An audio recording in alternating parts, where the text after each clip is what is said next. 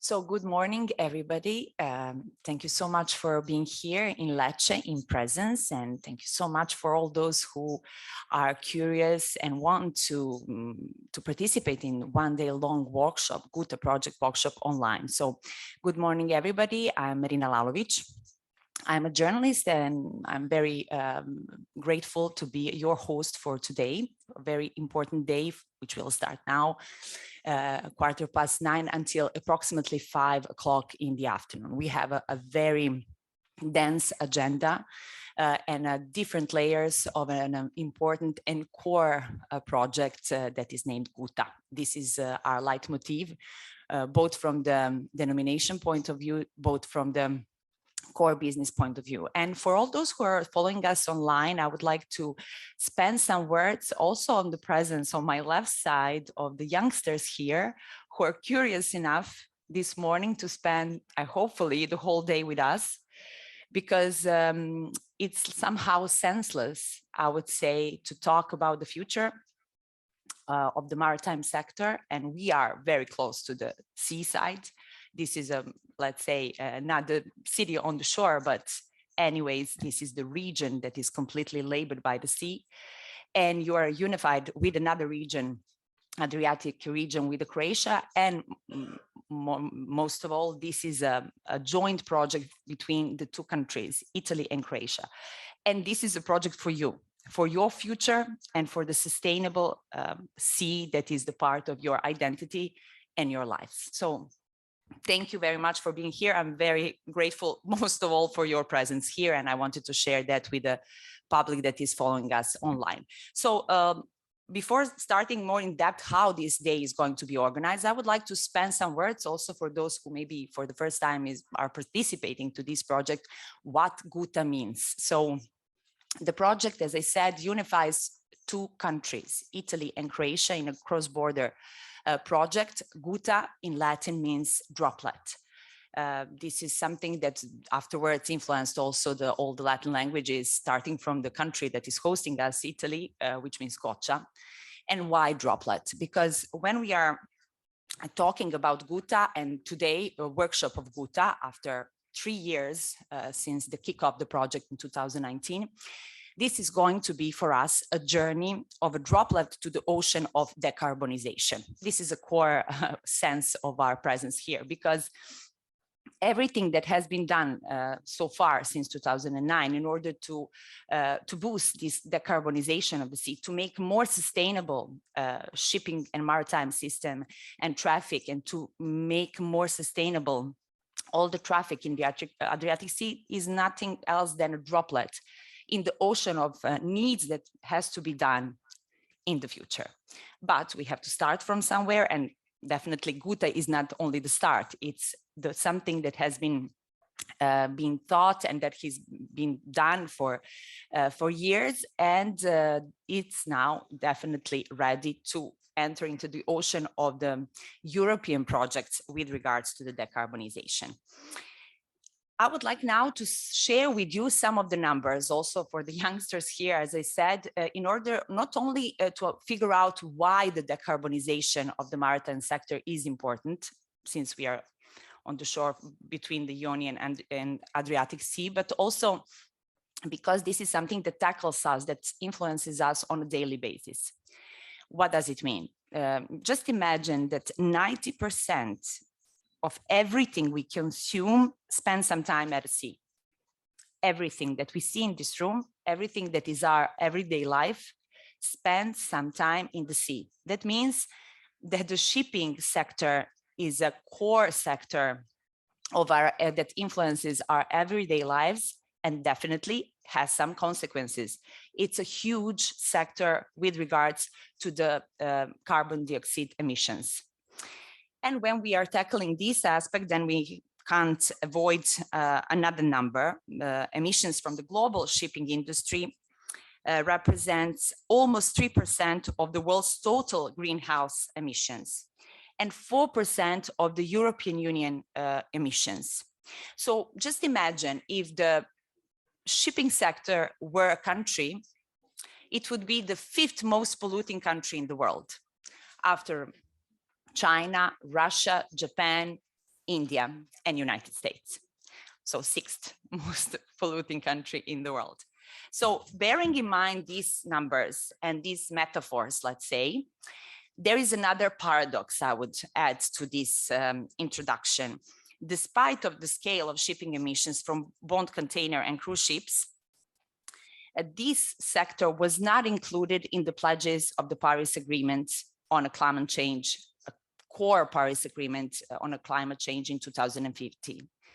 Nevertheless, there was, since the same year, some kind of a pledges, which we are going to tackle during this discussion from the European Union point of view, which is called MRV. I'm going also to explain what does it mean, monitoring, reporting, and verification. And we will see what has been done so far. But there are still a lot of challenges to be tackled, to be done, like technology readiness, scalable availability of zero carbon fuels, port infrastructures, and logistics. But today, and I will conclude my introduction with this, we are very grateful and happy and lucky, I would say, that we will understand what GUTTA project means, what has been done on this level. And on the other hand, we are lucky enough to have different layers of this tackling of this issue, which means that we will have the institutions, regulatory institutions, the research and academia, the industry, and the advocacy organization. So some kind of a 360 degree, let's say, layers into this discussion. So how this day is going to be organized? We will have section A, B, and C. And the first section is going to be the institutional greetings. Then the second section will be definitely tackling the decarbonization. And in the afternoon, we will see how the COVID-19, which hopefully is the end of the era, affected shipping sector. All of this, while I want to say that this workshop was endorsed both as an UN Ocean Decade activity and EU Maritime Days in Your Country 2022 event. And I will, of course, like to thank CMCC, which is the house that is hosting us, Euro-Mediterranean Center and on Climate Change. Also, bearing in mind that we are going to tackle COVID-19, how it affected the shipping and maritime sector, without forgetting that we enter into another globalized decade of, let's say, the little world crisis. We are in the middle of the war in Ukraine, so this is definitely going to be the part of our debate. So now let's start with our journey of a droplet in the sea carbon decarbonization.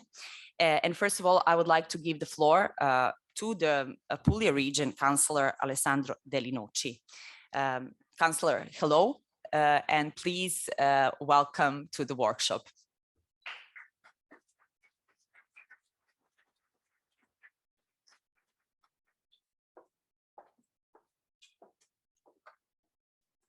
Thanks a lot.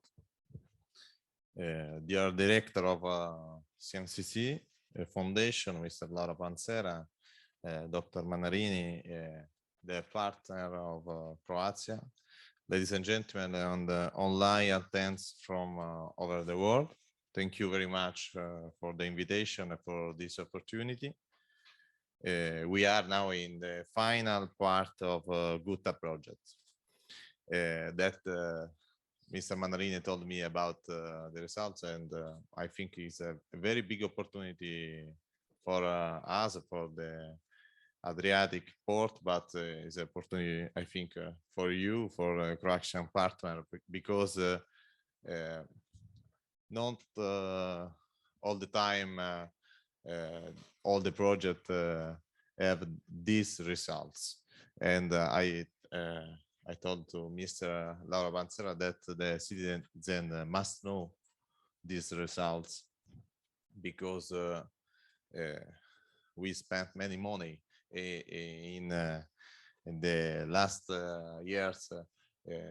We think about how we can resolve the problem of CO2, but I think that hydrogen it's not only the new opportunity, and this project think that in fact, I want I want to ask you how we can speak to the partner, to the enterprise. We can use this result. In fact, the current of 2014 to 2020 cycle of Italia-Croatia program sees Puglia engage in 40 projects carried by Apulian partners. This management to intercept approximately 16 million of euros, divided to blue innovation as this, security and resilience, environment, cultural heritage, and maritime transports.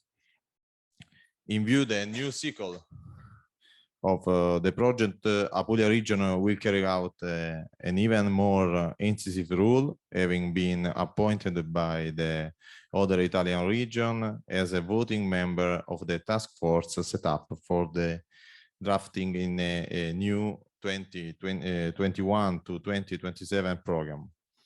The proposal for the new program was sent to the European Commission on the 8th of March of 2022 and has already been examined as showed by the evidence that a few days ago, precisely on 27 April of 2022, the observation from Brussels on the documents were received by the Veneto region managing authority of Italia-Croatia. Therefore, the document will not reserved by and then definitely approved before the summer. In the forthcoming scenario, cross-border cooperation between the territories bordering the Adriatic Sea will focus on the blue economy. Capitalizing of the previous cooperation expertise and creating stronger synergies with the EUSEIR, the European macro strategy for Adriatic Union area. In Italia-Croatia 21-27, the focus will be even more decisive on the green and blue innovation policies, including the sustainable cross-border mobility solution. Against the total financial evaluating 216 million euros, which confirmed the Italia-Croatia as a richest maritime cross-border Interreg program. There will be an allocation of 44 million euros dedicated to the mobility of the Adriatic. I think this is a big opportunity for, I hope, GUTTA too, and we can continue to study for the new route for the mobilization for for maritime mobility. So I won't finish my welcome to say that this is a big opportunity to know our territory, to know our university, and to know our CMCC, because we think that this foundation is a good example as the various enterprise, various research center want establishment the new studies for a new strategy of blue economy of Apulia region. I told that 5 minutes ago to the director, and I think that Apulia, not as Croatia, but have 700 kilometers of coastal. So we think that blue economy and the green economies is the new strategy to develop the Apulia region. And I think that blue and green can go together. I wish you the best of during intense day. I'm looking forward to hearing about outcome. Thank you very much.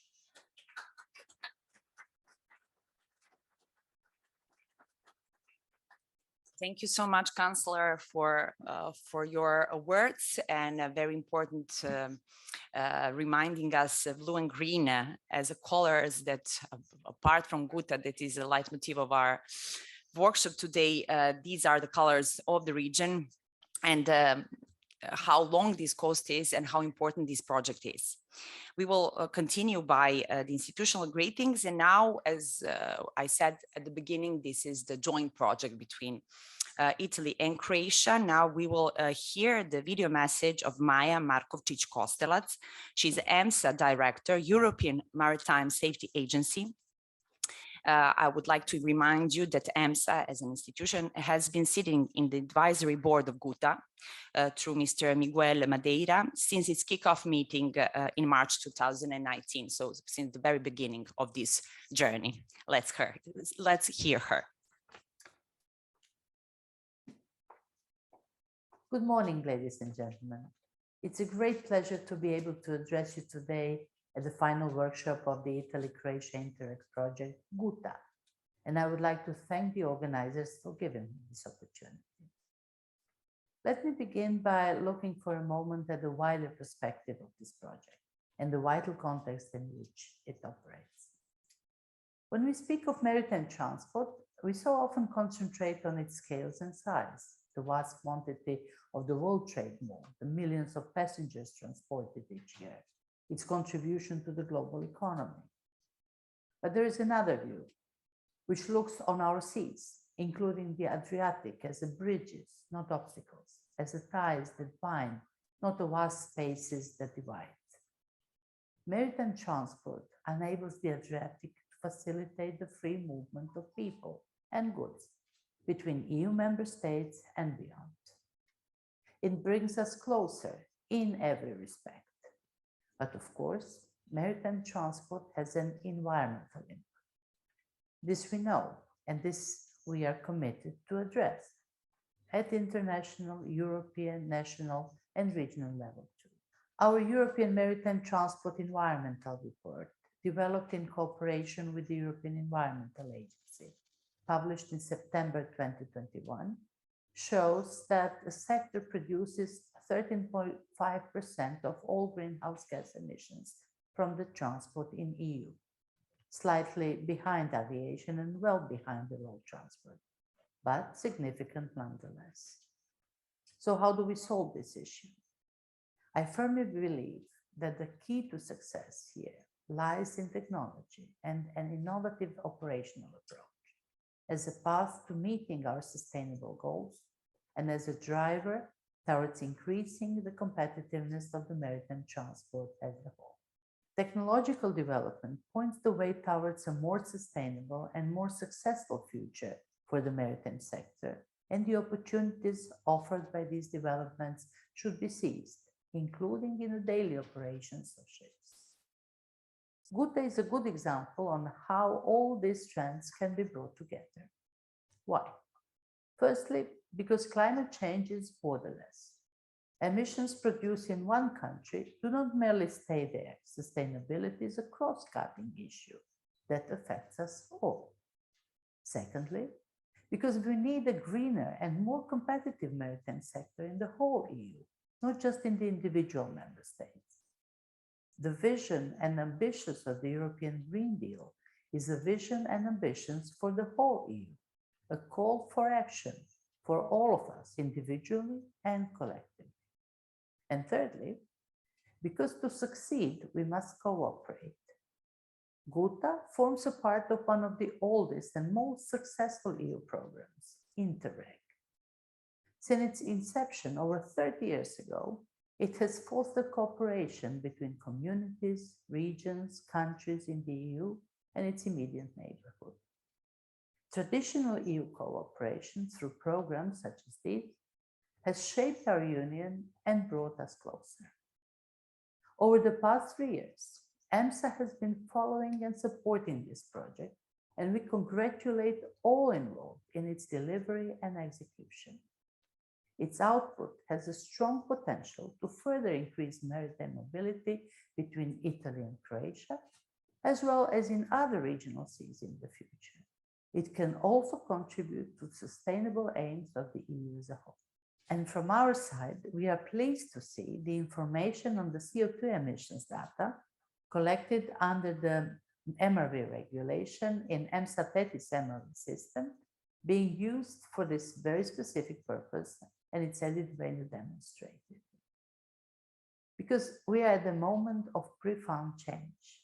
The ambitious objectives of the climate neutrality for Europe by 2050 and the broader environmental agenda will undoubtedly bring about the transformation within the maritime transport, and that will be a structural, deep, and complete. Ladies and gentlemen, maritime dimension of the European Green Deal, in which EMSA plays an active role, concerns us all. It foresees a modern, resource-efficient, and competitive maritime transport sector with reduced greenhouse gas emissions, one in which economic growth is decoupled from the resource use.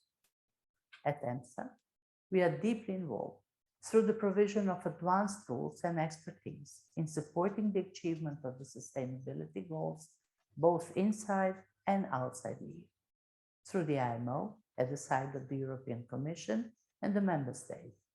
And here in the EU, supporting the European Commission in the maritime dimension of the European Green Deal, including Fit for 55 package and Fuel EU Maritime. I said at the outset that we were pleased to play the role in GUTTA, and I think now you can see why. Our approach to sustainability in the sector is a wide-ranging and holistic, because this is an issue that touches every aspect of maritime transport sector. This is why we were pleased to play the role in GUTTA project, since our approach is, and always has been, based on partnership and collaboration. Sharing and learning and cooperation between all stakeholders and interested parties in the maritime sector, this is how we see the path to success. The GUTTA project is a fine example of joint working with a specific goal, regionally based, but with a wider potential. I welcome the positive outcome of this project as a building block of the greener ferry routes between Italy and Croatia, which can, as a model, serve in other regions in Europe. I wish you all fruitful and enjoyable discussion, paving the way for the implementation of the outcomes of this valuable project.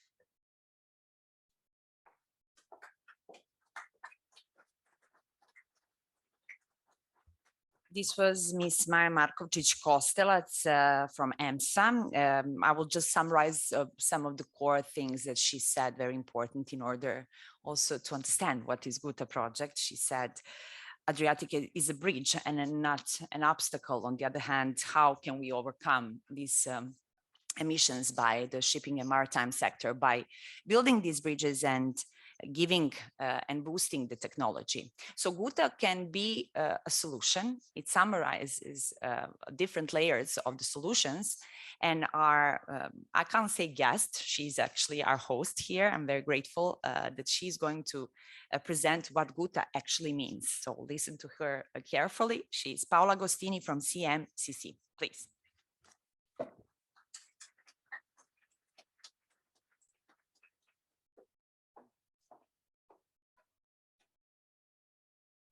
Good morning, everybody here at CMCC and also the ones that are following us online. Okay, so just a very, yeah. Do you hear me? Okay, that's better. I will just give you very few words about the GUTTA project, because you will hear also more about the results in the following presentations. Just a few words, actually. Assessor Delli already introduced a little bit the program, but the Italy-Croatia cross-border cooperation program for the years 2024-2020 is one of the programs, the regional programs of the European Commission, and it funds collaboration activities between, in this case, the two countries that have in common the Adriatic Sea, so Italy and Croatia, in order to exchange knowledge, build new partnerships, and develop new policies and new business models. And of course, this is for the benefit of the population that lives both in Italy and in Croatia, in particular for the Italian side, along the coast, so from the Friuli-Venezia Giulia region down here to Puglia. And in terms of what are the most important aspects that the program covers, they are called the 4 priority axes. So 4 most important topics. The first is blue innovation, the second is safety and resilience, the third concerns environment and cultural heritage, and the one that concerns ourselves today is the one about transport, maritime transport, with the objective to improve the quality, the safety, and the environmental sustainability of the transport services between the 2 countries. And so there is a certain amount of budget that has been reserved to this kind of activities.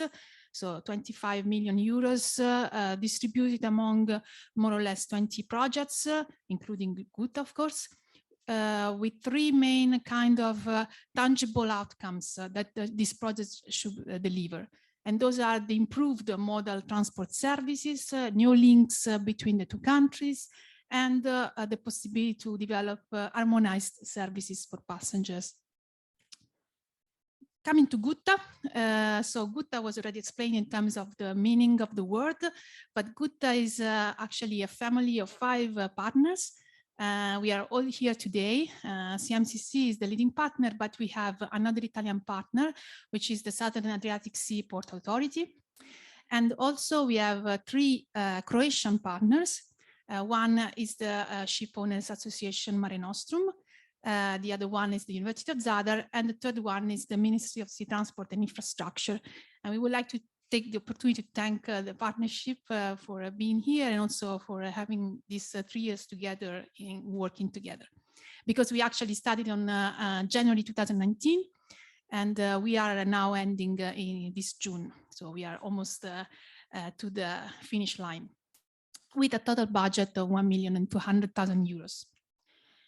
GUTTA project had 3 main objectives to develop its activities.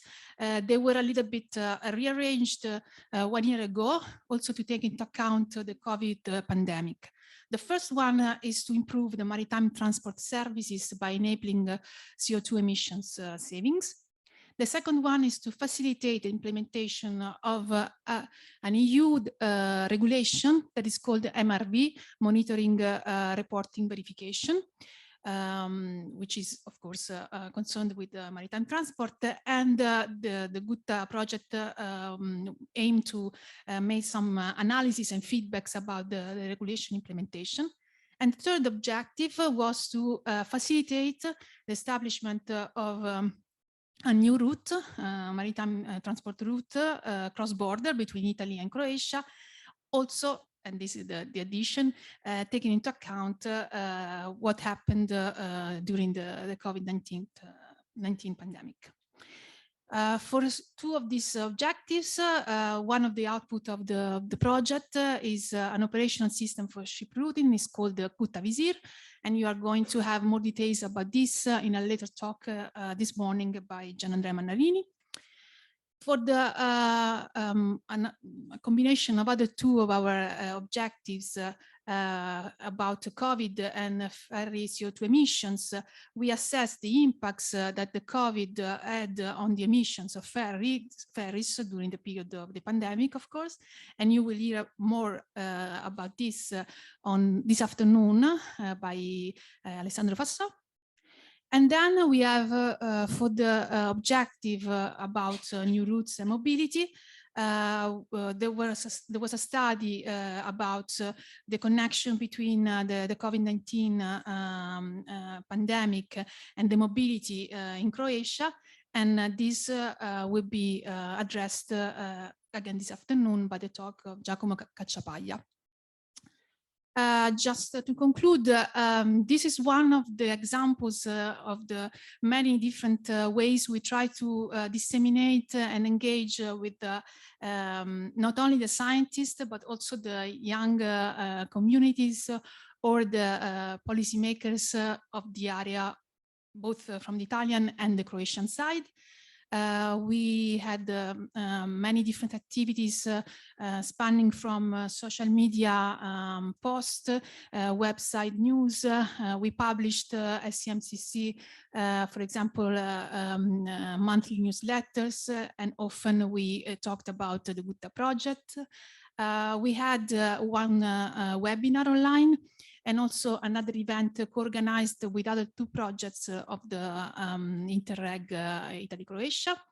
For the scientific public, we also published, of course, scientific publications, and then we produced videos.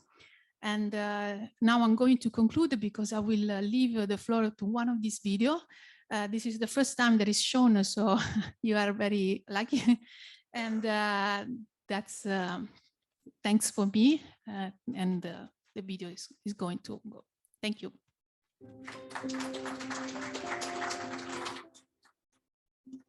Maritime transport, being responsible of about 3% of global greenhouse gas emissions, significantly contributes to climate change and its detrimental consequences for the functionings of the ecosystems, the human well-being, and the stability of societies.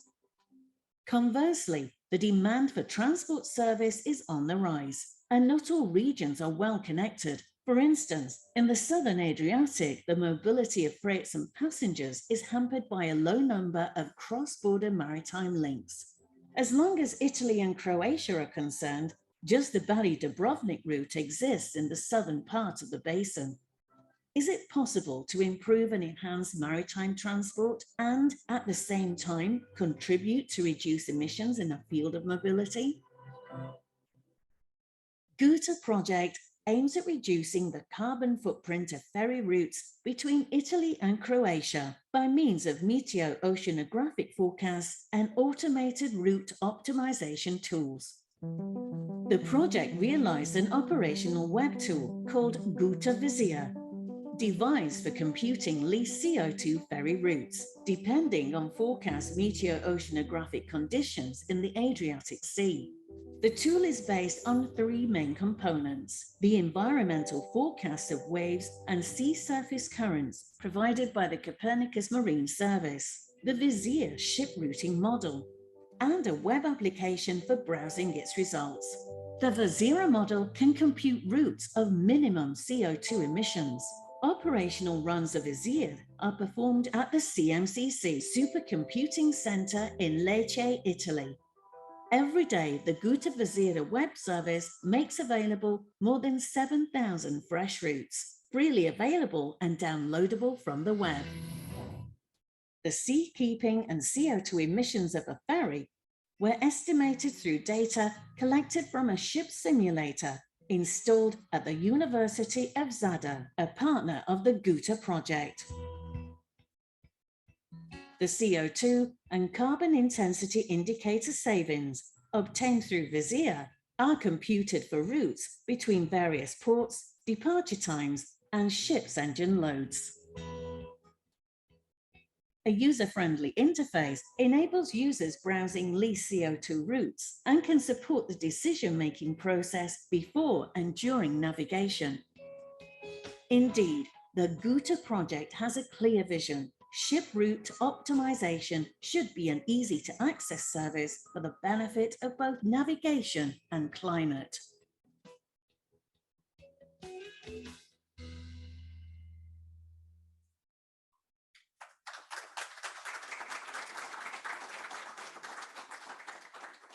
Thank you so much, Paola, for this introduction and conclusion of the first session.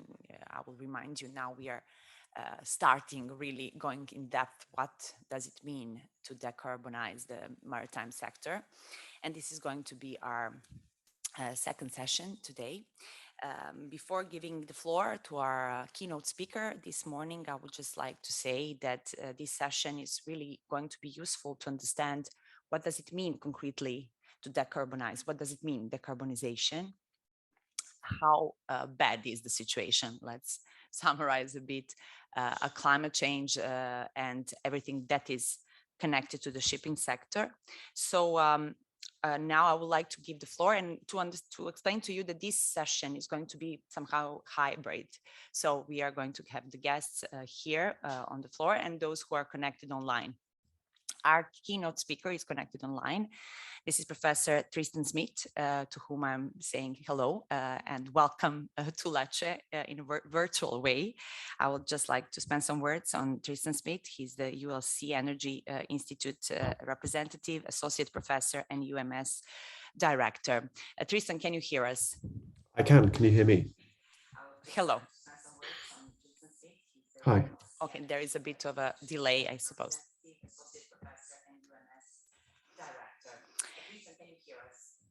Can you hear me? Yeah, we can hear you. We have a bit of a delay in the sound, but everything is fine. Okay, so Professor Smith is going to explain to us what this, as I said, the decarbonization means in the shipping sector. First of all, starting from the point that to decarbonize the sector, it means that we have to approach with the multi-level decarbonization, which means that we have different actors into this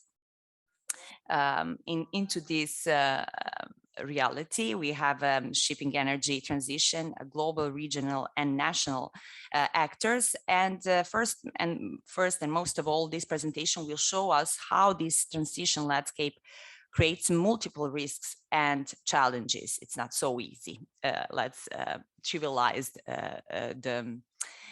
the word decarbonization. So Tristan Smith, the floor is yours. And with us are lots of youngsters here, very keen to hear you. Thank you. I hope you can now also see my slides. And I think I can tell that because I can see a tiny bit of the screen that you're looking at in my Zoom interface as well. So thank you so much for that introduction, and thank you for the opportunity to share some of our work here. It's a great privilege to be talking with this group. I'm incredibly grateful that you're conducting this in English. I'm afraid Tristan, sorry, I have to interrupt you just a second. We have a technical problem here because your voice is echoing, so we are not able to follow you. Just give us a couple of seconds in order to understand.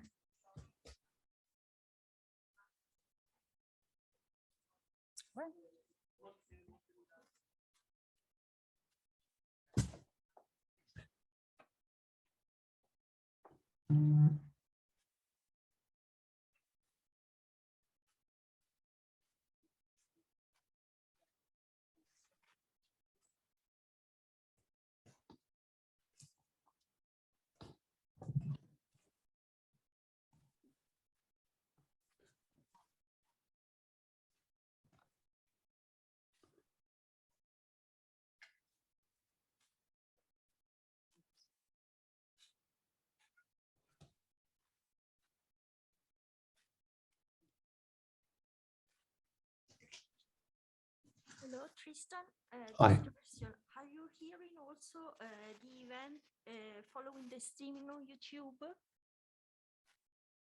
no, I'm just in the event here through the Zoom interface. Yeah. So maybe we have solved the problem. Yeah. Thank you, Tristan. Okay, so does this work now? Is that okay? We can hear you very well now. You can start. Okay, perfect.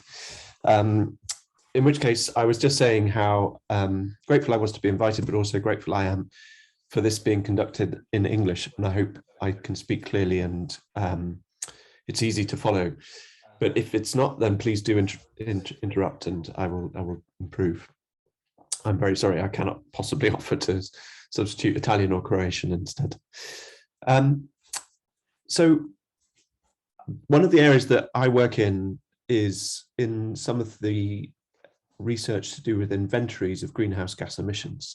And it was mentioned in several of the preceding talks, including on the video, that shipping is about 3% of anthropogenic GHG emissions, CO2 emissions. And that's one of the calculations that I'm involved in. So I led the IMO's inventory of greenhouse gas emissions in 2014 and in 2019. And this graph that you can see on the screen at the moment is taken from that study for the IMO, the 4th IMO greenhouse gas study, which is like a stock take. It's an attempt by the UN agency in charge of regulating shipping to understand just what is the magnitude of greenhouse gas emissions that come from this sector.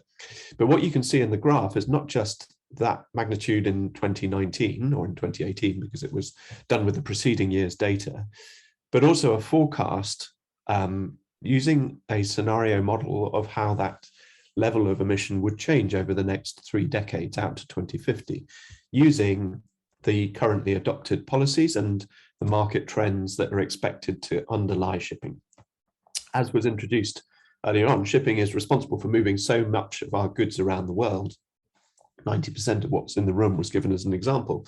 And we are expected, hello?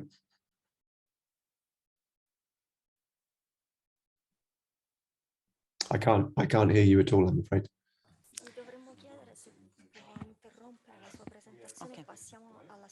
Okay, Tristan, sorry for interrupting you, really. We have some huge issues here in following you because we cancel for now the echo issue.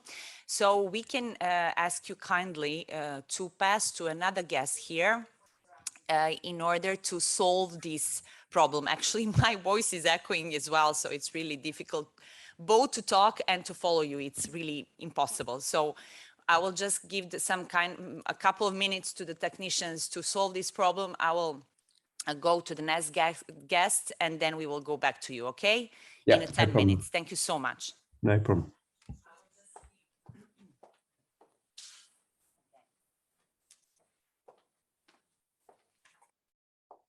So these are the issues of our, let's say, digital and hybrid world. But this is also the additional value that if we learn something from the pandemic, it is the possibility to have people who are unable to come and to follow them. Now we will solve this aspect with Tristan Smith, very important aspect in order to understand what decarbonization means.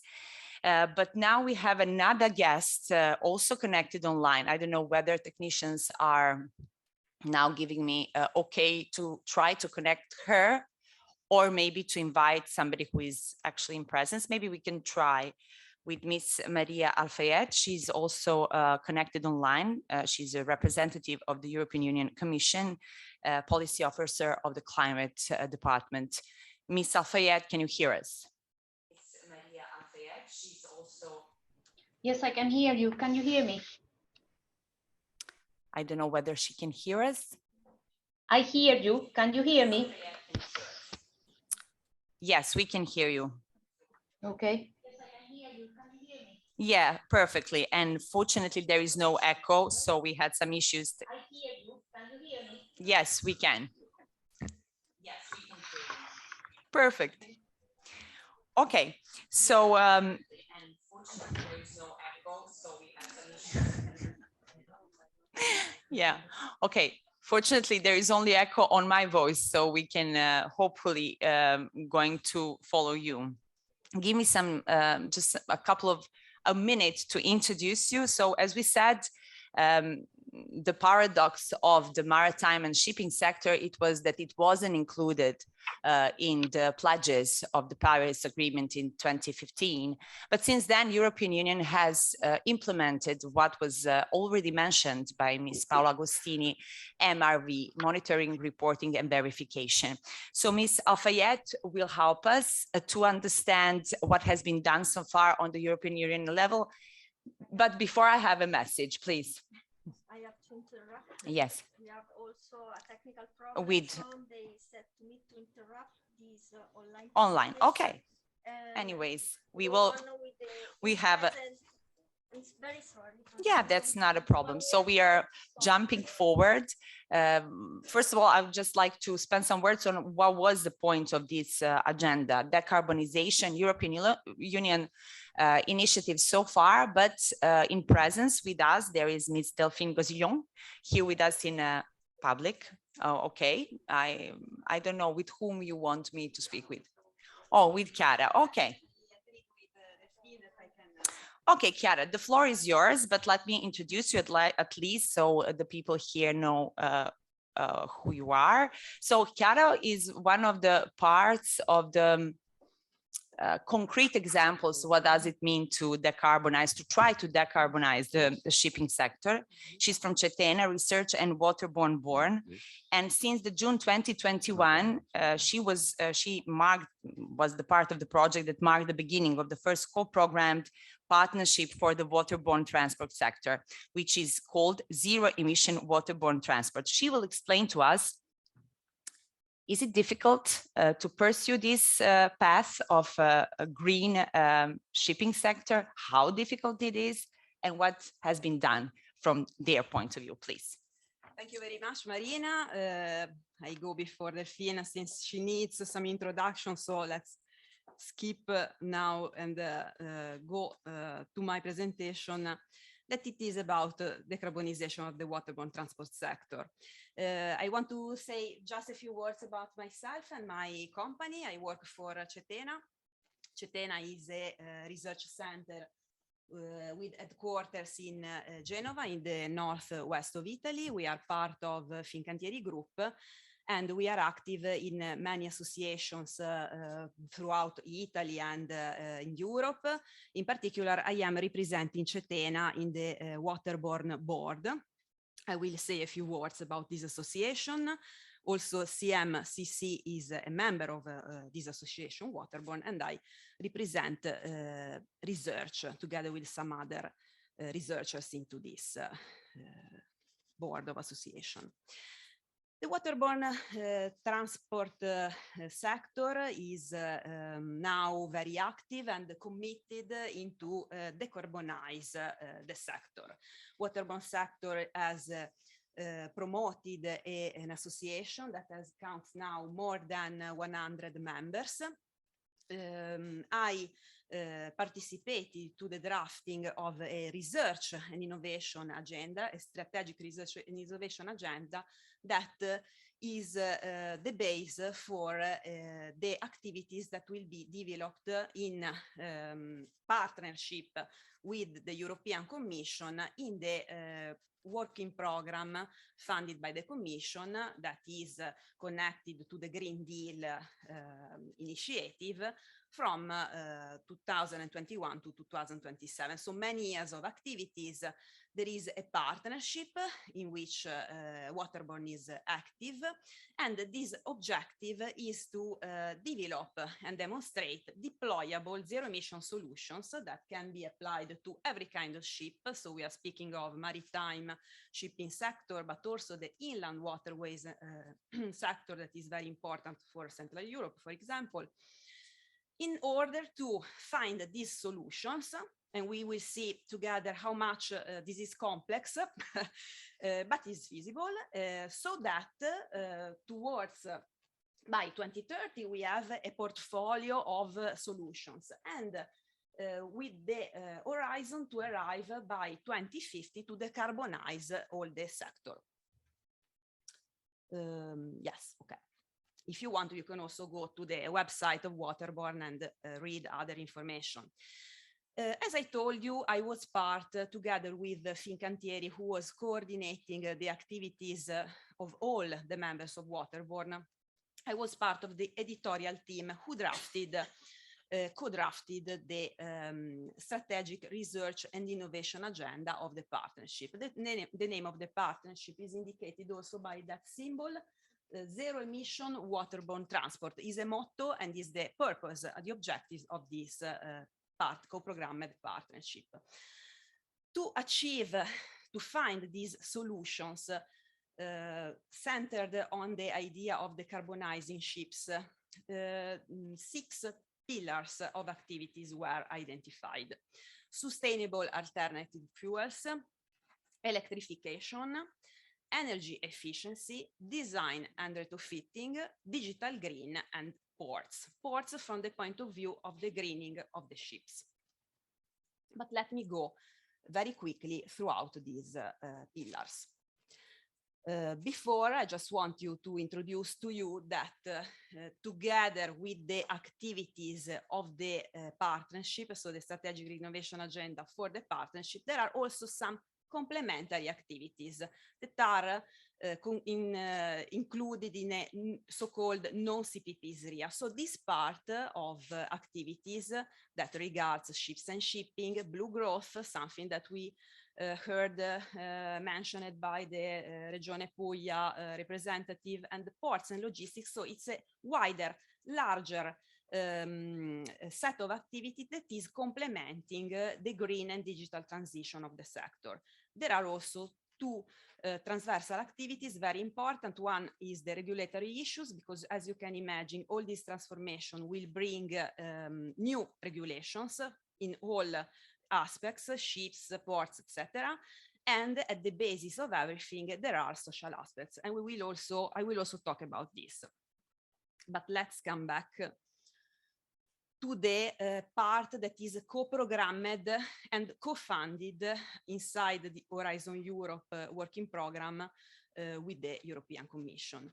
So the first two activities that will be, that are already performed, and they already started in the past, but now they are going to be much more pushed by industry and all the stakeholders, are sustainable alternative fuels, so introducing and using widely all over for the all the kind of ships, the new sustainable alternative fuels, meaning ammonia, methanol, ethanol, etc.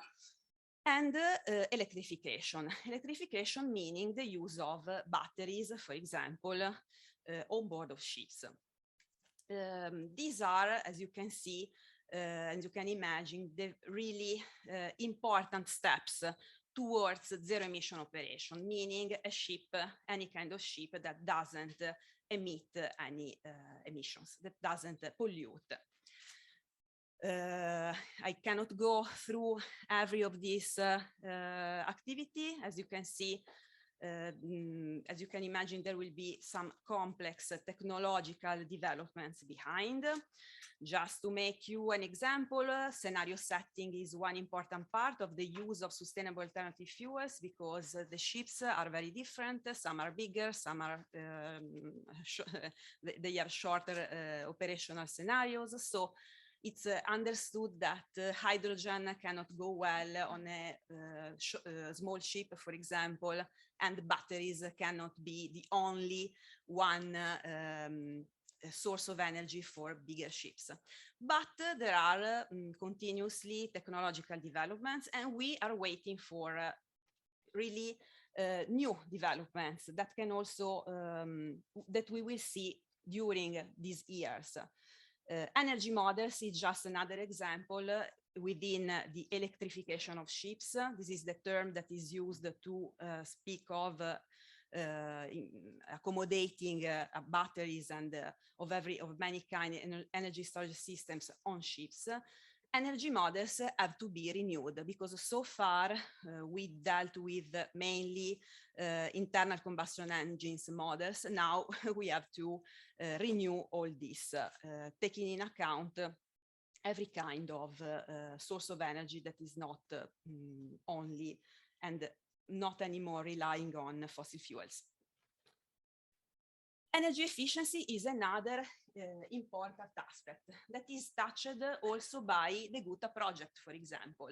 Weather routing, so optimizing the operational profile of a ship so that the fuel that is used is not excessive, no, so it is optimized together with the weather conditions, is a very important aspect that touches on energy efficiency. If we think that we can consider all the various aspects, no, the design aspects, the technologies that can be used, And also the integration of renewables and free energies like the wind, for example, not yet the solar panels, but who knows in the future what the technology development can take. That's a very, very powerful and effective way to take us to be fit for 55 before 2030. It's a reality. It's something that is already available because it has been studied by shipbuilding industry and technology stakeholders in the past, but in a more integrated way will bring us to a very good improvement for decarbonization. Design and retrofitting, so it's another aspect. We are speaking of new technologies, so we will have new designs, also new techniques, in the sense that we want to accommodate the technologies that are at disposal, the greening options that are already at disposal, but designers in the future will have to think about a ship that through her lifetime, that can be quite long, speaking like 20 years and even more, it will have to be designed in a modular way so that throughout the lifetime of the ship, new technologies can be refitted inside the ship. There is a new, we speak of a new discipline inside shipbuilding that will be modular design for green retrofitting, also using a probabilistic approach. So decision support system for the designer supporting the ship owner or the ship operator in deciding which can be the best option for the new ship or for the retrofitting of an existing ship to continue throughout the lifetime. Because in the shipping sector, it is important to balance capital expenditure and operational expenditures. And these are aspects that will be more and more important also in the decarbonization of the sector. Another aspect that is lying overarching on the transformation of the sector is digitalization. Digitalization, use of data, decision support system that are based on data that are collecting on board, monitoring of the systems, so new ways of maintaining the systems, also predicting which could be the maintenance aspects and predicting the failures of the systems, for example. And this could be quite challenging because, for example, batteries, fuel cells have not been so extensively used on board. So this would be quite a big challenge. But with the use of data and artificial intelligence, this could be possible. It's a brand new aspect. I put some pictures in this slide so you see a technician with a tablet on board, no more paper, no? You can go through the systems instead of consulting a drawing, you can see a 3D model, for example, of the system that is based on a model that has been done by the designers.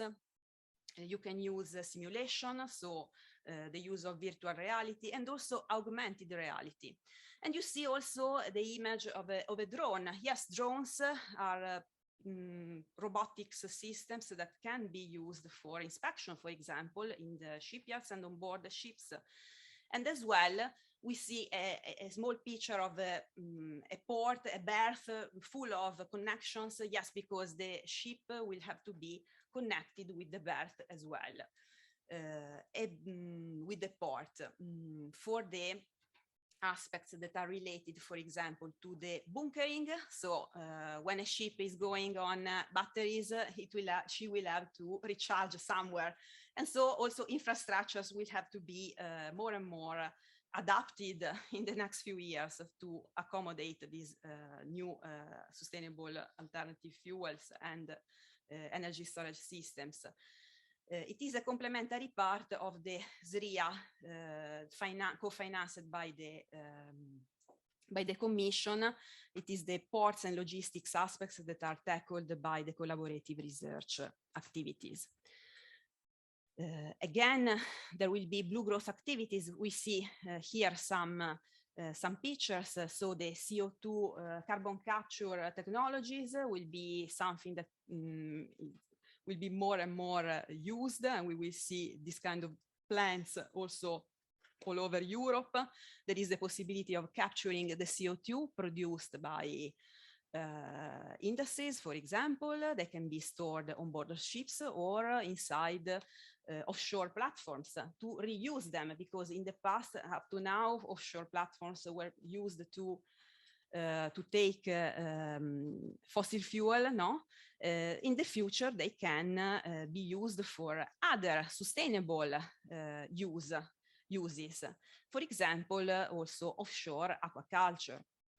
A new discipline, so we see that there will be also new disciplines. One is maritime spatial planning, to actually plan the use of the sea. And marine robotics, for example, for intervention, for inspecting internet cables laid over the seabed. Last but not least, the social aspects. So this is something that is not co-financed. There is not actually something inside the co-programmed partnership. It is the collaborative research. It is an important part because we will see the rise of new skills that will be asked through the new workers for the future and to the workers that are already working, so for upskilling and reskilling. For sure, the decarbonisation of the sector will bring also more public acceptance of the waterborne transport sector, and possibly through digitalization and these new activities, there will be also more sector attractiveness to attract youngsters, and also more gender balance, so more women. I close really quickly my presentation with a few examples of R&D projects, meaning that to let you know that industry, this is the example of CETENA, but of course, these are collaborative research activities made with other partners. So already in the last few years, the industry, the stakeholders are active into Industry 4.0 technologies, for example, use of augmented reality, digital twin, in the so-called industrial IoT, etc., or to e-learning courses, etc. So these are things that are already implemented and will be taken to the next level in the next years for the Green Deal. Some prospective R&D activities, for example, are into the use of renewable energy, so the wind energy, or through retrofitting. As I mentioned, retrofitting will be very more important than it has been so far, because it has to accommodate greening options. And these are parts of initiatives that we recently participate to within the Zero Emission Waterborne Transport Partnership. And also last week I submitted as consortium coordinator, together with other 20 partners, a project proposal for computational tools for shipbuilding. So this is related to the digitalization of the shipyards. Thank you so much.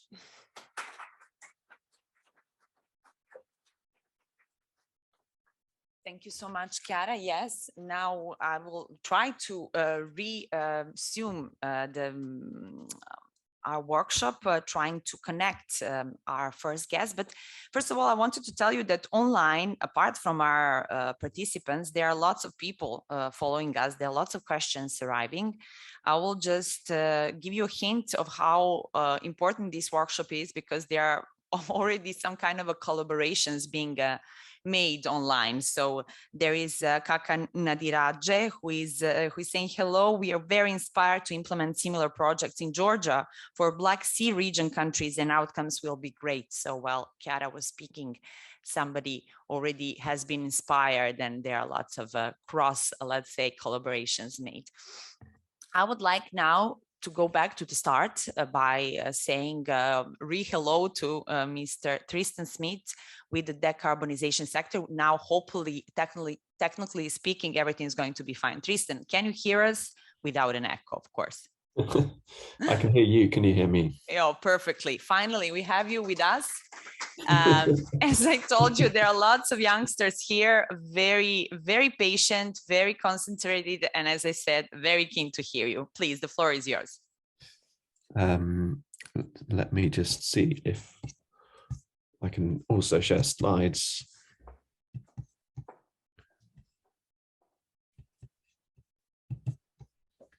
Okay, so I was starting the bit that you might have heard, but with an echo. I was just basically saying thank you so much for inviting me to present, and apologizing for not speaking Italian or Croatian, and grateful for your tolerance of my English.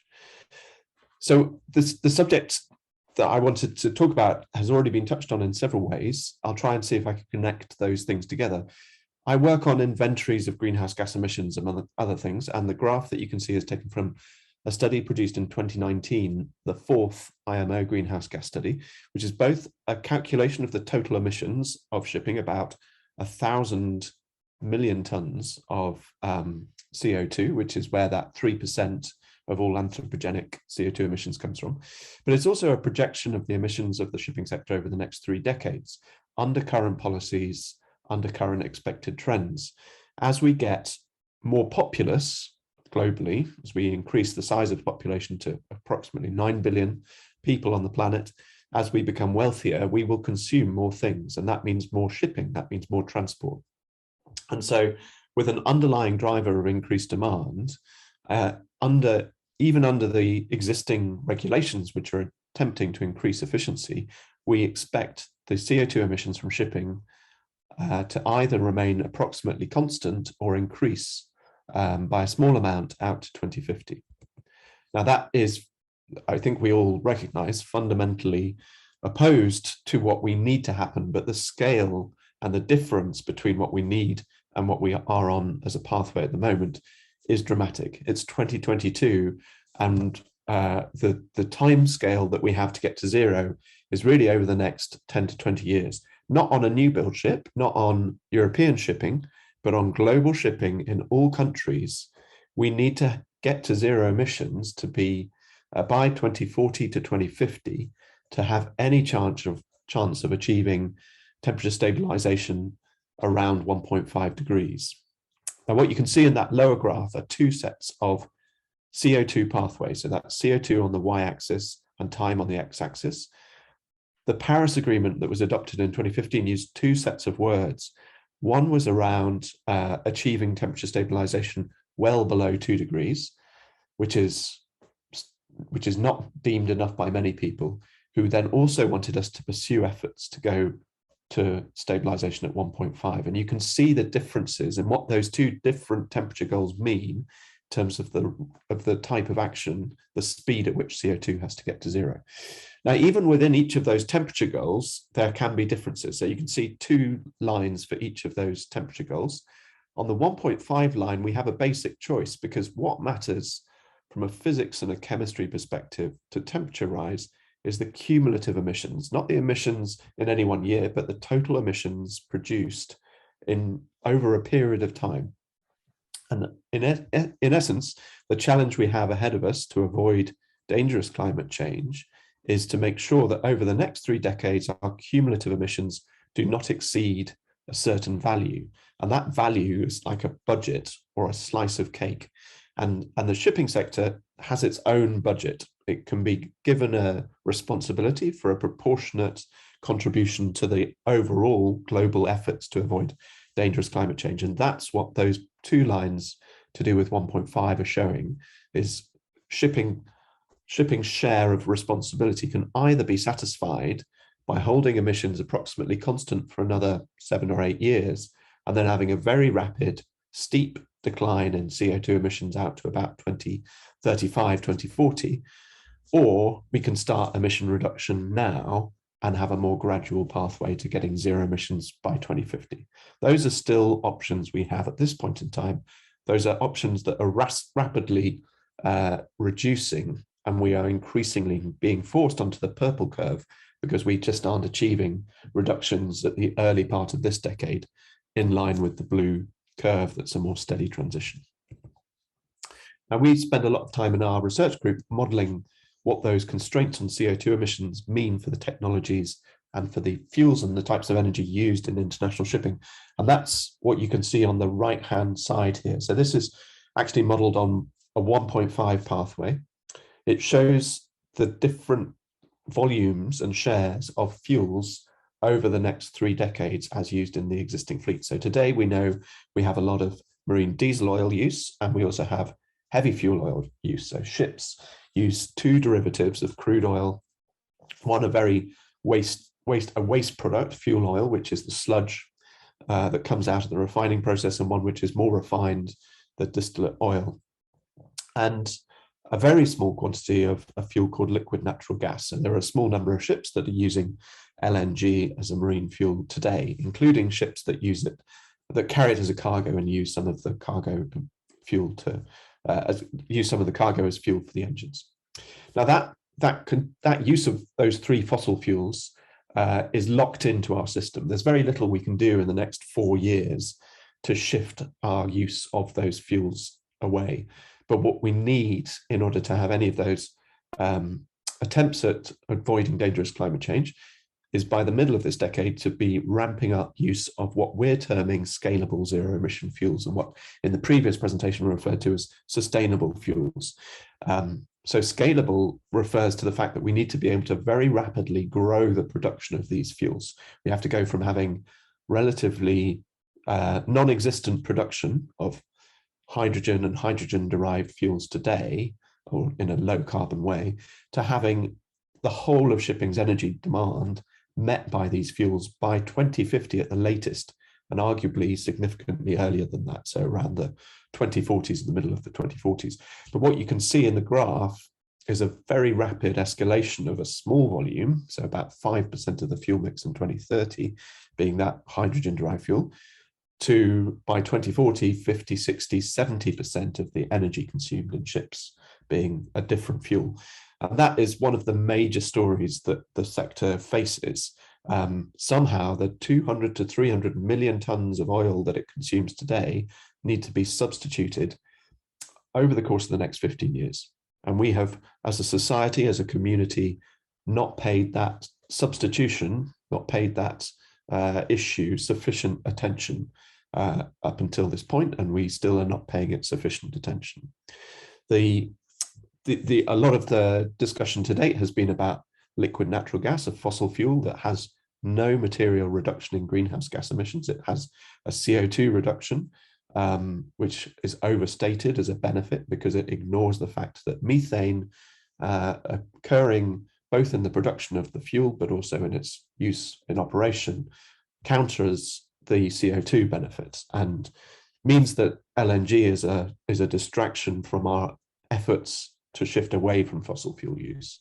Biofuels are often referred to. Biofuels are invariably not scalable. They're demanded by most other parts of the energy sector today, but they're also demanded for plastics production as we substitute that. They're demanded as raw materials for food for a growing population. They're demanded for afforestation to enable us to capture CO2 from the atmosphere in land and to lock in that CO2, because we will need negative emissions reductions along with mitigation of emissions from each of the sectors. So biofuels are a dead end. Liquid natural gas is a dead end. Hydrogen and hydrogen-derived fuels are the only scalable solutions that we need to be placing a massive focus on at this point.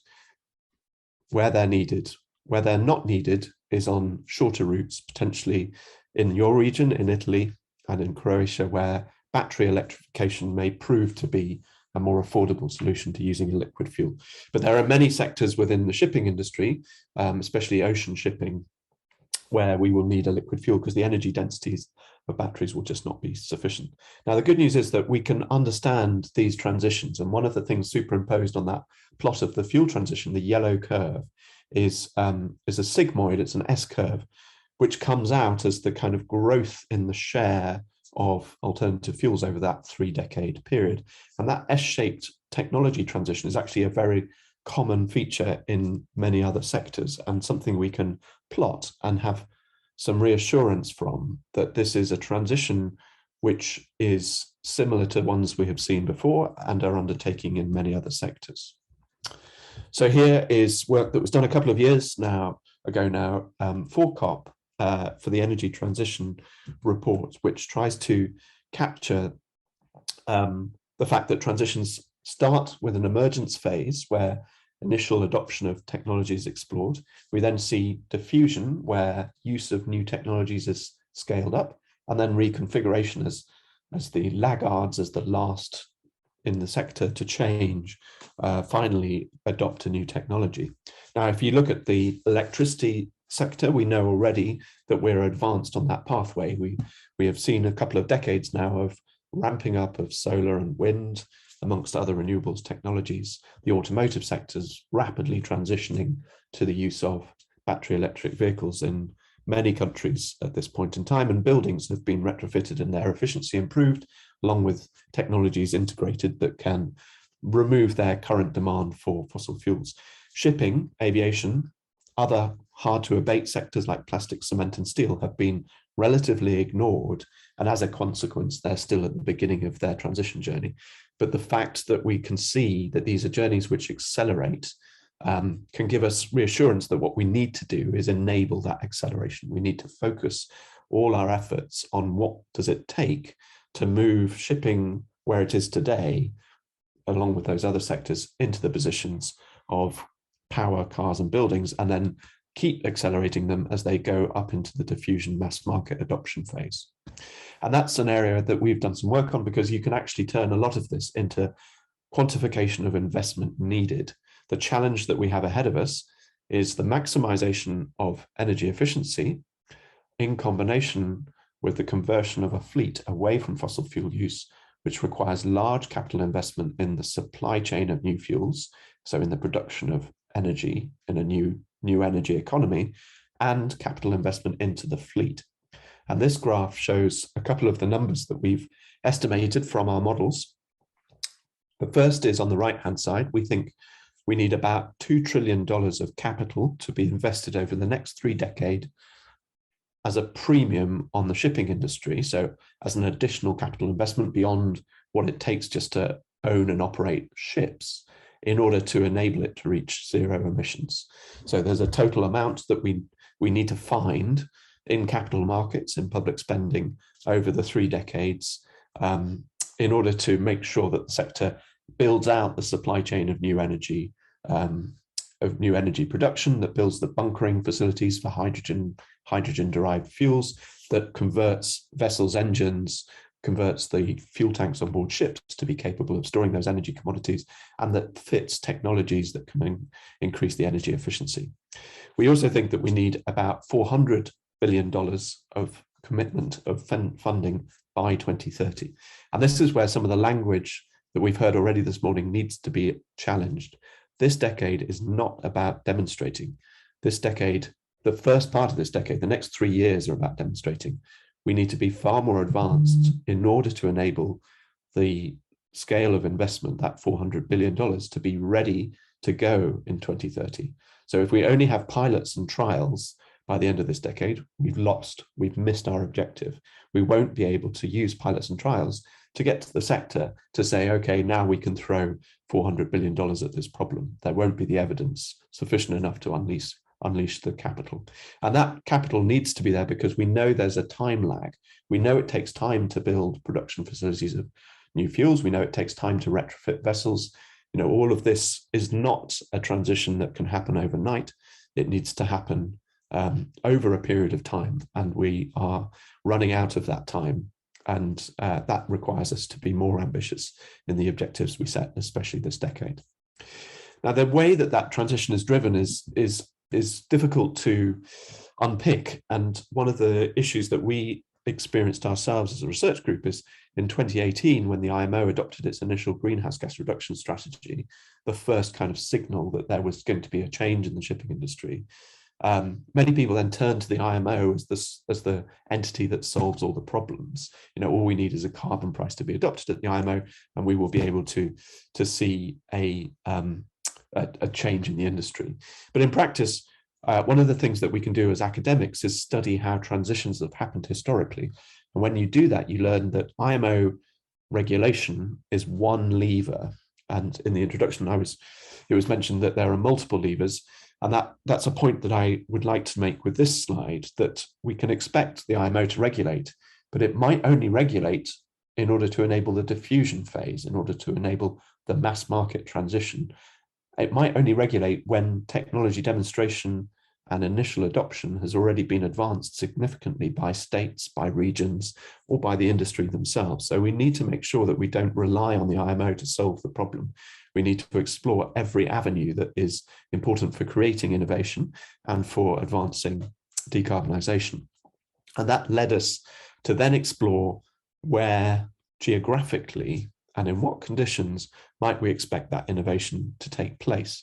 And the graph that you can see here, or the map that you can see here, is a map of some of the shipping routes that we estimate using our models and analysis might be some of the first adopters of those hydrogen-derived scalable zero-emission fuels.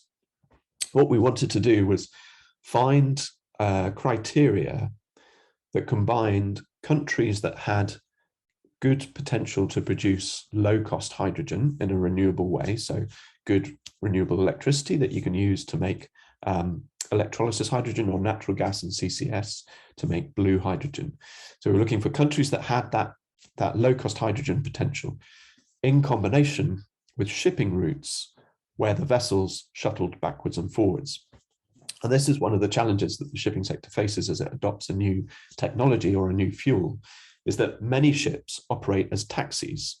So they pick up a cargo in Africa, they sail to the Caribbean, and then only when they arrive at the Caribbean do they figure out where they're going to go next. And maybe their next arrival will be in Australia or in China or in the Middle East or back into Europe. So they never know where they're going to travel. And that makes the provision of a new fuel and a new fueling infrastructure incredibly expensive, because until that has been created, we wouldn't have the ability for that new ship to go and refill wherever it needed to go and bunker wherever it needed to. But there is a subset of international and global shipping which is operating within a region. Some of that is domestic shipping, but some of that is international shipping. And the Italy-Croatia routes is an excellent example of that, where vessels are operating on a very regular basis between two countries. And that significantly reduces the complexity and the infrastructure that is needed in order to ensure that those vessels could always have access to a new fuel and have that available for bunkering whenever it's needed.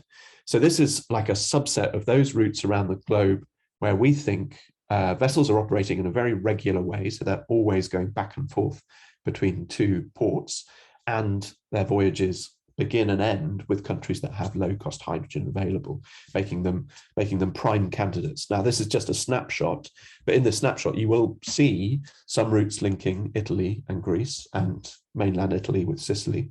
You will see some really interesting routes between China and Australia, between domestic routes in the United States, for example, between West Coast US and Hawaii, or between two mainland United States blocks, Alaska and the North American states. So these are all examples where we think the conditions should enable this kind of early adoption. And we're already seeing announcements in the news about green corridors. So there was recently, just 2 weeks ago, an announcement about the Australia-China route, which is being explored by some of the mining companies. One where they're shuttling iron ore from Australia into China and back again, invariably using the same vessels. We've also heard an announcement from Shanghai to LA, so linking China to United States, and announcements around Scandinavia. So what we expect to see are these kind of bilateral collaborations over the next few years, not driven by IMO regulation, but driven by a combination of governments and private sector actors who spot the need and the opportunity to get moving quickly. Now, there's been a lot of this is a lot of theory. The question is, to what extent is this change actually happening? And I'm going to pull some of the evidence from the recent COP negotiations to try and give some reassurance. We heard at COP26 just a few months ago now, a large number of shipping corporates calling on the IMO to adopt a 0 by 2050 target. and for those governments to take both national and regional action, as well as to get policy into the IMO. So many shipping corporates understand that they face some major risks here if the regulatory framework isn't clear, and they really want that to change. We heard countries under the Clydebank Declaration support this concept that I was showing on the previous slide of green corridors, routes that go to zero emissions sooner rather than later. I don't believe either Italy or Croatia were signatories, but many other countries were, and that provides some of the initial impetus for those routes to start to be established. And we heard several countries also sign, similar to the Getting to Zero call to action, a declaration, and recently at Palau in the Our Oceans conference just a couple of weeks ago, we saw a number of additional countries added to that. But very interestingly, we also saw developing countries express the urgent need for shipping to align to a 1.5 degree pathway, and also to implement a carbon levy with revenues used in developing countries. And this issue of equity, how do we do decarbonisation whilst also addressing developing country needs to be to experience an equitable transition, not to be left behind, not for the investment to only focus on rich countries like our own, but to support them as they face rising costs of transport and the impacts of that rising cost on their economy. There are many emerging economies which have large amounts of their economic development dependent on shipping and dependent on the export of goods. The private sector was very active in a number of initiatives, and there are lots on this slide, but I'll just draw attention to the first one, which is an announcement by several of the major retailers, Amazon, Unilever, IKEA, Apple, who all committed to be only using zero emission shipping from 2040 onwards. So the corporates can see that the customers that they're serving want that service, and it's important for their shareholders that they offer that service. Otherwise, they will lose investors, and they're pushing very hard. But those are not companies that own and operate ships. Those are the customers of shipping.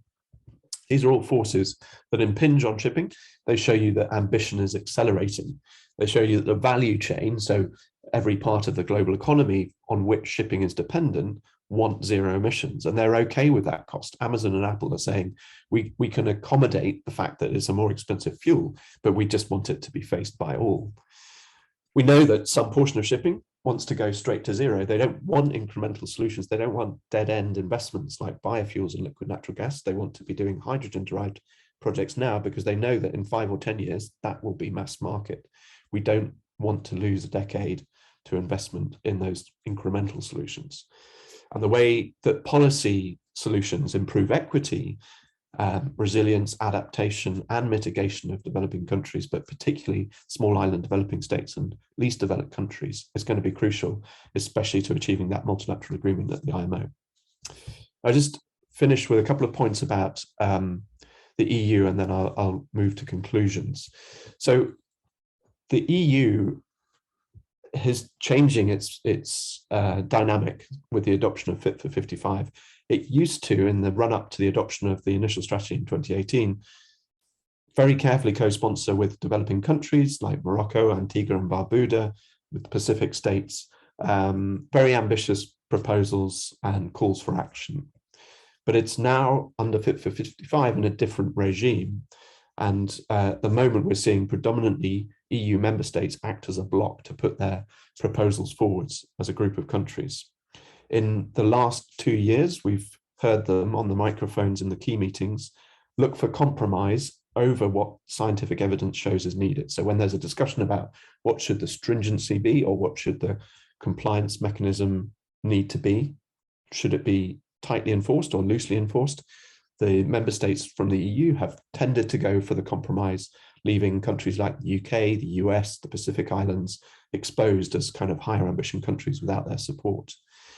We've heard the EU push for a fuel standard, which is a way to mandate the reduction in the carbon content of fuels, but it doesn't generate any revenues. And so those countries, CIDs and LDCs, for whom the transition will increase cost, are faced in a particularly challenging way by a policy which would not generate revenue that could help to address their transition challenges.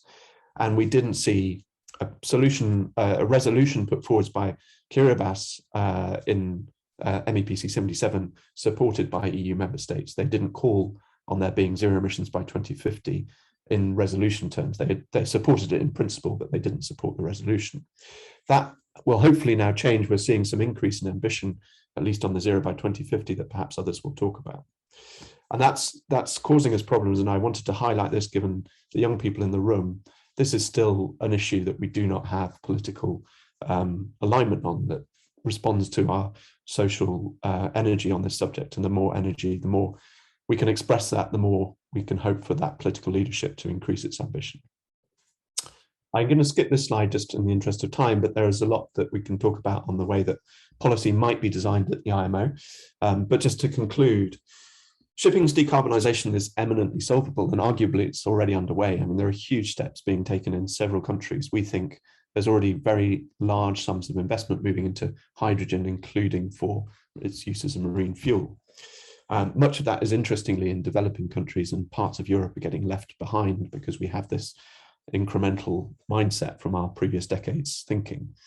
The headlines are about fuel, but I don't want this to be all about fuel. This decade's greenhouse gas reductions are predominantly about improving efficiency. And so the work that has been done in the GUTTA project, the concept of optimizing routes, something that we should be doing already, but in many cases aren't, is a really critical enabler of our ability to make reductions now, but also reduce the cost of a switch to a more expensive fuel.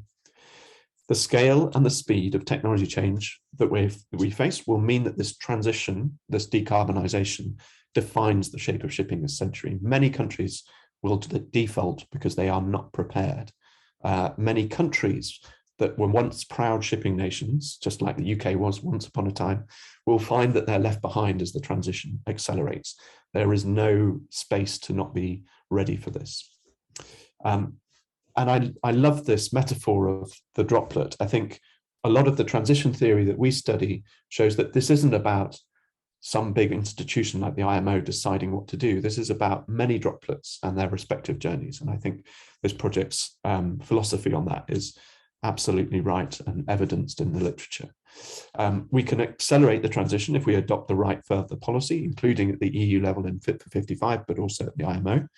But this isn't just about policy. This is about many different actors at all stages of civil society and industry and government. And we can all play a critical role in helping to set the parameters. And inevitably, as an academic, but also talking to others who are involved in research, I think that research has a key role to play. And there are some really exciting opportunities for those who want to get involved in that research. The evidence base that we work on will guide many of the decisions that are needed to be made at speed and with high uncertainty, especially research that can connect theory, policy, and applied and empirical science. Thank you very much.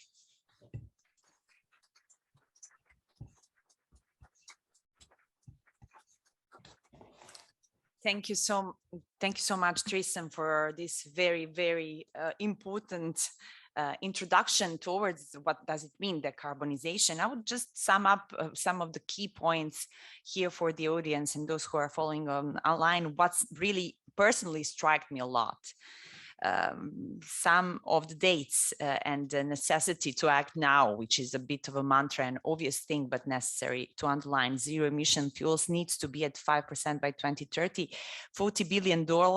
And another thing that maybe it's a bit of a mantra, correct me if I'm wrong, from your presentation, is that LNG, liquid natural gas, which was represented as one of the solution, is not actually a solution, is a dead end. You're boosting the hydrogen as a solution, and not only fuel, but optimizing routes. And this is what GUTTA means actually, and what the researchers have been worked for these last 3 years. Energy transition is a multi-layer operation, and you also tackled the efforts made by the European Union in the last couple of years, a Fit for 55 package. I will just announce to our public who are following us that now we will give the floor to Ms. Maria Alfayate, and then we will have a coffee break. We have a slight change in agenda, of course, because of the small changes due to the technical problems. So Ms. Maria Alfayate, as I said before, is going to be our voice from the European Union side, the Commission. She is a policy officer for climate, and she will explain to us what, and as I said before, especially for the youngsters here present in the room, what has been done from the European Union level so far, what Fit for 55 package means, and what concretely and in a tangible way legislative proposals by the EU are at this stage when we are talking about including and extending the EU emissions trading scheme to maritime transport. I will just remind you that the President of the European Commission, Ursula von der Leyen, made a very huge pledge by saying that one of the core parts of her political agenda will be including and extending the EU emission trading scheme to maritime transport. So what has been done and whether we are on the right path. Ms. Alfayate, the floor is yours. Thank you very much, Marina. Thank you very much, and good morning to all. Buongiorno and dobar dan. I think I'm not sure how bad was my Croatian, but I think that's the maximum I can do. I would like to congratulate you for the project and for all that it means in advancing towards decarbonization. It's a pleasure. At the same time, it's difficult to speak after Tristan because he made a really comprehensive overview of what are the issues at the stake. I'm going to now try to present my screen, and yeah, so hopefully, just a second. I hope you can see the screen now and my slides. Well, my presentation will try to give an overview of where are we with the Green Deal. We can't see your slides. I don't know whether you can try to share once again. Okay, sorry about it. So we can follow you. I'm sorry. Okay. Don't worry, take your time. Okay, so, okay, screen share, just.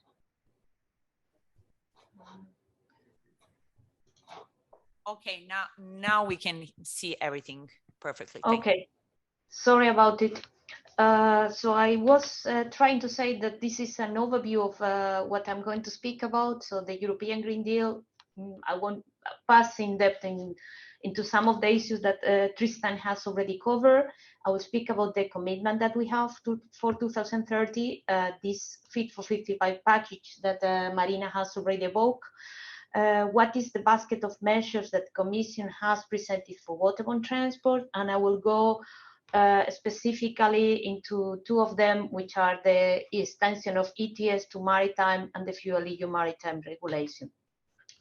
So, I mean, probably you know that we have, I'm thinking when I said probably you know, I'm thinking mainly on the youngsters in the room, that we have an EU climate law that we have given to us, and on which we have said to ourselves that we want to have a climate neutral economy by 2050. And that by 2030, we have a target that we want to reduce at least 55% of the net greenhouse gas emissions that we have compared to the levels of 1990. So this is a bit, if you want, the European sphere at the same time, and we have listened to what Tristan has told us at the global level, what is the situation. I mean, there is the Paris Agreement and how we need to make this shift really to decarbonize economy as a whole, and at the same time continue being competitive and making a green transition.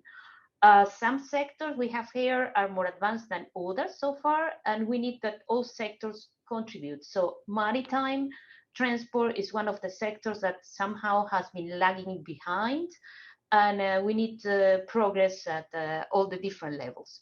So if we look at this graph, which I mean, we have seen others in the previous presentation, we see in the yellow one where we are at the moment and where we have to be in 2030 with a reduction of 55% of net of the emissions.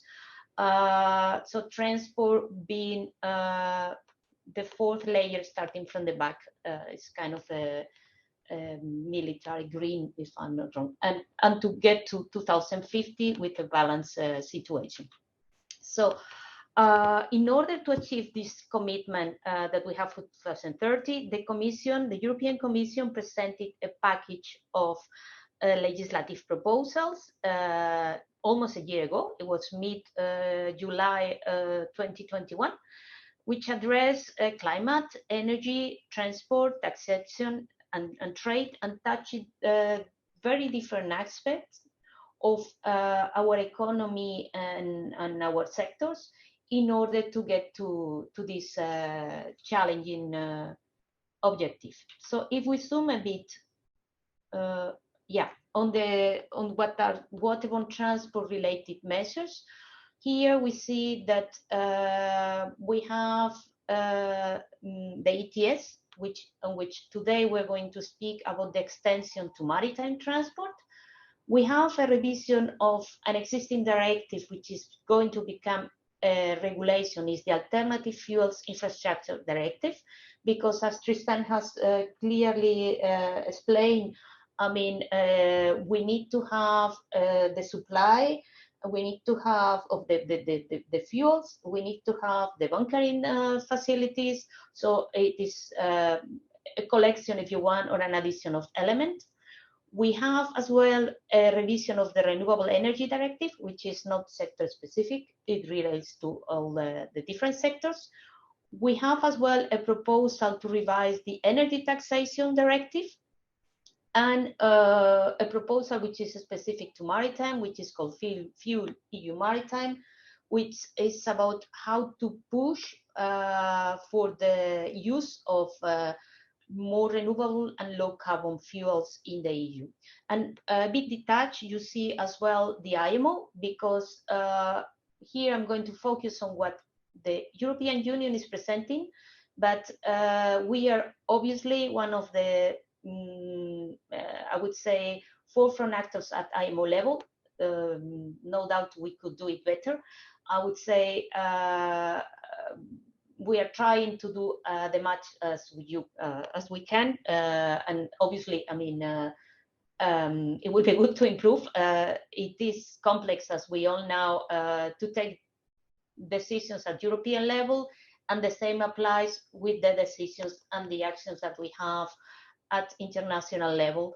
But it is very important to understand that we are trying to push with our actions at European level, while being committed with IMO, because we think and we expect that being pushing at European level will as well help to push the actions at IMO level, which are absolutely needed, because shipping is a global sector. I mean, it's not like trains, if we can make the parallels that transport and move within European countries. Here the vessels are really being used at global level, at worldwide level.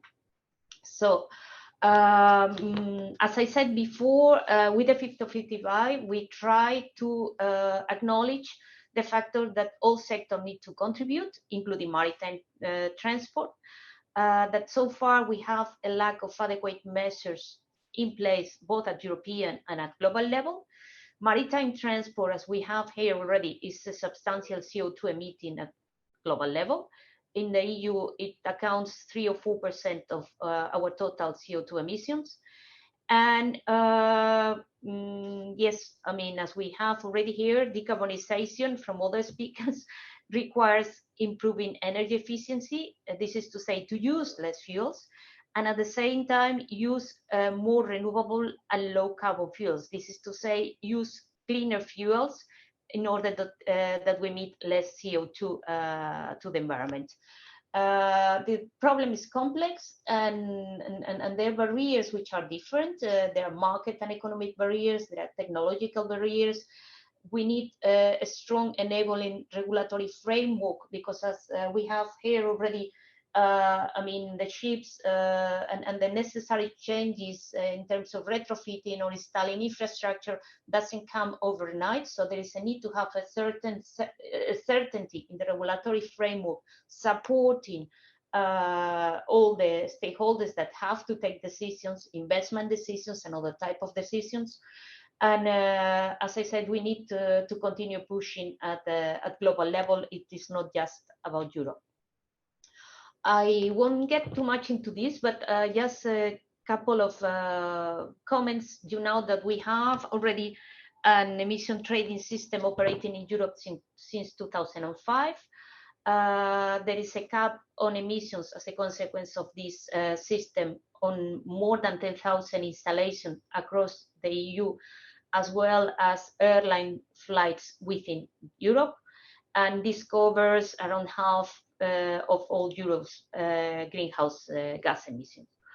There is a market-based approach. Companies can emit and buy, or they can reduce their emissions and then benefit from this reduction of emissions, with the idea that this will make them to make a transition in the technology they use, so that the emissions continue to decrease further and further. It is important to know that 75% of the revenues that are obtained from this trading system are reported by member states as being used already to tackle climate change. And the same applies to the part of emissions that corresponds to the Commission. With that, we fund what we call the Innovation Fund, which is a fund that has been, it has a predecessor. The Innovation Fund has got its first calls last year, and it supports economy-wide commercial deployment of breakthrough technologies. And this is going to be important as well for the maritime sector. So I've already mentioned that we had the proposals presented last year, and at the moment, the discussions are ongoing, the legislative discussions with the European Parliament and with the Council. So I'm going to focus now on the extension of ETS to maritime. The basis why we can have an ETS system to maritime, how we can extend it, is because we have in place what Marina already said in the beginning of the session today, of the conference, the MRV. So it's an EU maritime greenhouse gas monitoring, reporting and verification system. This means that every year, all the vessels which are touching European ports, and ports in fact beyond Europe, of the European Economic Area, they have to declare the emissions, the fuel they consume, and all other type of data.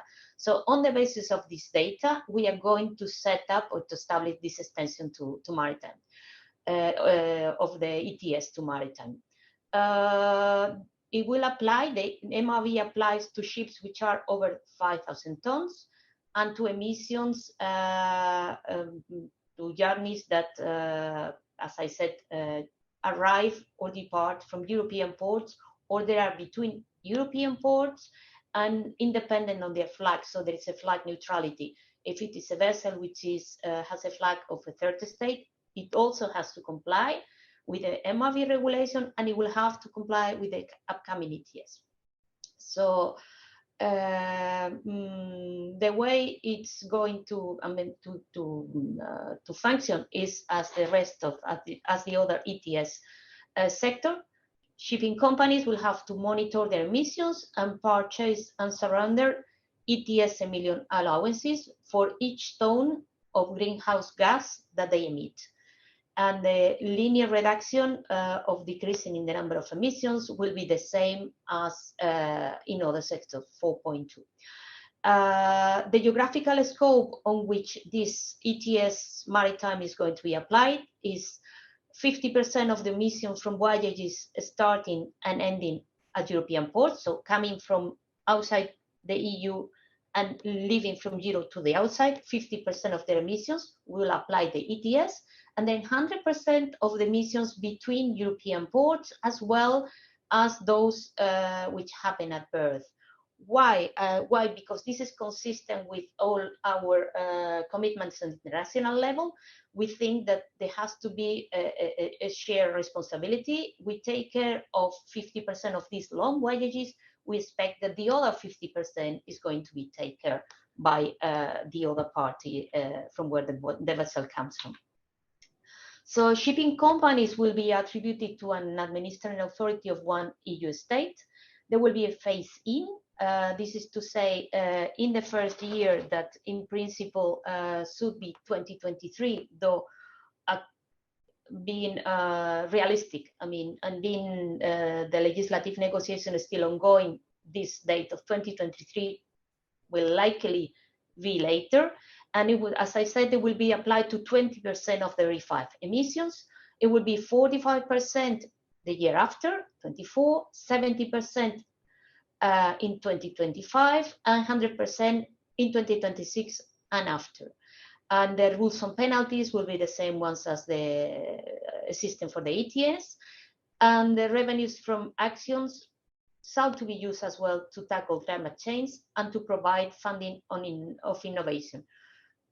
This brings me to what I said before on the Innovation Fund, which already is covering maritime activities, but these are not, if you want, that much or so many, because the sector is not recognized explicitly, but this will change with the new legislation. And not only renewable, but also energy storage, involvement with other activities, and power generation. And we will have as well contracts for difference that can apply for 10 years of operational activities.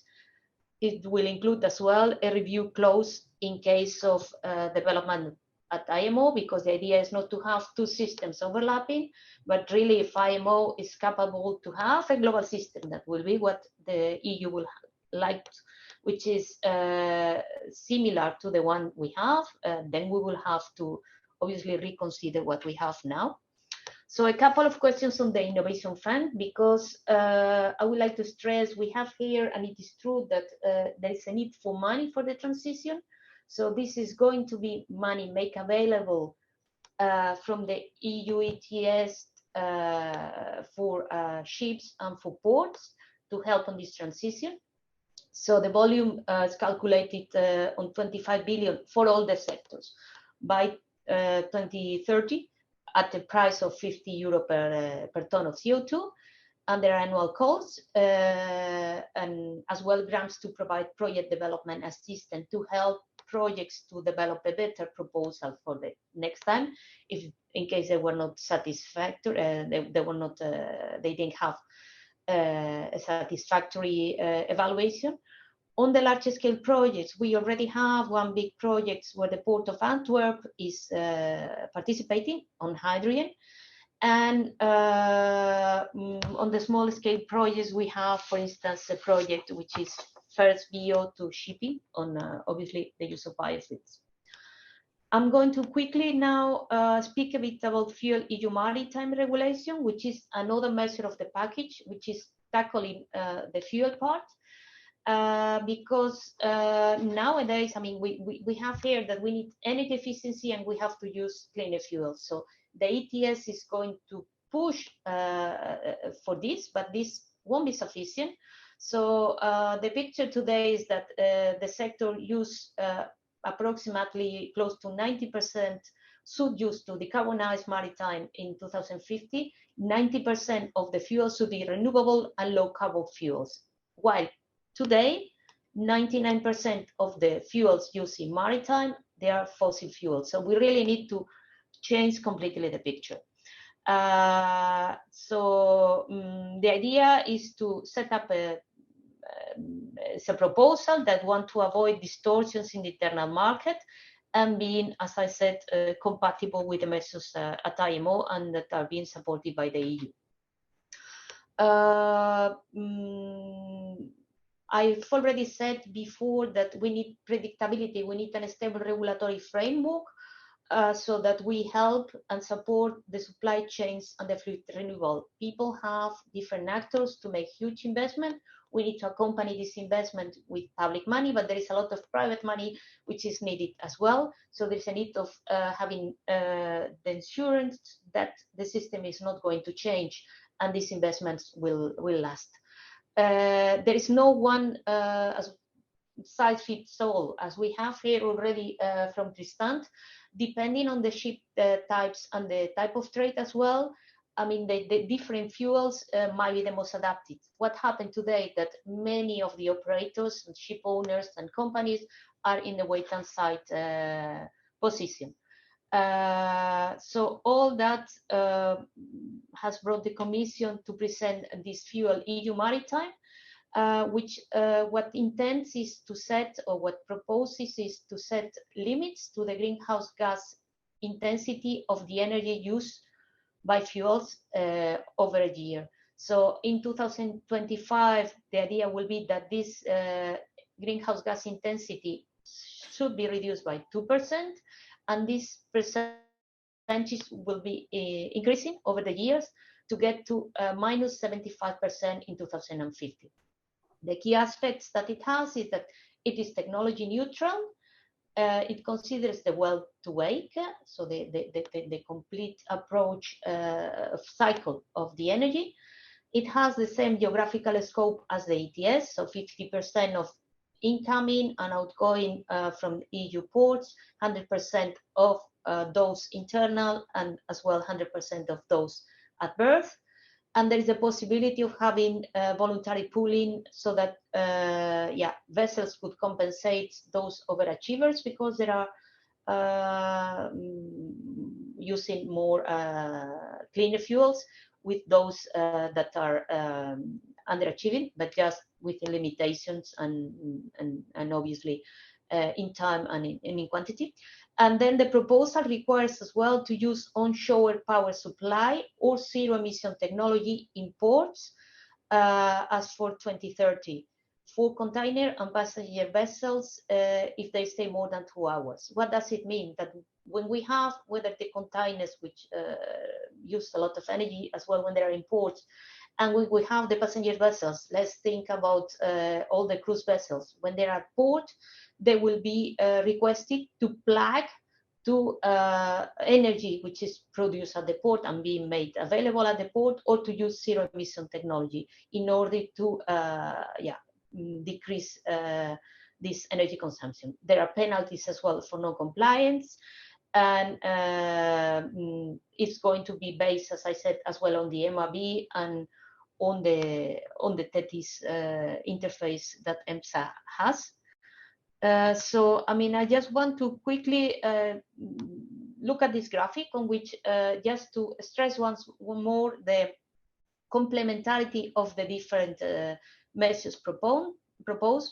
We have 2 measures which are looking at the creation of an EU fuel ecosystem. So looking at the fuel supply, the Renewable Energy Directive, looking at the fuel distribution, the Alternative Fuels Infrastructure Directive.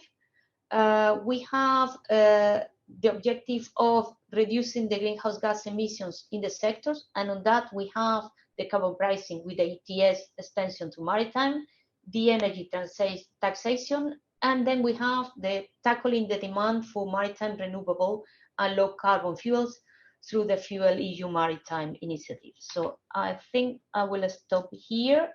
I know it is a very quick overview, and it is absolutely impossible to cover the whole package, but I hope it was enough to have an idea of the main measures. Thank you very much.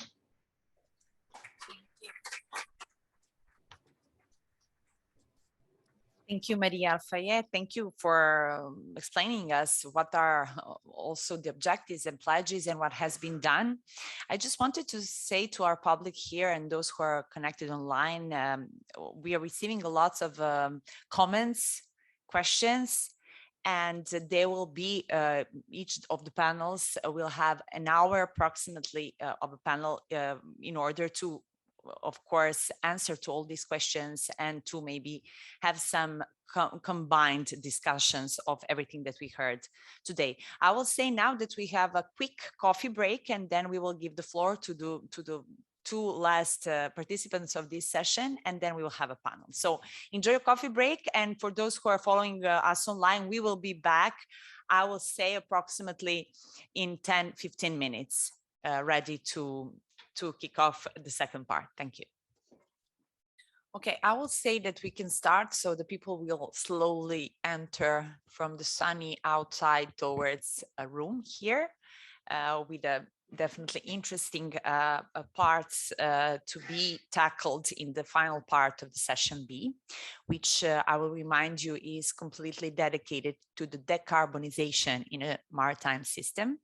So, so far we had an opportunity to hear the keynote speech of Tristan Smith, the also pledges and what has been done on a European level by Maria Alfayate, and now another two participants here. One of those is our very important host here. But first of all, I will give the floor to Ms. Delphine Gozillon. I will spend some words in presenting her. She's from Transport and Environment think tank, Sustainable Shipping Policy Officer.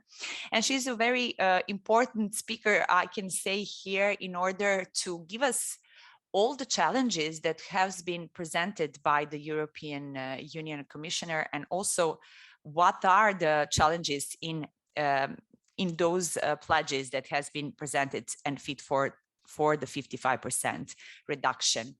One of the things, correct me if I'm wrong, Ms. Gozillon, TNE's investigation into a so-called green liquid natural gas uncovers significant amounts of methane, and you are underlying the fact that we cannot afford to switch one fossil fuel for another.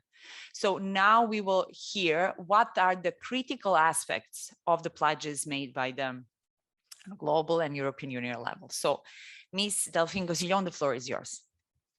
Good morning, everyone, and thank you very much for the invitation here in Lecce. First of all, I'd like to say that Transport and Environment is an organization that works on clean transportation policies in Europe. And as such, we were very happy to see the European Commission proposals, and that shipping has been included as part of this package. So I was asked to speak whether these proposals are fit for maritime decarbonization following the presentation by Maria Alfayate from the Commission. And to start with, I'd like to say that it's important to remind that shipping is one of the biggest polluters in terms of sector. What you can see on the screen is a ranking that we do every year based on the MRV emissions reporting, and we compare the emissions from shipping companies to coal power plants in Europe. And the result is that last year, the Mediterranean shipping company, that is Italian Swiss, ranked 6th among other coal power plants. So that's a big challenge. And when you look at also national ranking, you can see that Italy is the third biggest shipping polluter in Europe. Fortunately, Italy has just decided to do something about it. And I was very pleased to see that the Italian strategy has been adopted for decarbonizing transport and also shipping. And there are very good messages in there that have been already said by previous speakers, such as the fact that LNG doesn't help with decarbonization, that cold ironing or shoreside electricity must be deployed. There's also a very good objective for electric propulsion for shorter routes. And then they say the future is e-fuels and we need investments for it. So all these fuels produced from renewable hydrogen. So this echoes very much what we have been advocated for the past years, which is that shipping can decarbonize fully until 2050. Energy efficiency will be one of the biggest contributors, and especially in the short term. But to really make the switch to go to zero emission by 2050, we need a fuel switch. So we need sustainable fuels to kick in. And well, the question is whether the European Union proposals are fit to achieve this objective. Well, yeah, just one thing is that, so these are the sustainable fuels that we would advocate, but this has been presented already, so I won't spend much time on it. Right. So out of the proposals that have been presented, there is one that is very often put that is presented, and that's the shipping ETS, so that's carbon pricing. So it will help, of course, but we believe that the ETS is not enough. And the reason for that is that when you want to encourage the uptake of sustainable fuels, you have two big issues, two big challenges. One is costs, because these renewable fuels are extremely expensive. And you can see it on the graph that e-ammonia is about 4 times more expensive than very low sulfur fuel oil. That's the most common fuel now used in shipping. And the second thing is that, well, these fuels are not available now to bunker in European Union ports. So what we assessed is that the ETS will certainly help, but even when you add the carbon price, we will not bridge the price gap between the dirty fuels and the clean fuels. So this means that we need additional incentives, additional policies. And that's the role of the FuelEU Maritime. So we believe that FuelEU Maritime has a great potential to engage a fuel switch. But the problem is that we're not quite yet there with the proposal that we have on the table. And the reason is that we're going to switch with this draft law as it is currently now from one fossil fuel to another, fuel oil from liquefied natural gas. And this is shown here when you look at the GHG footprint of every fuel. So you have fossil fuels, and then you have the sustainable e-fuels. So of course, the GHG footprint of e-hydrogen, e-ammonia is very low or zero. But these fuels are not incentivized because the targets are so low. The trajectory that is proposed is extremely unambitious. We have just minus 13% of GHG intensity reduction effort mandated until 2039. So what is going to happen with these targets? What we analyzed is that with the current targets, 1/4 of European shipping mix could switch to fossil liquefied natural gas by 2030. And this could even increase up to 40% in 2040. So this is really a significant part of the fleet that could switch to another fossil fuel. And as you can see in this graph, we don't expect under this scenario any uptake of sustainable e-fuels, which is of course a problem. And so what are the solutions now? What can we do about this? So first, so regarding the targets that I was explaining before, we have two issues with the targets. One is the first 3 targets that are very small, very moderate. And this means that we would leave the remaining decarbonization efforts of more than 80% in just 10 years space. So this is not realistic. And that's why we believe that it's important to advance these targets, to have stricter targets, and also that these targets go to zero emission by 2050, because the current trajectory is not compatible with the Paris Agreement. Secondly, we will need some support for e-fuels. Why do we need support for e-fuels? Well, they're costly, they're not available. So what we suggest is to have in this FuelEU Maritime proposal a quota or a sub-target, whatever you call it. There is a minimum share of e-fuels or zero emission fuels that ships would be mandated to use by 2030. And here I think it very much echoes what Tristan was saying just before, that the industry is already preparing for this, but if we don't have the regulations to push this forward, it will not happen because of all these market barriers. The assessment was made on just fleet renewal, so natural fleet renewal. It doesn't even involve retrofits of vessels, so that's something that is feasible just with new vessels that will have to be replaced. And now, well, a question that we often have when we are in discussion with policymakers at the moment is that, do we have enough supply? Because, okay, maybe we have the technologies to decarbonize shipping, but where all of this hydrogen is going to come from? And well, the answer is that the European Union had just proposed very ambitious targets to use hydrogen by 2030. This is also an answer to the Ukraine crisis, so to reduce our dependency on fossil fuels And here there is a clear target from the European Union to have 20 megatons of hydrogen by 2030. So this is just a small share that we will need for ships. Then I was talking about costs. So of course the quota will help to create the market and to have economies of scale. But we believe that we also need some kind of dedicated incentives. And here I'd like to introduce you to a new concept, which is called the multiplier, which we can apply to e-fuels. So here it works a bit like a bonus that you could give to ship owners who decide to use these expensive e-fuels. So it's a bit like when you go to a shop and they tell you, well, today is a special promotion. You get 5 for the price of 1.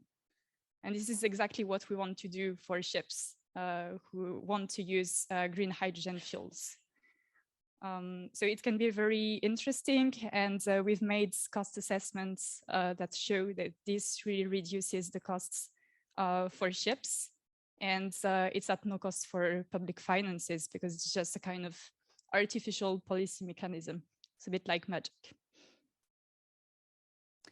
Then, so that's all for the FuelEU Maritime. There's another topic that is about infrastructure. Infrastructure will be extremely important because we need to deploy it right when these e-fuel ships are going to arrive at European ports.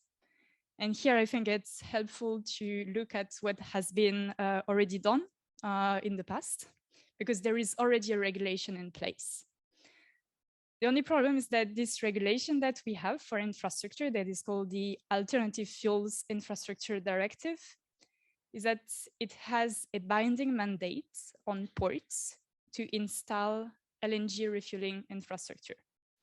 There is no hydrogen, ammonia refueling infrastructure targeted. It's only fossil. And on the other hand, we had a target for shoreside electricity, but this target was kind of, it was not really binding. So there were a lot of provisions for ports to kind of escape from their responsibilities. And these targets are extremely important also for funding. So here you can see a clear link between what is written in legislation, and this is why legislation is important, and what it means in terms of funding, because there is a lot of EU funding. So for example, here it's the Connecting Europe facility. And we analyzed the funding that was in this fund. And it turned out that 100 times more subsidies were allocated to LNG infrastructure projects than shoreside electricity. So of course, now this LNG infrastructure is in place, and we are lacking of shoreside electricity infrastructure.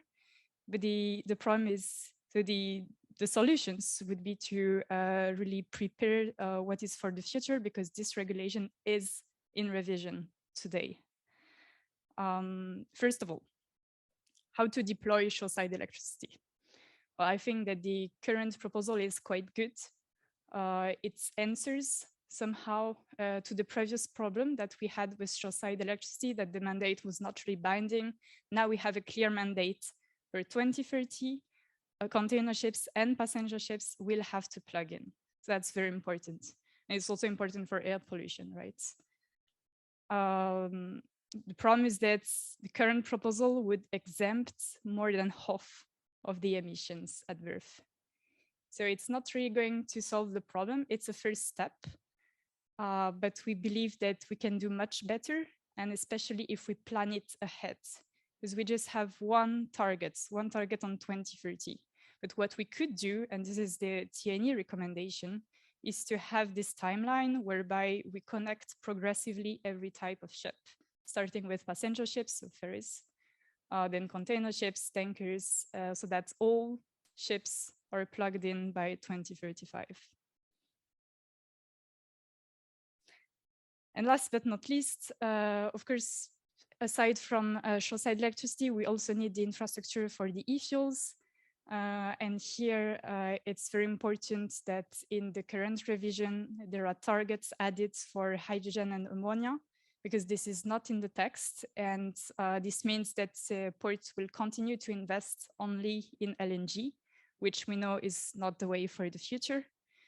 And well, more hydrogen, more ammonia is also compatible, I believe, with the current plans from European ports. There are many ports in Europe who have hydrogen strategies. They plan to become hydrogen hubs. So why not putting some refueling points for ships as well? So thank you very much for your attention. I'd just like to sum up. So we think that the current European Union proposals are a good step forward, but we need really urgent fixes. And this is something that we are discussing right now with policymakers in Brussels to have stricter GHG targets for maritime decarbonization, to have a quota for e-fuels, and to have targets for e-fuels infrastructure. Thank you very much.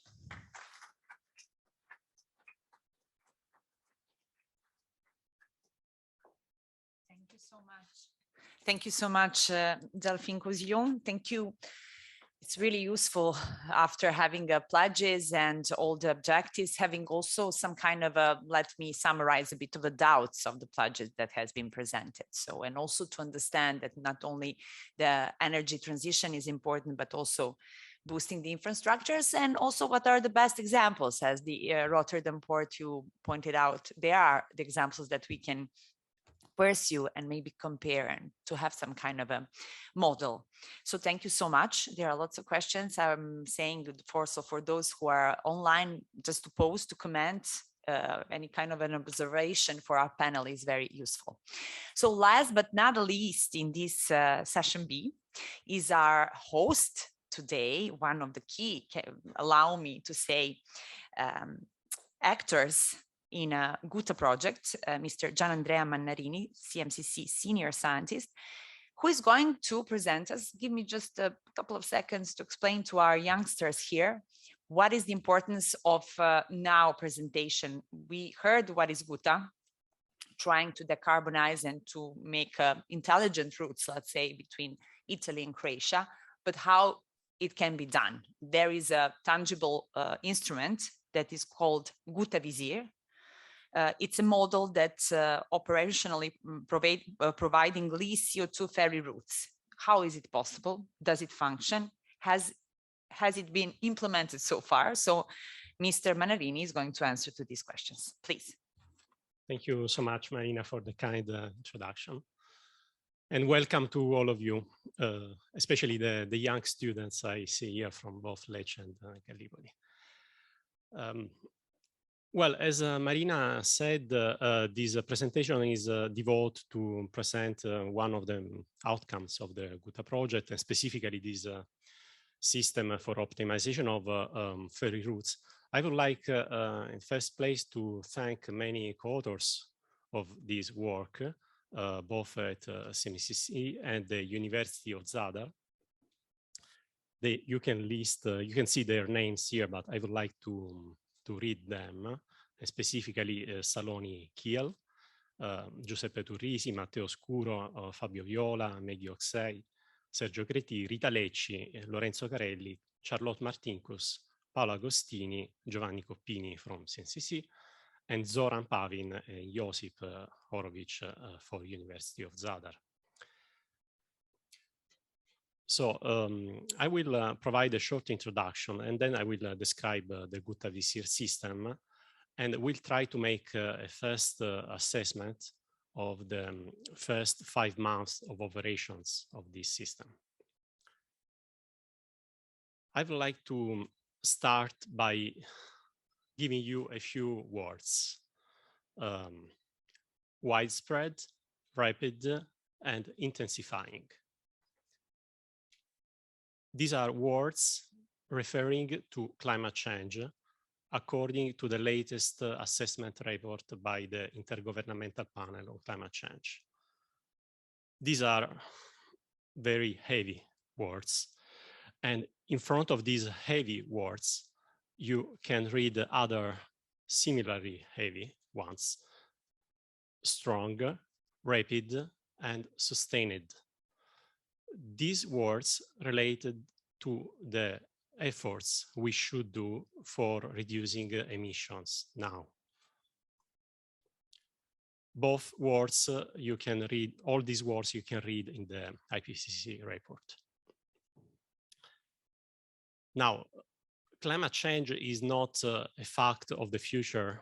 Climate change is something which is already occurring, which has occurred for at least 1 century now.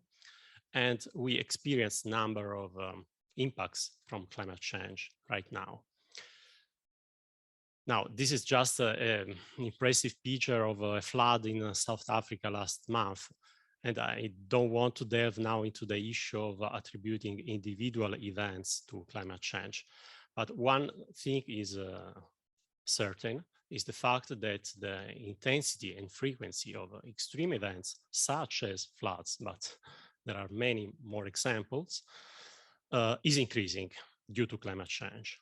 So this causal relationship has been assessed by scientists. So, and we are aware of it, and we cannot act ignoring this fact. Given this framework and what has been said by the previous speakers about the pathway we should go through in shipping for decarbonizing the sector, and how steep this path is. We have heard about transitioning to low and zero carbon, scalable zero carbon fuels, that what is in the current policy, both at international and the European level, is probably not enough for achieving this transition in the due time. So given this framework, one might ask the question if there's any scope for relatively simple systems, such as ship routing systems that make use of forecast metocean conditions for suggesting a route that minimizes emissions. And this presentation should try to answer this question by means of evidence. And evidence for us means numbers. So let's go into, first of all, some metrics to make this assessment. I think there are at least two. One is the CO2, so the absolute amount of CO2 emissions that you can save through weather routing or any other system.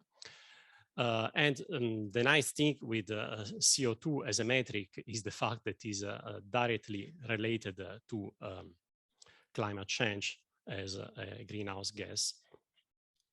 This is quantity is likely to be used also in the EU ETS system we have heard about a few minutes ago. On the other hand, there are metrics which are kind of normalization of absolute CO2 emissions and are now called carbon intensity indicators.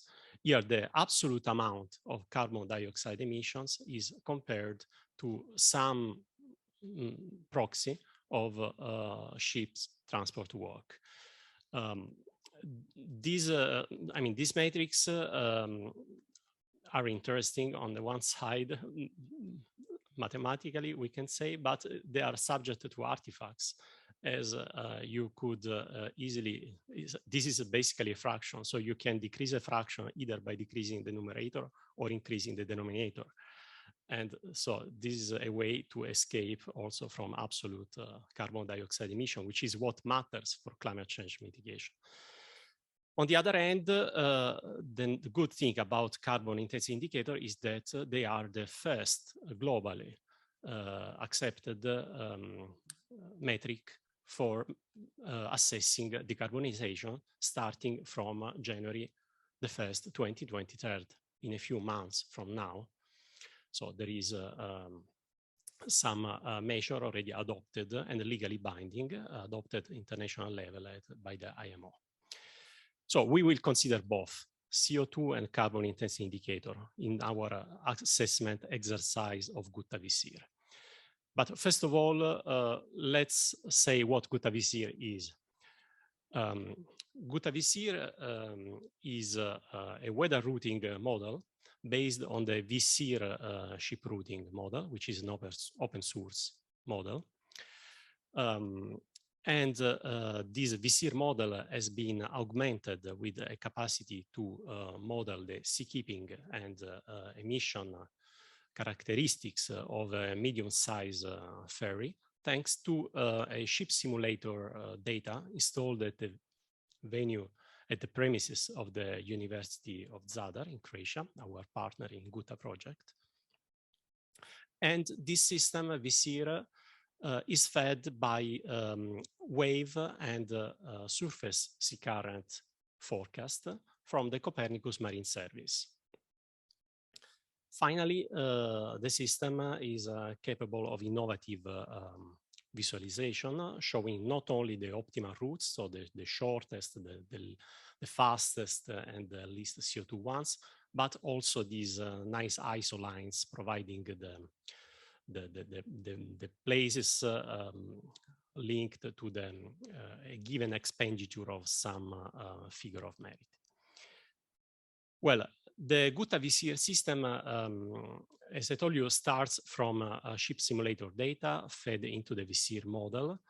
And the VISIR model is run operationally at the CMCC High Performance Computing Center, which is going to move below our floor in a few months, I think. And this system is then run on multiple cores or multiple nodes of this facility twice per day, according to the freshest forecast issued by the Copernicus Marine Service. And finally, there is a dedicated web application to browse and download the results. So let's see this interface in this screenshot. Is basically divided as a dashboard with a map where you can select departure, arrival points, departure date and time, the engine load of your ferry. And then you have some results which are not just routes, but also information about quantities along the routes, such as the CO2 emission rate. So that you can compare at what parts of the route there are gains in emissions. And then there is a part with diagrams comparing both the carbon intensity indicator and the carbon dioxide relative savings for each least CO2 route computed. For instance, in this slide, you see some routes between Italy and Croatia on top of a significant wave height field in shaded gray tones. Well, as I told you, now it's crucial for us to realize, to assess what are the possible savings arising from a system like this one in a limited range setting, such as the Adriatic Sea. So Adriatic Sea is a very narrow and I mean limited sea basin compared to the world ocean. This is why we decided to consider a number of cross-border routes between not only Italy and Croatia, but also Italy and Montenegro, Italy and Albania, and Italy-Greece. In total, we considered 15 return routes between the two sides of the Adriatic. And the first thing we found as we started computing these routes was that for a given couple of ports, departure and arrival ports, the optimal routes shown here for different departure dates would form what we call bundles. So they indeed are not always the same. They change very much over time, depending on the forecast metocean conditions. And I hope this animation, no, sorry. Okay, this was supposed an animation, but not possible in PDF. What we did was to run this system for a long time and to assess it and make some statistical measurement of the savings achieved via this year. Another finding was that the largest saving were rather rare. Most of the times savings were small. However, in rather exceptional cases, the savings could reach up to 20% of the emissions of the regular routes, the ones not undergoing optimization. So the distribution of these savings was basically nearly exponential. And also what we found was that the lower the engine load of this ferry, the higher the relative carbon dioxide savings. Now, another relevant point is the geographical distribution of the savings. In this map, you see the per voyage carbon dioxide savings portrayed as thickness of the green routes. So the thicker the line, the larger the median per voyage saving of the route along this 5 months time we have considered. So what you see is that there is a prominent role played by Southern Adriatic, Northern Ionian routes, which are thicker and could deliver a much larger potential carbon dioxide savings. This is related to the prevailing ocean conditions in this part of the basin. And this was for eastbound and for westbound routes from to Italy is similar actually. Also, you see that there is another interesting route from the thickness viewpoint, so from the potential savings is from Barletta to Zadar. You see, is the second largest in this, actually from Zadar to Barletta here. Concerning the carbon intensity indicator savings, we computed several of these, AER, WOI, line meter by distance, carbon dioxide by distance, and so on. But the relative savings for this metric, which is used by IMO, as I told you at the beginning, ranges between 0.6 and 2.2%. So this number might be considered a small one, but please keep in mind that according to the adopted measure by IMO, ships worldwide are supposed to decrease their carbon intensity indicator by 2% annually, starting from next year. So basically, all what is prescribed by the international legislation could be achieved, at least in this part of the ocean, of the world ocean, simply by means of weather routing. So we can probably do more than this, we can be more ambitious, but this is the target which has been approved so far at international level. Also, it's interesting to look at the absolute carbon dioxide savings and their financial value.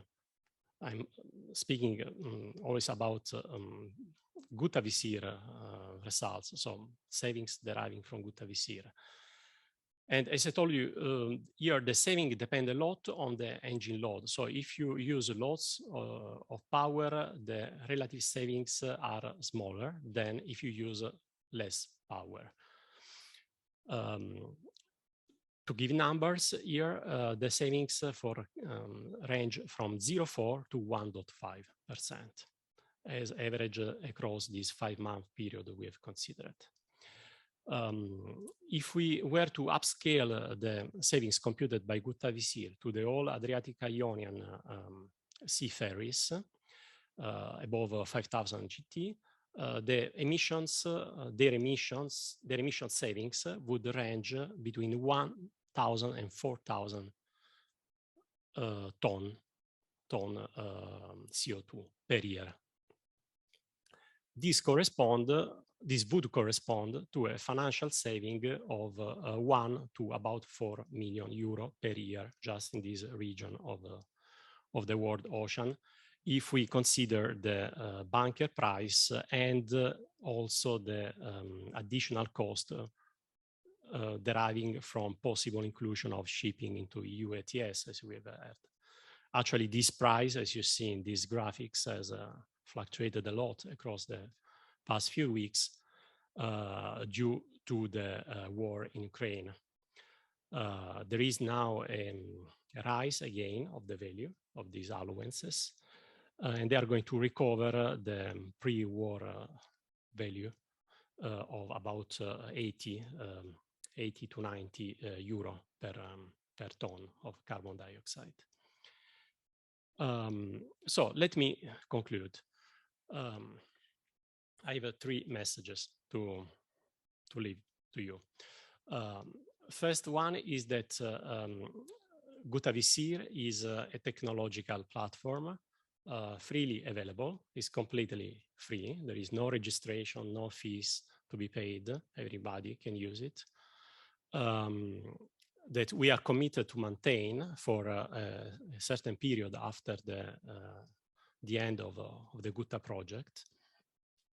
And it is an operational tool for operational energy efficiency savings of ships, of ferries in particular. The web app is especially friendly since we devised a way to pre-compute the routes, so there are no waiting times, basically, for the users. And as we assessed the impact of GUTTA VISIR, we can say that upon considering more than 100,000 routes computed for the past 5 months, we found that there is an exponential distribution of savings. So the larger savings are rare. The lower the engine load, the larger the relative savings. The carbon dioxide savings are between 0.4 and 1.5%, while the carbon intensity indicators between 0.6 and 2.2%. And there is a larger potential reduction for the Southern Adriatic and Northern Ionian Sea routes. And let me stress once more that I mean, these numbers might be regarded as small ones, but they are achievable basically at 0 cost. So you don't need to make expensive investment for sailing on at least the CO2 routes. So this could be a droplet in our language. So it could be a very small contribution that can be done tomorrow, not in a few years. While, of course, we need to do the transition to scalable zero carbon fuels and possibly even other measures such as carbon capture to offset the excess emissions. So this was basically my third message, which is printed here. I thank you very much for your attention. Looking forward to attending the panel session. Thank you.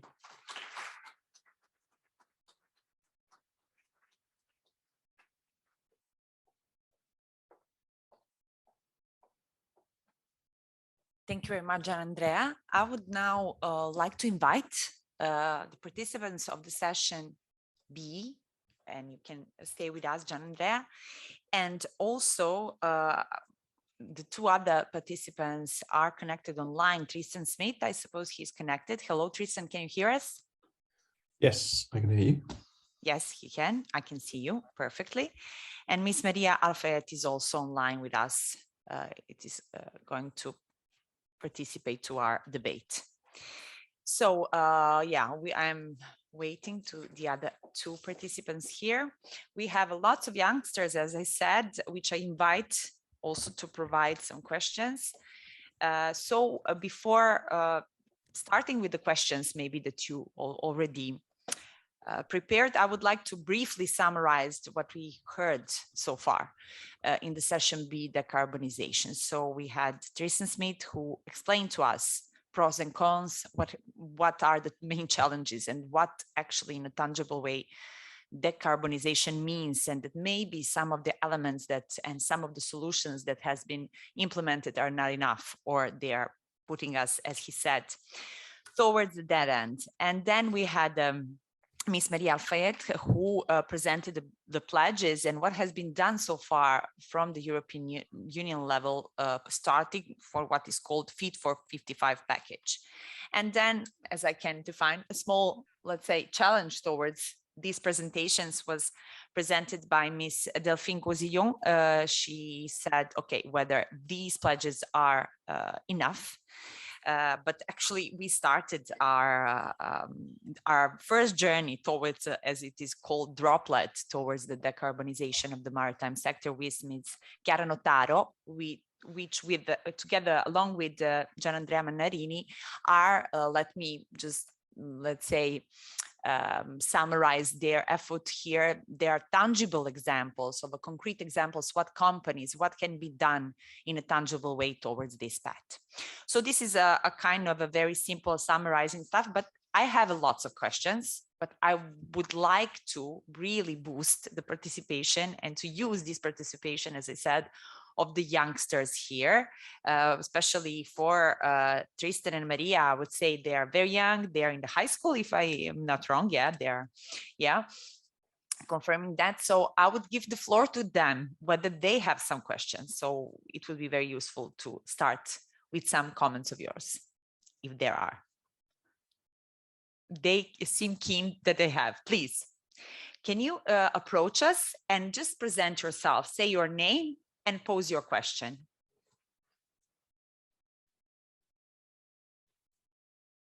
Yes. Good morning. I'm Martina, and I'm a student of scientific ICO in Lecce. As a young person who lives in a region that is basically surrounded by the sea, I think that this topic is very interesting for us, and I wanted to ask if is there something that we can do in our everyday life to help in order to solve this problem? Thank you. Thank you so much. Thank you. Maybe I can raise this question to Tristan Smith, and maybe somebody, since you put a lot of challenges here, you really triggered some kind of a doubts and put into question lots of efforts, let me say, but they're inspiring challenges and inspiring doubts, as every doubt it is. So what can we do? Is it like everyday life question, or only, let me maybe rephrase the question, only the governmental policies, global approach can boost and trigger some kind of a change? Thank you. No, it's both. It's everything. So let's see if I can start with a quote from UN Secretary General Antonio Guterres, which I think summarizes where we are. So as he recently said, we're on the edge of an abyss. We're staring at dangerous climate change. We will irreversibly pass 1.5 degrees within the next 20 years. And that means that we have to be so careful about the next step that we take. If you're on the edge of an abyss, be very careful about the next step you take. And those next steps are those that we take as individuals, but they're also those that we take as people responsible for electing our politicians and our leaders. And any individual, assuming that you're of voting age, can have an impact on the governments that we vote in. Any individual has personal choices that they make, and some of those personal choices are incredibly challenging because they have an impact on a way of life that we have become very accustomed to. But the way that you choose which goods you consume has an impact on the supply chain, has an impact on the emissions that are produced by shipping. This does not mean what some people often say, which is only buy local goods. Walk to your local farmer, try and buy everything that you need from the local farmer and seasonal produce. This means be very conscious about where you buy clothes, furniture, consumer goods, and of course food, because so much of our food comes on some very complex and long supply chains. Now, those complex and long supply chains are not by definition bad. In many cases, they're the means for countries that have the right environmental conditions for producing the right foods at a certain point in time.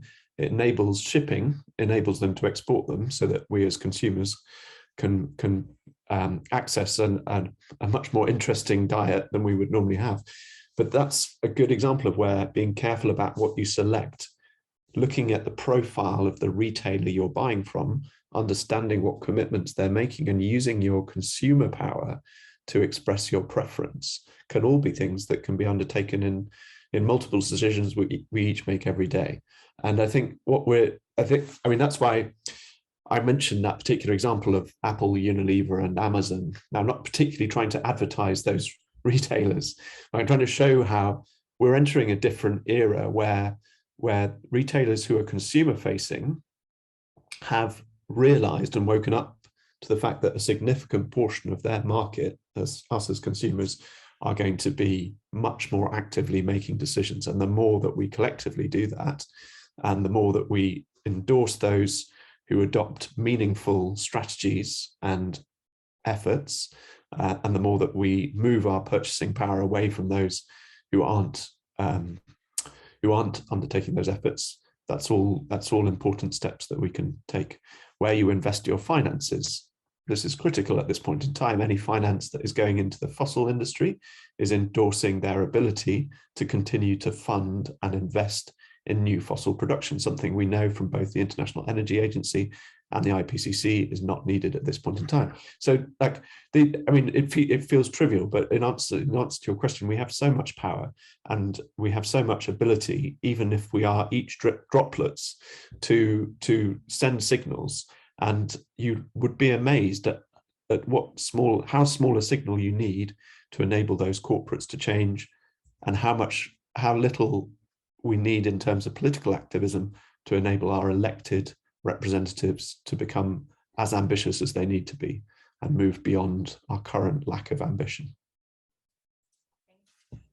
Thank you so much, Tristan, for reminding us also of the quotes that are very important as a mantra of this discussion. We are on the edge of abyss, but it doesn't have to be apocalyptical. Just as an approach, we heard some kind of a solutions. And I would just bring another element, which I mentioned at the beginning of this workshop, with regards also to the answer to this young lady here with us, that being aware, making some changes, also being aware of what we are buying and how these things they arrive towards us. Bearing in mind, as I said, that 90% of everything we consume spends some time at sea. So this element is directly connected. So this is the first thing. We had some observations, as I said, towards chat with the people connected online. But I would like now to make a comment. Yeah, please, you have to. I would like to thank this student for this question, because I think just keep questioning, keep asking this question. This is part of the solution. Maybe the problem for us, the lack of ambition, lays also in the lack of this kind of questions in our world of more adult people. I really appreciate this, and please keep asking this question in your family, with your friends, in the place where you live, because this will trigger the solutions. And if I can just boost a bit the generation that is currently with us, they are much more, fortunately, maybe aware of the climate change and everything, and more active maybe that we are. And this is very hopeful for everything we are doing in order to go out from the studies in laboratories, and just like as let me remind you of blah, blah, blah, which was mantra just a couple of months ago. But anyways, it is important to combine all these elements. Can I take an advantage to ask another question now, since some kind of inspiring comments arrived through chats? Now, I would like to ask Ms. Maria Alfayate from the EU Commission, as we are the part of European Union, and the Adriatic region is one of the core maritime regions of the European Union. Croatia, if I'm not wrong, is the last country that was taking a part of the European Union since 2013, if I'm not wrong. So this is all the part of European identity, everything that we are also talking about, optimizing the routes, Adriatic region, Adriatic Sea. But a lot of proposals and many challenges yet to be overcome. As I said, there is a pledges that to include emissions, EU emissions trading scheme to maritime transport. I would just like to raise a very simple question. What are at the current state of the situation, considering that today on this workshop we are tackling COVID-19 aspects, but we are completely immersed on in another global crisis, let's call it crisis, but in a war. So what are at this stake the biggest challenges that European Union is tackling in order to boost this kind of a pledge in order to also tackle the emissions from the maritime sector, considering this particular historical moment, Ms. Alfayate? Well, I thank you for the question. Is rather wide. I would say that, as you have underlined, I mean, we're in a situation which was totally unexpected several months ago with the current war in Ukraine. And obviously this has an impact on the energy supply and what is the mix that we have on the supply of our energy in Europe. This differs a lot between countries, but we are dependent nowadays on fossil fuels that come from Russia. We have, and the Commission has prepared a Repower Europe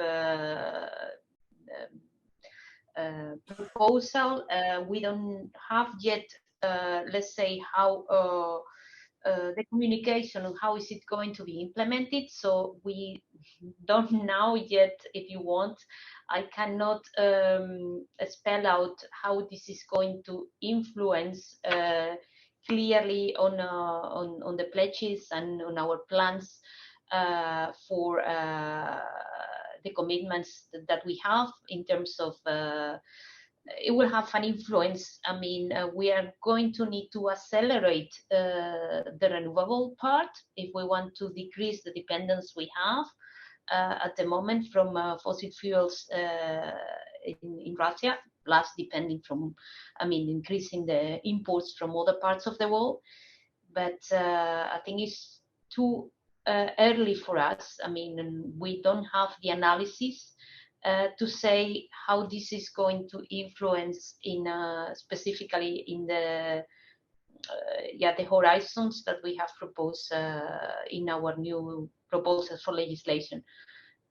Hopefully, the impulse that we're gonna have to give to renewable energies will translate in the different sectors, including in the decarbonization of maritime. But I'm afraid I cannot be more concrete. Yeah, but it was inevitable to tackle this issue because it's lacking the broader picture when we are talking about something as important as it is shipping sector, but which is directly going to be influenced. But we are by what we are assisting in this moment. I would once again like to give the floor now to the young people, and not only young people, all the present people here. If there is any question, comment, observation, critics, very welcome here, always inspiring. Don't know, there is a, please come approach us and present yourself. We have another, I think, student from the high school here in Lecce. Okay, please, can you just say your name and can you put it, okay, I will help you.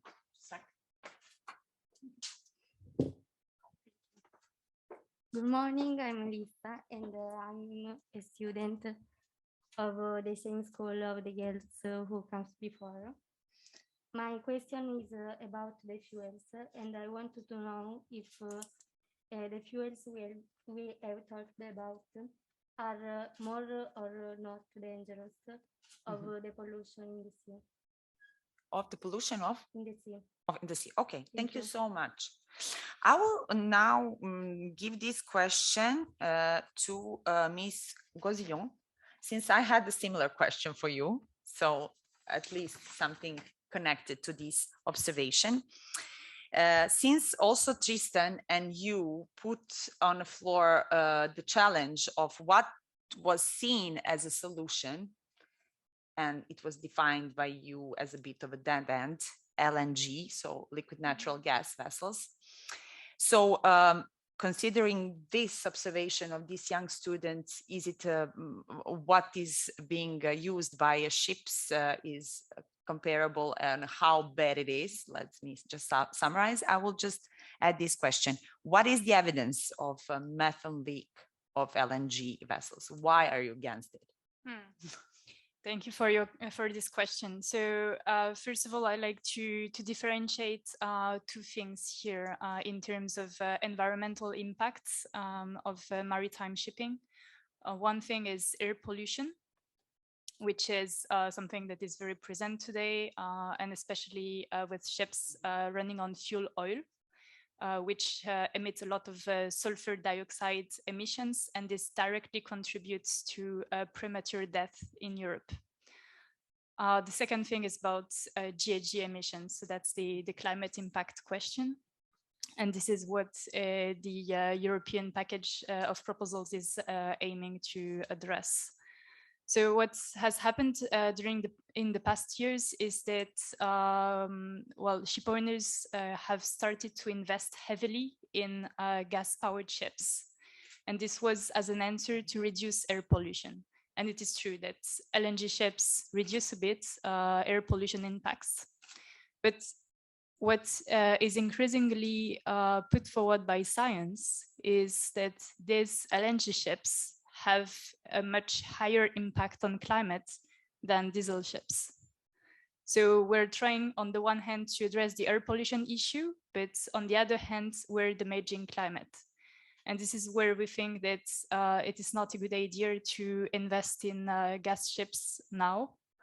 And especially that we're trying to have, you know, this approach where not only CO2 counts, but also methane.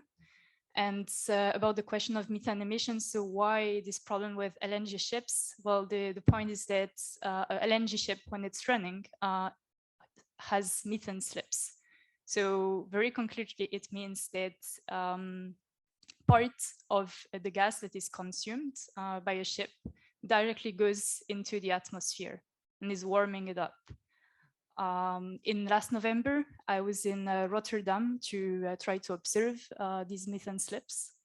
And we used an infrared camera to be able to observe these methane emissions, because if you were now on just in front of an LNG ship, you wouldn't see them. They're invisible to the human eye. So you need an infrared camera for this. And we were able to observe these emissions. You can go on our website of Transport and Environment website and you can see it. So this is really evidence of these methane emissions. And when it comes to, I mean, the percentage of the slip, it's about 3%. So we estimate that the majority of LNG ships today have a slippage rate of about 3%. So 3% of the gas is directly vented into the atmosphere and it's warming it up very quickly. Thank you so much. for this explanation. There are a lot of questions also, for instance, oh my gosh, this tablet, Katya ask us, can you please give us some numbers on the CO2 emissions saved compared to the baseline? This is also a question that I might pose to Gianandrea. Do we have some evidence on that? I should go back to my presentation, I think, for showing slides like this.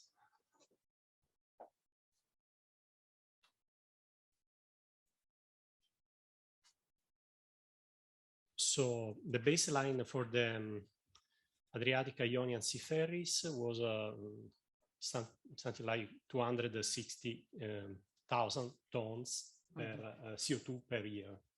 So we are speaking about 0.03 million, something like that. And so if you want to gauge this value, so it's the whole ferries in Europe would emit about 13 million tons, and the whole shipping worldwide is about 1,000 million, so 1 gigaton. To have a more concrete idea, the emissions of an average Italian citizen in 1 year amounts to about 6 tons CO2. So the 200,000 would be some tens of thousands times the emission of one person in 1 year. Yeah, thank you so much for also this comparison. Very useful to understand the dimension of the emissions. I would now like to pose a question to Chiara Notaro, who gave us, as I said, a concrete example of how the companies can pursue a path towards this, let's call it the droplet, but an important step. But has the shipping industry sufficient access to green finance? Why did you, very simply, maybe trivial question towards what you have been done so far, what did you decide to pursue it? Was it easy to finance, and how expensive was your decision? Well, I can answer to you that the finance disposal is huge. There are billions actually that have been put at disposal by the commissions, not only within the Horizon Europe, but also in the Innovation Fund. For what regards my sector, my affiliation, let me say, so Fincantieri Group, normally we have at disposal the capitals to invest into research, and we are very committed into the sustainability aspects of and the greening aspects of ships, especially also because, especially in Italy, we are into the cruise shipping sector that is very much into the focus for the need of decarbonizing this sector. But in general, it is something that we are committed into, and research is there. I am part of the research community, and so there has to be, the money, and it is there. There is also to be the commitment, and industry is committed into this. And my presentation was about the Waterborne association. So there is a community of stakeholders all over Europe that is very much committed into this challenge, because it is a challenge, there is complexity. There will be also the need for some additional activities that will be self-financed by the stakeholders, of course. Thank you so much for clarifying that, also because it is important to understand why somebody should pursue this path towards decarbonization, how expensive it is. There are lots of questions, and also willing, I would say, by our participants online. Somebody asking when this Q&A session will going to start, and there are lots of questions for you, Tristan. I will pick up a very technical one, since I think it's important also to go from the broader picture towards something concrete, which Salvatore posed. And he asked the setup of new NECA and SECA, I'm sorry if I pronounced wrong, geographical areas could reduce the effect of GHG emissions in terms both of quantities and qualities. What do you think about that? I just build on that previous question you asked about finance, and then answer that question if that's okay. Yeah, of course. So on finance, our understanding, we work a lot with the finance community. We help the Poseidon principles, which now cover a majority of the finance in the shipping industry and require it to achieve the finance of ships to be aligned with decarbonisation. So this isn't really an access to capital problem, it's a business case problem. And I'd be really interested in a response or a discussion around whether the environment, not the environment from a green environment perspective, the commercial environment is perceived to be enabled to make long-run investment today, that the business case for a hydrogen or ammonia powered ship is able to be formed, because in our experience, there are only two ways that you can drive that. One way is because the customers of the shipping service will pay a premium. So if you can persuade passengers on a ferry to pay a much greater ticket price, you could run that ship on hydrogen, or you could run that ship with ammonia.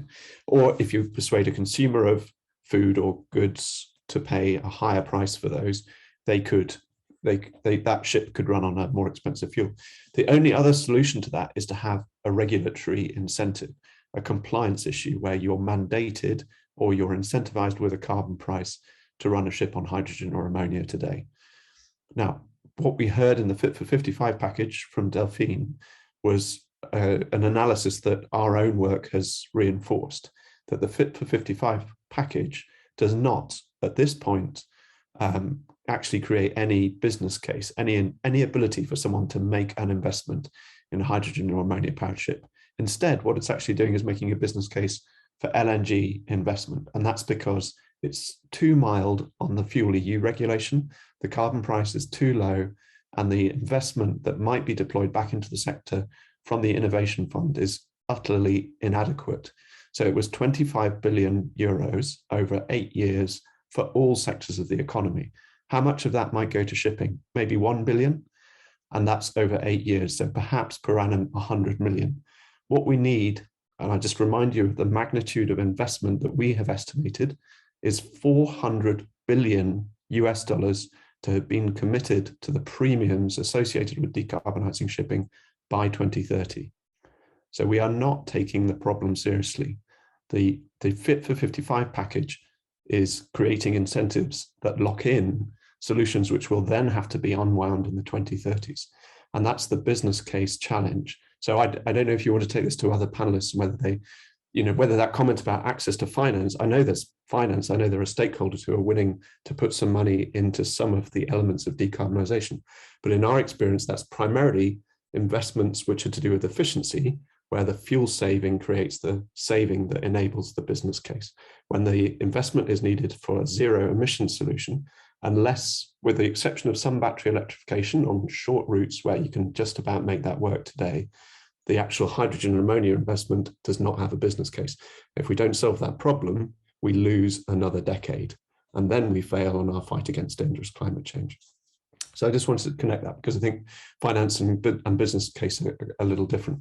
On the CECA and the NECA question, in our experience, in our evidence, we modeled this quite a lot. We did the analysis for the IMO to understand some of the constraints around the sulfur regulation that was implemented there on a global scale at 2020 for the 0.5% cap. We do not see any greenhouse gas reduction arising from the introduction of air pollution control. In fact, you can get the opposite occurring, especially if you take a life cycle emissions accounting approach. So that's where if you include greenhouse gas emissions associated with the upstream or the production and the transport and storage of fuels, as well as the operation of fuels. And that's not a frame that is often taken because we tend to just think about what comes out of the exhaust of the ship. This is one of society and humanity's failings. We just turn the problem into the wrong system boundary and we come up with incorrect solutions. Liquid natural gas, sorry to go on about it, it's a classical example of that because the benefit is on operational CO2, but once you take in the upstream emissions, the methane and the CO2 produced in that process, you also get that incentivization. And so that's one of the things that CECAs and NECAs have helped to incentivize the business case for LNG, and they have damaged our greenhouse gas footprint as a result of that. They damage the greenhouse gas footprint of low sulfur fuels because they also require more energy in the refinery process. So in the production of a fuel compliant with SECA emissions regulations, we need to put more energy into its production to desulfurize that fuel. We use energy to take the sulfur out of it. Now, that's a good thing because it helps not kill people with the pollution, the air pollutants, but it's not a reduction in greenhouse gas emissions. Thank you so much. And I would now give the possibility to Ms. Maria Alfayate to answer also to this aspect that you raised, that so far these pledges made by the European Union doesn't make business case for hydrogen. And I will put on the floor also this other element, which is very important in some of the tangible ways to tackle this issue. It's a EU taxonomy that states definition of sustainable business. So I would like to ask to Ms. Alfayate, what is the state of the play with respect to EU green bonds, to regulations of the market of environmental, social and governance products, and to climate finance in general? What is, from this tangible way point of view, state of play in order to boost companies to pursue this path? Okay, well, on the LNG, I know that, I mean, there are very diverse views on that. I would just like to say that from the Commission perspective, the LNG is no more than a bridge for the gap until we have the other fuels available. And it is the spirit of the Fuel EU Maritime to be technology neutral, therefore to allow all the different possibilities, but it's not any intention to bet on LNG. It is one of the options which it is there. And as I said, I know there are very different views. It exists the methane emissions, and it's valid concern. But also the engine manufacturers have invested in developing solutions that are able to reduce these emissions for all types of engines. So this is why we believe it can be a transition fuel.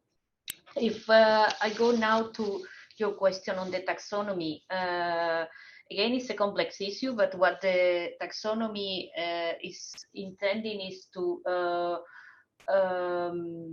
give everyone a sticker to the different activities to say whether these are conform or not conform. They can have this label, so that when people are investing, companies, investment organizations, they know and whether these are considered as sustainable green or not. And in fact, is what Tristan mentioned before. I mean, we need to be consistent, and we have to be aware, at least as consumers, where we put our funding and whether we're investing on activities which are sustainable and have this label or do not have it. And the same applies obviously to corporations. Thank you. Thank you very much. I would also now give I see that there is another student available for the question.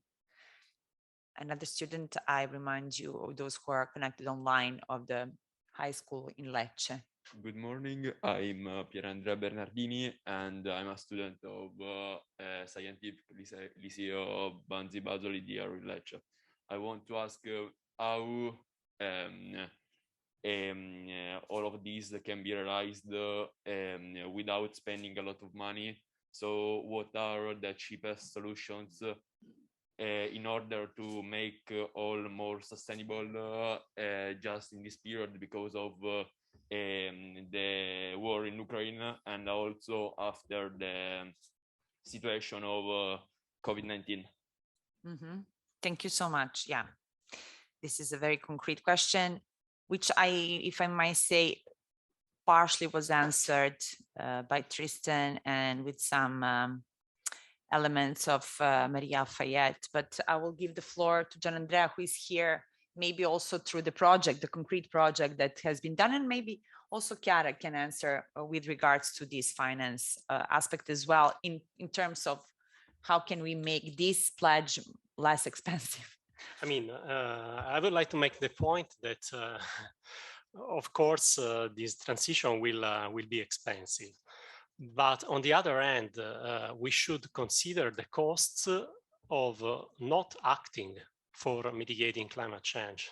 So not saving money and say delaying this energy transition means accelerating the pace of climate change, intensifying its impacts, and this means cost in terms of financial cost because of, for instance, higher cost for living in a hotter environment, but this is the mildest one. Cost for facing natural disasters, cost due to lives lost. So all these costs should be considered in this accounting. It is, I mean, there is no free meal here. If we save money delaying the transition, we will spend this money for the consequences of climate change. It's very simple, and we will spend much more. That's another point. So it's much more economically, say, convenient to spend in mitigation than in adaptation, and to spend now, that means in this decade, than to spend in the next one, or even worse, towards the mid of this century. So I think even from the financial viewpoint, climate change mitigation is a strong case. Yeah, it's always the question of, let's say, awareness through the communication. We are usually, unfortunately, aware of the problem when it hits us. Sorry for trivializing a very complex aspect. But climate change somehow also in this frame, historical frame we are living, is put inevitably on the second level, maybe third. We are not anymore, as you can hear and see from the media point of view, tackling this issue, because now we have bigger issues that are not going to solve the question, and they are also going to make things worse. But your question is really suitable. But the question is that maybe the communication and awareness, everything is about the awareness. Why do I have to finance something which is expensive when I can? It's also about the clothes. Why do I have to buy something that is sustainable when I can buy something 10 times less?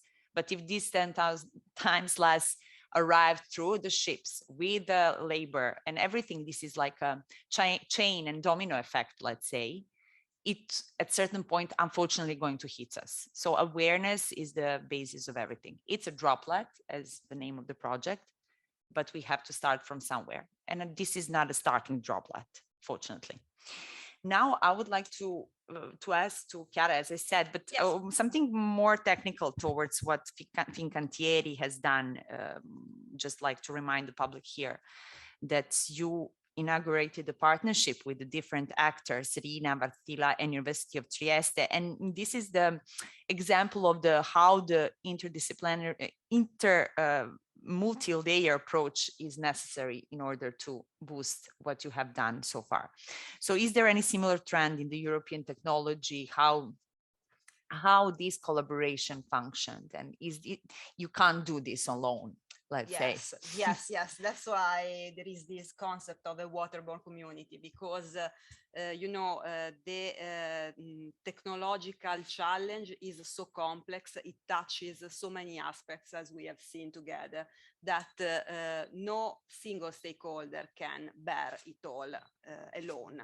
But there is a possibility to, with the integration of many technologies, of many aspects, so not only focusing on, for example, LNG, but on a blend of a sustainable alternative fuel scenario that is made of many solutions. And these solutions are also going to have a transition in the future. So we can have a battery that today have a certain range, can provide some amount of energy that in the future can be increased, and maybe in a lower volume and in the higher voltage, so the ship's layout can also benefit of this. And if I can also just add one comment to the previous question. Now, so speaking of less expensive solutions that are not taking in account sources of energy that now are not certain anymore or are still unstable. So we are now in a situation that is full of uncertainties. No, it is the so-called VUCA scenario, no, in which there is a lot of probabilistic data that has to be considered. One is, for example, the energy, the energetic aspects, the fuels that are going to be used, and the technological path that are going to be adopted in the future. But we have a strong and solid background before at our shoulders. One is, for example, the weather routing. The weather routing is something that is already at disposal, together with many other technologies for example, the energy efficiency optimization of the ships, for the hull, for the systems. So these are things that, if they are integrated together, they can bring already at, let me say, zero cost, some good improvements, but they have to be put on a large scale. On the other side, we come from an era that was based on business model for bigger ships. And so now we should make a transition for the concept of this very big scale, economy of scale, that has to go together with sustainability. It is something that has to become a part of the new business models. And as it has been said by Delphine, Gozillon, also the infrastructure of the ports, and you were tackling and praising, as I might say, also this, let's so-called Italian model, and what Italian strategy done so far in terms of decarbonization of shipping sector. So my question for you maybe also is, what can Italy do at the EU level to push for EU legislation, and what can we learn from this Italian model since we are in Italy? Why is it so good? Like, let's boost it, and we have some tangible examples, but why, as you are working from the also European level, you are observing, why is it a good path, let's say? Yeah, thank you for this question. I think there is indeed a lot of willingness from the Italian sectors of Fincantieri trying to invest in these renewable solutions. And also recently there was this political strategy adopted. However, we haven't heard much of the Italian position on the files that are in discussion at European level right now. And we would very much like Italy to support some concrete actions, because these files that we have presented today, they're most likely going to be, well, there will be a position by member states already next month on the 2nd of June. So the clock is ticking, really. And there have been some proposals put forward by member states to advance. So a bit in the sense of our recommendations. One recommendation that was put forward on the GHG targets is by the Netherlands. So the Netherlands have proposed at the Council to have stricter GHG targets, and we think it's an excellent idea. So this is one thing that Italy could support.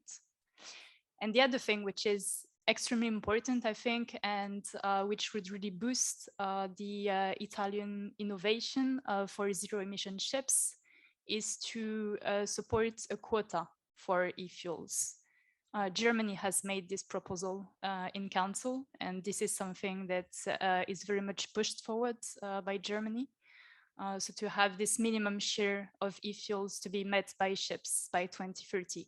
And this is really something that is important to create the market, because today you don't have any e-fuels used by ships, and especially on the longer voyages. So here we really need a market signal. We need supply to meet demand, so that we break this chicken and egg problem that we have today, and that we ultimately achieve the economies of scale that we're expecting. Yeah. Thank you so much. We are approaching towards an end of this panel discussion. I don't know whether there are other questions, comments, as I say, critics, especially from this left side of my side.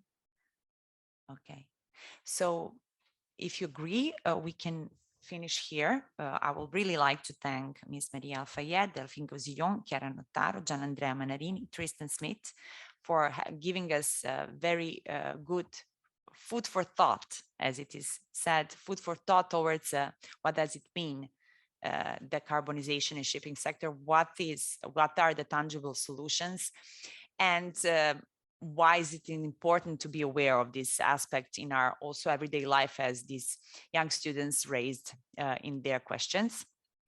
I would like to remind you that this workshop doesn't end here. We will now have a lunch break. This is very important information, not only for the people present here, but especially for those who are connected online. So don't go away. Do go away, but then come back, please, at 2:30 Italian time. This is important also to underline for those who maybe are not in our time zone. So we are going to come back in exactly 1 hour and a half here for another and last session of this workshop, which is dedicated to the COVID-19, something that seems, fortunately, I can say, that is going out from our lives, at least at this part of the world.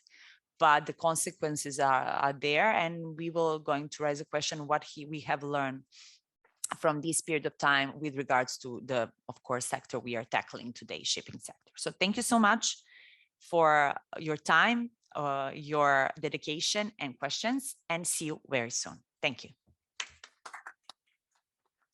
Yeah, let's start with the last but not least session of today's workshop, GUTTA project. We are here in Lecce with lots of young people from the high school here, a local high school, and also participants of the project, those who were directly involved in these last 3 years in the project, and also representatives of the different layers of the decarbonization or making more sustainable routes within the shipping industry and maritime sector. So as I announced before, this last section and last part of the workshop is going to tackle the COVID-19 aspect, which means raising the question how the shipping industry and maritime sector was affected by the COVID-19, what have we learned from this period of time, and what are the impacts, pros and cons of stopping the world for almost more than 2 years.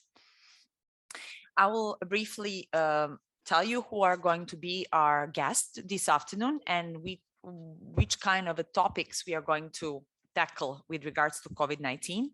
So first, we are going to tackle the digitalization in ports with Michele Fiorini from IET-Italy.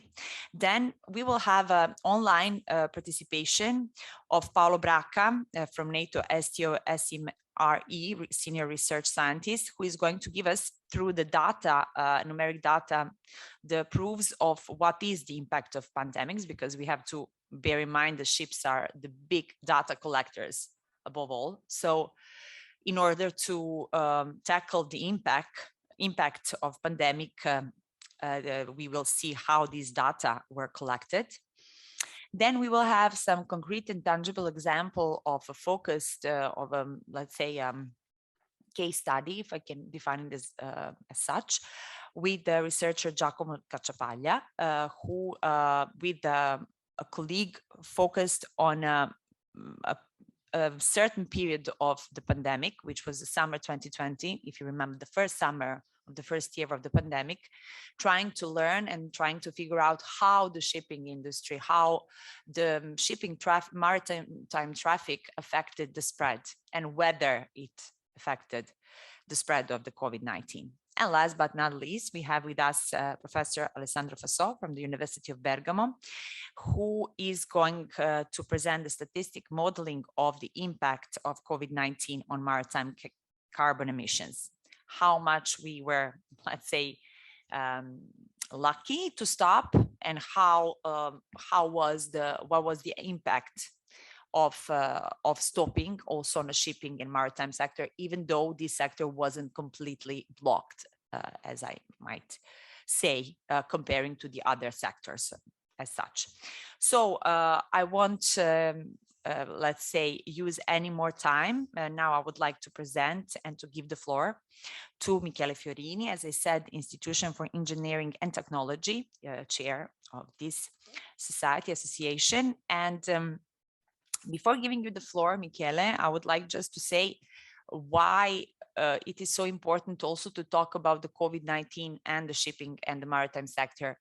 If you remember, when the pandemic started, one of the images that we have of the spread of the COVID-19, there was a ship, a big, enormous boat named Diamond Princess of Japan. These youngsters are laughing. I don't know, maybe because of the of these movements. Okay, but do you remember this ship which I'm tackling and talking about, Diamond Princess? You remember the big boat which was stuck at the beginning of the pandemic? Okay, you remember that the first big impact image, let's say symbol of the pandemic, was this ship, this big ship, big boat, cruising boat, thousands of people. What? Yes, and there were thousands of people blocked on this boat, and the spread of the virus was huge. So we have this as a symbol, and now we will tackle how actually the COVID-19 was spread by the maritime sector, how it was affected. And the COVID-19 also emphasized how heterogeneous landscape it is within the maritime sector. And digitalization is one of the aspects which emphasize the different layers of the maritime sector. Actually, it emphasized the ports and the ships who implemented already this digital approach, and those who relied still on personal interaction. And the personal interaction is still something that is affecting the spread of the COVID-19. So what is the importance of the digitalization on ports? Michele Fiorini, finally, I will give you the floor, please.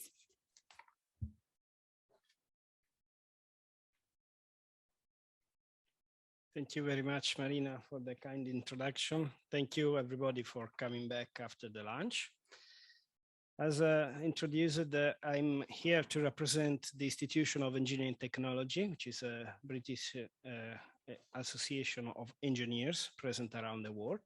Actually, it is the oldest engineers of technology. My topic will be about a keyword, digitalization. And I want to start with something. Again, another ship. Why this? This is the Titanic. Unfortunately, the tragedy that going to mark the start of the modern era of navigation. And we are now going to start another era, which is more green, and we don't want any more tragedy to kick off it. Let me make a little bit of introduction of what maritime surveillance is.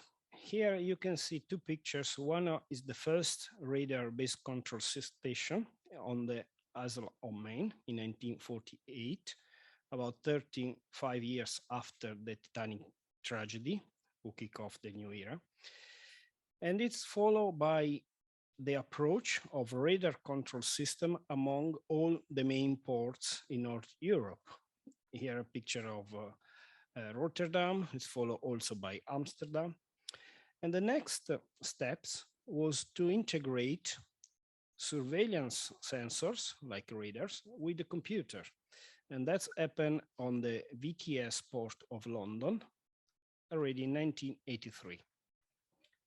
The economical goal, or let's say the goals to do that, are the three listed there, which pretty much the same that are still valuable today: to limit the risk of collision and incident, to avoid delay, speed up process, and of course, improving efficiency.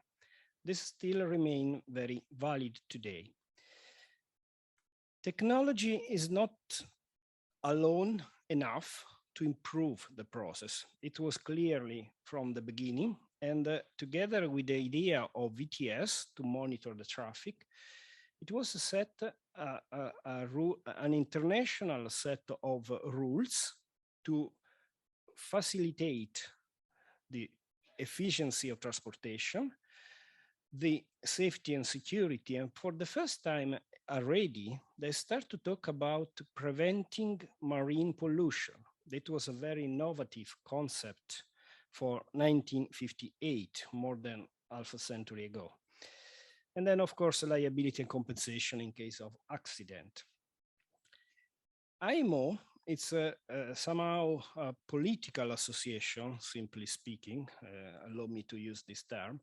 And together with that, we have an international association of marine aids to navigation let-out authorities, which could be considered as a technical aids and references for the technical implementation of what has been decided at the IMO level. In a very simple way, let me allow this. Now, we have to move into the digital era. Already this morning, we discussed a lot why digitalization, so on and so forth. And the question is still here, why? Why we need to digitalize? I can discuss longly on the benefit, etc. But the best explanation is a clip I still love and use many times. That is this one. People in my age will remember how was the desk when we were to school. And you may confirm how is the desk nowadays. Everything in our desk is going into a computer now. And this is probably the best explanation in a simple word why we need to move also ships sector into digital era. In fact, if you go inside on a modern ship, you will much probably see something like this, which is more near to gaming room in my experience than an old ships, but that is the reality nowadays. To be more precisely, the IMO and the IALA define the e-navigation concept as reported here on the screen, and highlight three keywords, which are harmonized, exchange, and electronic means. Harmonized because we need to tackle the problem globally. And the COVID-19 was again a confirmation that we are all, let me say, on the same ship, on the same world. COVID don't stop on the border. Exchange, especially on information and data among different stakeholders. And this is, of course, possible by electronic means. It's not anymore thinkable, let's say, to use by papers. This is the technical architecture. I don't go too much in details, just highlights that it is an architecture representing the shore side and the ship side and the connections in between. There are operational services among people from shore side and ship side, and physical connection that allow such services to interact. And there is also a common data structure in order to allow this data exchange globally along the world. Here is better represented. We are moving from the paper charts that was used in the past to navigate to a more digital worlds. And specifically, we are digitalizing all the aspects that are interest for safe navigations, according to the different numbers here. And for the first time ever, there is a digital representation also of the world behind the water. And this is also in accordance with the United Nations SDG 14. Here a clear image, a screenshot of a real S100 cartography on board on ship, courtesy of Kongsberg Digitals, just for your information. Let's move on.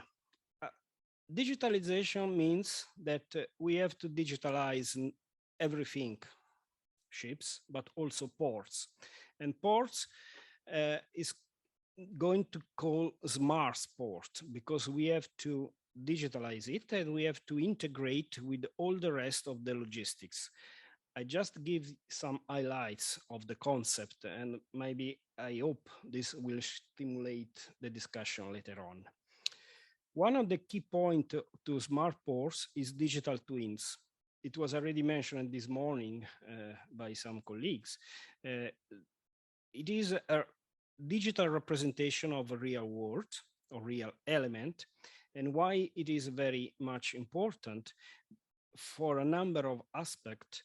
For example, we can use it to reduce a lot of waste that are happen on ports and on the logistic at all internally, and also to predict more efficiently in terms of planning and in terms of maintenance as well.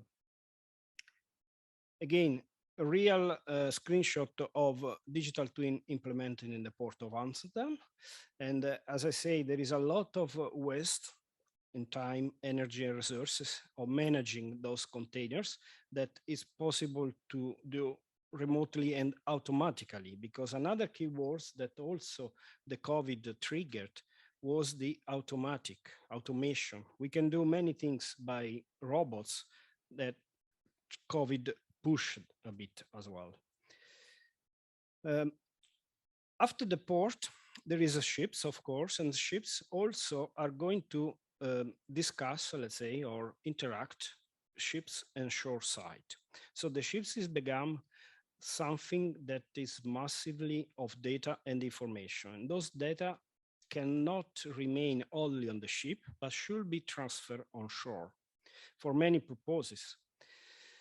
And therefore, we start to discuss also about smart ships, which is the ideal configuration which improve the safety of navigation, reduce pollution, improve technology by, for example, artificial intelligence, big data, and so on and so forth, and facilitate a remote connection between shore and ship.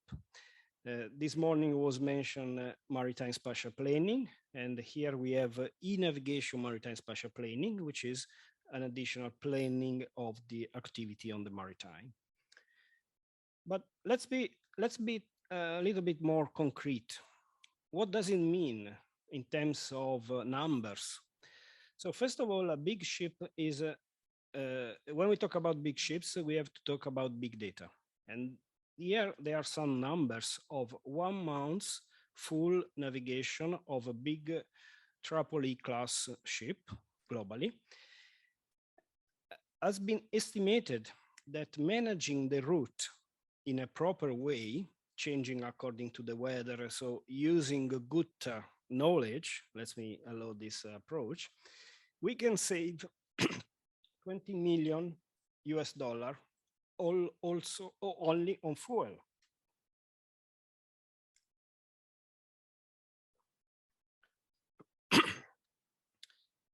Numbers, again, as engineers, we love numbers. We already, Marina already mentioned that 80%, 90% of anything you touch, you manage, are traveled by ships. It is a 16 trillions of goods per year, and it's going to increase about 10–15%. When we do an activity online, we have to consider that the many aspects that are behind these logistics. I just list here a little bit of things. Just consider to buy something online. They are the ship owner, the freight forwarders, the ocean carriers, ports, terminal, custom authority, and so on and so forth. What happened about the e-shopping?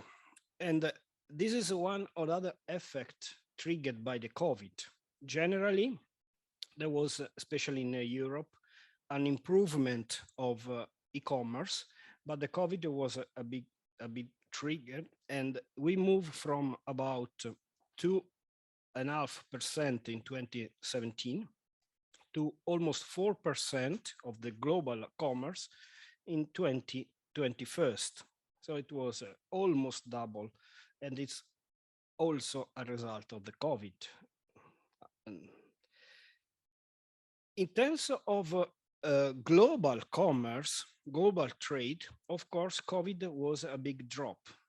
It was almost 27%. It was bigger than the global economy recession of 2008. So it was the big shock the global economy had from many years on. I want now to present a bit of data from some colleagues who tackle the problem of tourism.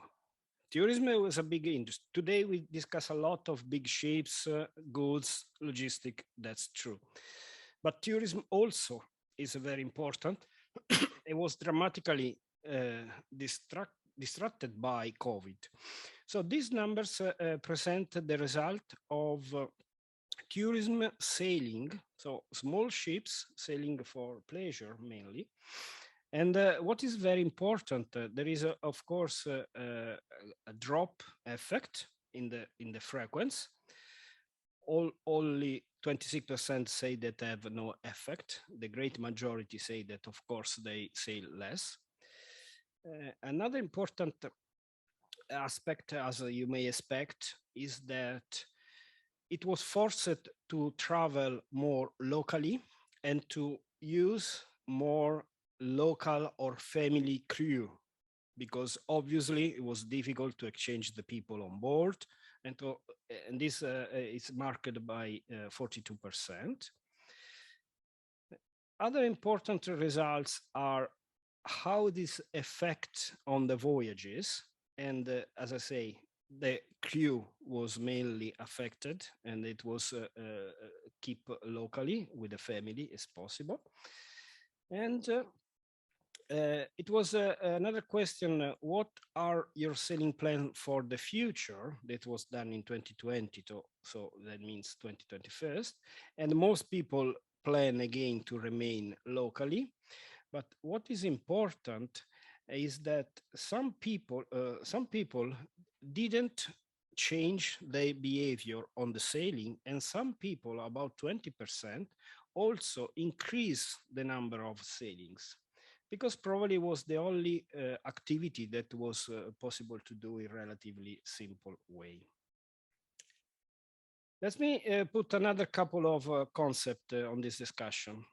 Here I report the flat development. It is an index who mark very clear that generally the flats are going to be bigger and bigger. We talk about these mega ships. And this is the trend linked to the business model that globally we are using, producing somewhere in a place and then distributing everywhere in the world. The trend is dramatically growing. However, we all know what happened in the Suez Canal. We all know the problem in general of the COVID that tackled this.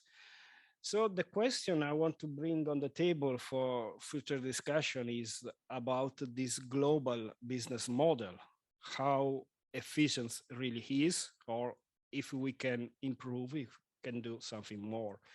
Just about 1 week of the block of the Suez Canal cost 400 billions per hour. And it was a queue of about 300 vessels waiting to enter only from one side. Another situation that happened now, triggered again from the COVID in the Asia country. We know the situation in Shanghai in these days, still locked down from 3 weeks. And these graphs represent an index that measure the cost of transport one container from one part to another. And in the last few years, you can see, but the point where the curve starts to grow is August 2020.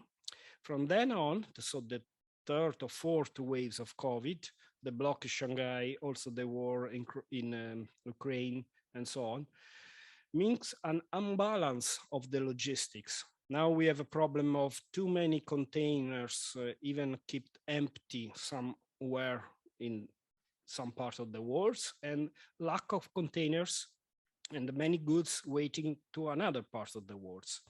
And that means the cost is growing very much for the transportation. So again, another massive trigger to this global model we are building on. That is possible. Have a look at the global spectrum. In the world, there are some choke points that are, let's say, the strains where vessels are forced to pass. And if we look, for example, from Asia to Europe, the almost obligatory route was along Suez Canal. That's quite obvious, unless to circumnavigate to the Africa. And the global corridors are pretty much fixed. Somebody called them the motorways of the seas, because vessels pass all there. And now I'm working with some colleagues from University of Ulm to say, we know this global warming make the polar route available. These are some results presenting. We're going to present in July, in end of June, in a conference, and it is, let's say, possible, and some companies are already doing, to use the polar route instead of the Suez Canal. Very simple speaking. So maybe this become the next corridor, the next motorways. However, as you can easily imagine, Arctic is very sensible environment. It's very difficult for the logistics, for the temperature, but also very, very dangerous if something happens at that level. So again, another point to discuss further on. Finally, my last word is about the first ever fully autonomous and sustainable ship, Chiara Birkeland, produced by Kongsberg and the consortium. The purpose of these ships is to remove tons of goods from the route and transport by these ships along 2 fjords in Norway. This ship is fully automated. There is no people on board, and is fully powered by green energy, either battery or solar and so on. I will not go in details, of course, but I just, let's say, make a mark, because this is the first ever totally autonomous ships that going to navigate our seas. I stop here. Thank you very much for your interest, and I look forward to any question later on.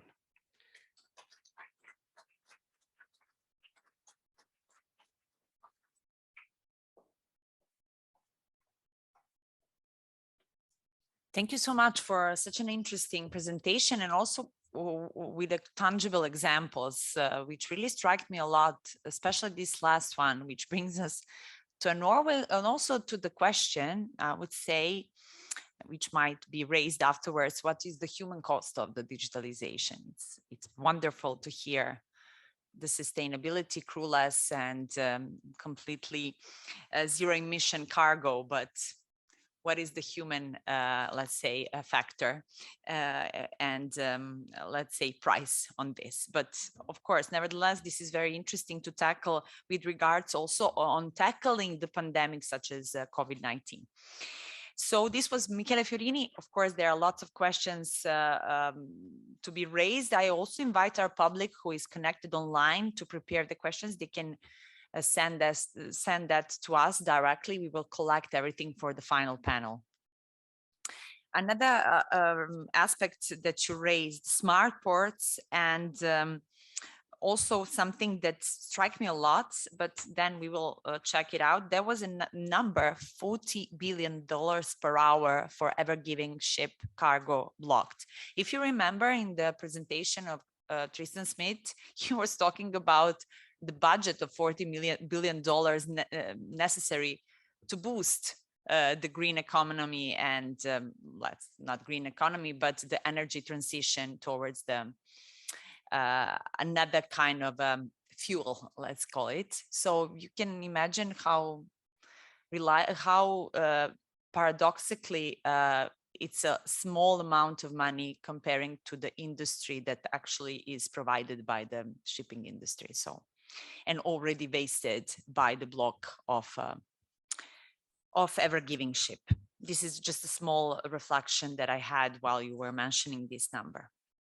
Okay, now with us, there is a next guest, Paolo Bracca, who is supposed to be connected online. I will just briefly present him. He's a Science and Technology Organization Center for Maritime Research and Experimentation Senior Research Scientist from NATO. It's a very huge title for the very important study that Mr. Bracca made with regards to what I mentioned at the beginning of this session, or better, that the ships, and that also in the previous presentation was mentioned, that the ships are the big resource of data. We need a data, and all the scientists that when they are studying and making a research, they need a data, and ships are the incredible resource of data.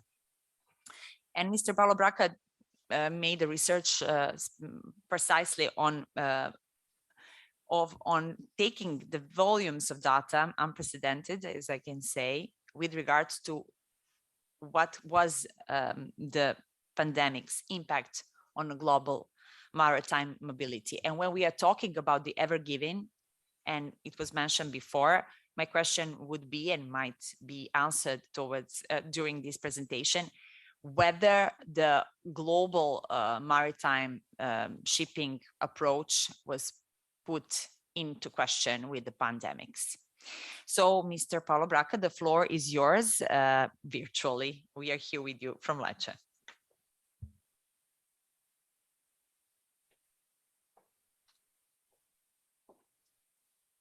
Okay, we can't hear you. I don't know why. Can you just check your volume or your mics or your headphones, whether they are connected? You can hear us, right?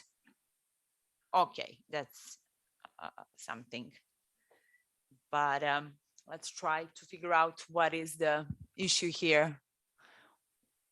Yeah, of course. Maybe you can just figure out whether the configuration of your headphones is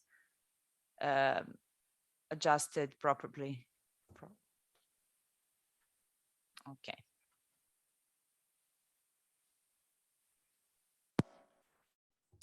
We'll just. What about now? Yeah, perfect. We now can. It's better. Yeah, perfect. Okay. Thank you so much. Okay, so thank you for the kind presentation, and I want to thank also the organizer for inviting me. Actually, about the digitalization, I was thinking that I discussed a lot with Michele in the past year, but actually we have never met in person. So that's also a strange implication of digitalization. So I'm going to share my screen. Give me a feedback. So if you see correctly the slide.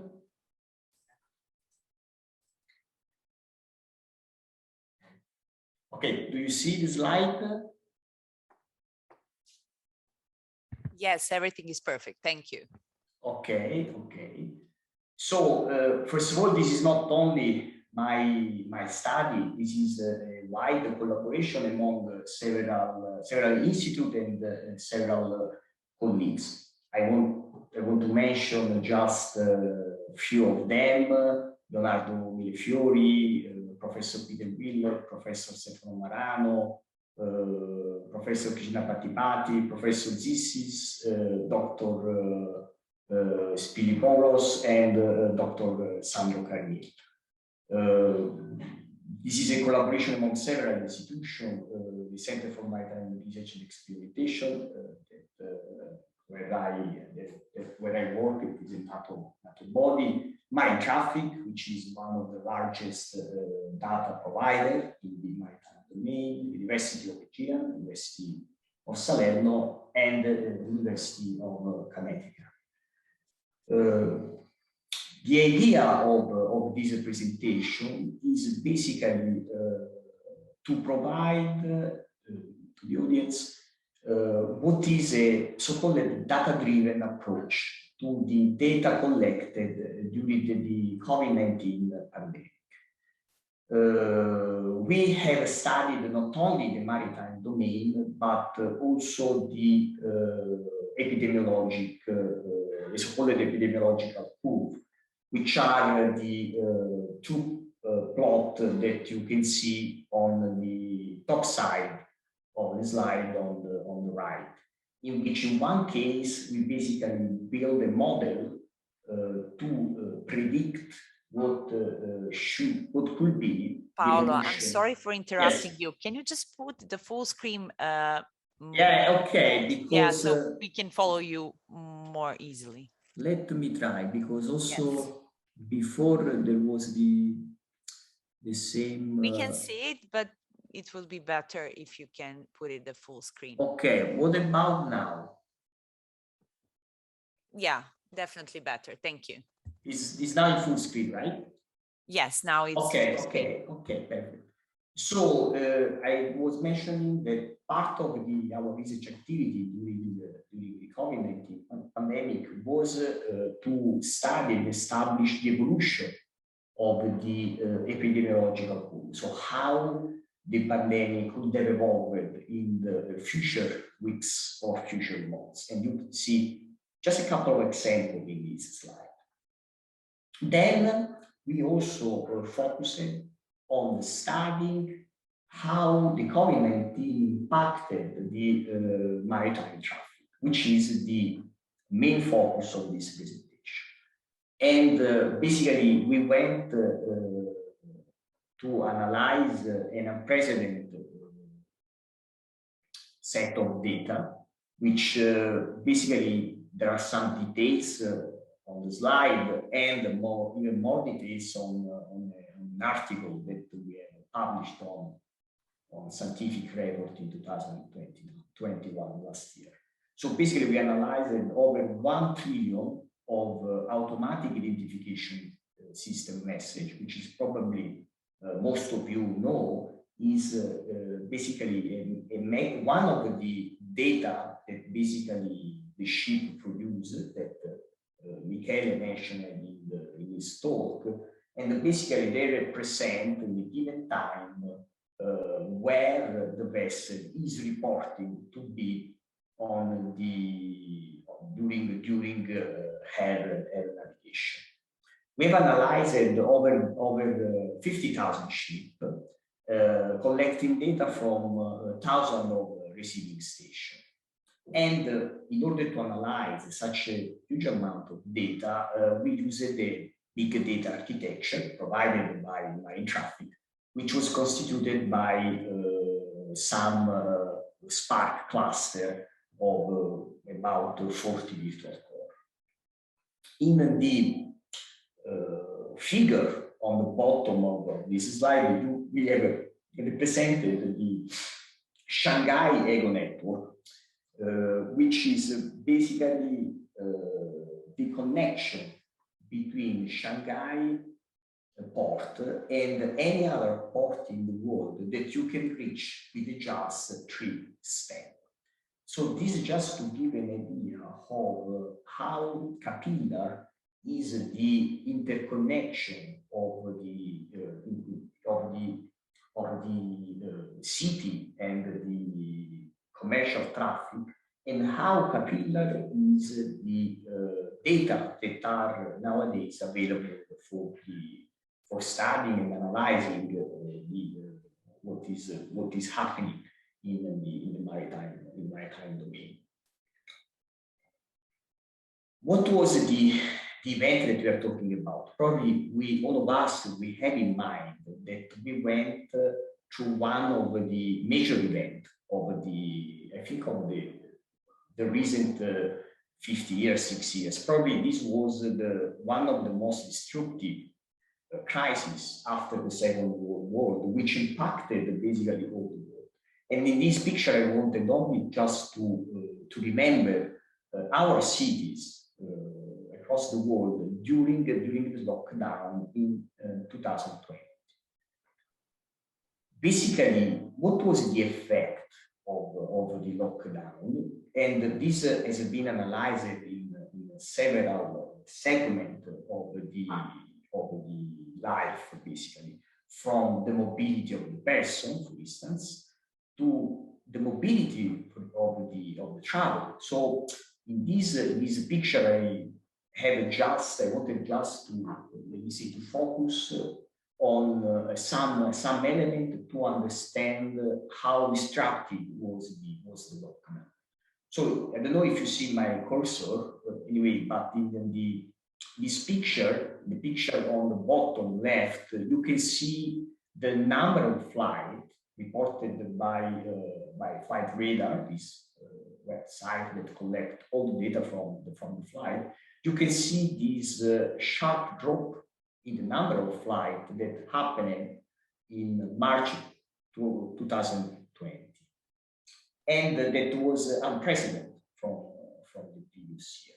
And it's very similar to what happened, if you see the plot, just the plot on the right, what happened in the maritime traffic related to the passenger ship that Michele also mentioned in his presentation.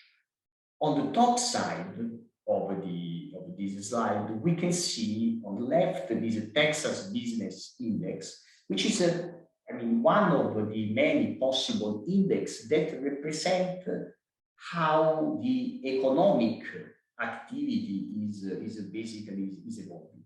And you see here a sharp drop in this index, representing that there is a huge effect from the economic point of view. Then the last plot on the right side is representing the crude oil price, which I think for one of the first time in the history, I would say, the price went negative. So what does it mean that the price went negative?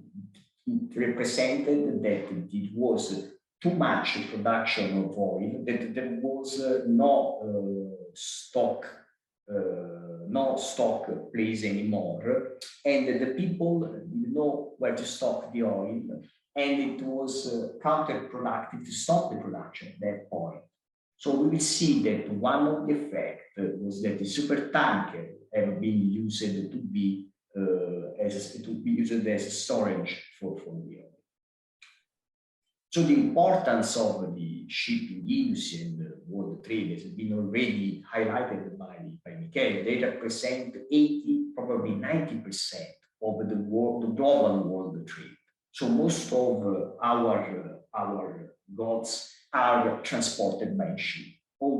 Most of the commerce is done through the maritime commercial traffic. And in this presentation, we are going to study what was the impact of the lockdown and the COVID-19 in 2020. We have, there are several indexes that can represent quantitatively the impact of the COVID-19. And Michele, in his presentation, he showed some indexes from the UNCTAD report on this. We have proposed an index that is not focused on, let me say, economic aspect, but is focused only on the mobility of the ship, in order to have a sort of agnostic kind of indicator, similar to the mobility indicator that was proposed probably from Google, was made available from Google, in terms of the mobility of the person during the lockdown, where the person were going to be during the lockdown in the different countries. So this parameter is basically the cumulative navigated miles from each vessel in each category, computed from the data set that I have mentioned at the beginning for all the different years. So each bar here represent, that you can see, for a given category, wet bulk, container, passenger, dry bulk, which are the 4 main commercial ship category, the monthly cumulative navigated miles in the past years, so from 2016 to 2020. And we have reported in each month from, let me say, January to June 2020, what was the impact of the COVID-19 in terms of the monthly cumulative navigated miles. As you can see, we have, I don't know how much you can see the numbers in the panel. I mean, of course, you can also download the article and give a look to the specific statistic that we have reported. But on the right side of the slide, you can see what are the numbers. So basically, the major impact was for the passenger ship. So there was about a minus 40% of the drop in the mobility of the passenger, while the impact was quite significant for the container and the wet bulk, about, let me say, from -5 to -13%, and up to also to -9% for the wet bulk. This seems numbers that are not that huge, but if you compare in this slide to the increasing trend that we had, which here are combined 2 trends, the increase of the mobility of the traffic and also the increase of the availability of the data. But basically, this was a clear increase in the trend that was disrupted by the pandemic, basically. Nevertheless, even if there was this impact, I have to say that there was a significant resilience of the maritime traffic. So during this period, there were major effect on the supply chain. So there were this contraction, but at the same time, we never had the experience of an empty supermarket, which we couldn't buy anything. It was at least from my opinion, is that it was mostly the opposite of this. But we will see that something changed in 2021, and we see this in the last slide. In this other slide, I want only to mention that, as we said also before, that there was a significant drop in terms of the super tanker, so the very large and ultra large wet bulk, which are mostly super tankers. This is confirming this drop here, that basically most of these ships have been used as storage for the oil, because there were no possibility to stock them in March, April 2020. Okay, we move now to a different kind of analysis. Of course, we have seen that the mobility had a contraction, but we also wanted in our study to understand where geographically this contraction happened. And in this density map here, you can see the difference between 2020 and 2019 in terms of difference of mobility reported in the most significant geographic route. As you can see from the different picture, we can highlight that the Asian region wasn't that much affected as, for instance, the part of Europe and part of the Atlantic Sea. This is a case for the wet bulk and container. While, as you can see before, for the dry bulk, the contraction was less significant compared to the other case. While for the passenger, basically, we don't see any kind of contraction. Probably I missed to say, I didn't say that the yellow in this picture means that there was an increase of the mobility, while the darker color, the blue color, represented the decrease of the mobility. Here we give a look, for instance, to the Mediterranean region, for the four category of vessel. And again, we can see that for instance, for the container, the most important sea lanes that are highlighted in this density map report a decrease of the mobility. Again, this is different for the dry bulk, in which there are major part of the map that are yellow, so they represent an increase of the mobility. While for the passenger, basically, as you can see, there are mostly a decrease, except for the let me say the transportation, the connection between the islands that have been maintained for logistic reason, of course. But this is basically representing the decrease of all the traffic of, for instance, the tourism, basically using the ship.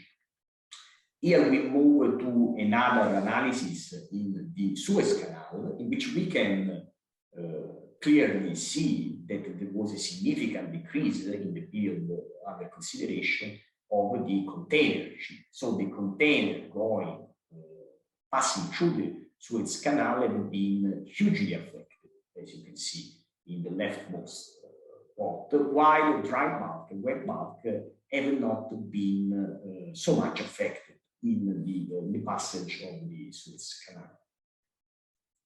In this slide, we report something that is interesting in terms of the emission, the difference in terms of emission of from the ship.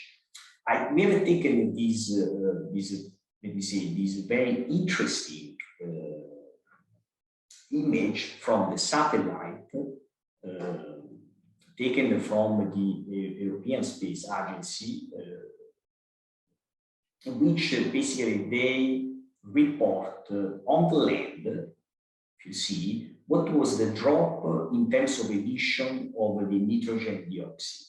And you can see that in 2020, compared to 2019, you had a significant drop, for instance, in Paris, in Madrid, and in Rome, so a drop of almost 50%, mostly because of the drop in the traffic, in the automotive traffic, probably also less production from the factory, and so you see even quite a huge decrease in the northern. On the other hand, we have a highlight of this square, basically the major sea lanes that we have in this portion, in this part of the Mediterranean region. And you can see visually that it was also a, let me say, a kind of significant decrease of the emission from the sea that is reflected by a decrease, a variation of the speed of the vessel, which is around -5%, -15%, -6%, -9% in the region reported in the picture. This is just to show that there was also an impact in terms of the pollution produced by the ship. So there was less mobility, in this case less speed, and that reflected in a decrease of the pollution compared to the previous year, the 2019. So this is just, I want to give a look to one of our work in progress, in which we are analyzing the problem of the waiting time in 2021, in this year and in the previous year. So basically you have a number of problems in terms of supply chain because the activity in the port is not able to efficiently process all the vessels that require to enter in the port. So for instance, here we give a look to the port of Los Angeles, in which the number of vessels waiting to enter in the port increased significantly compared to the previous years. And this is a kind of symptom of probably more general supply chain issue. So I'm going to conclude my presentation, just summarizing what we have discussed. We have presented a data-driven approach to analyze the global maritime mobility based on the automatic identification system.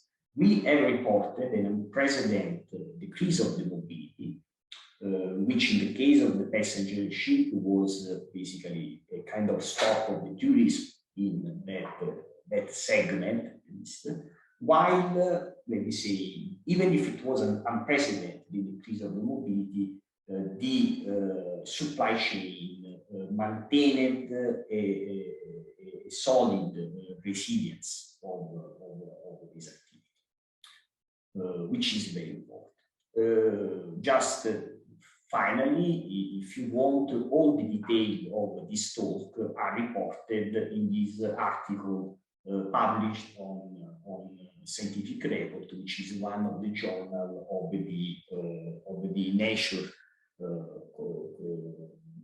journal collection.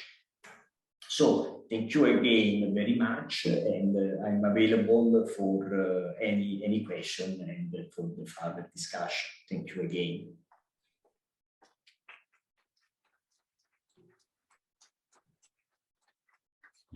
Thank you, Paolo Bracca, for this very important presentation, I would say, in terms of general highlighting the impact of the COVID-19.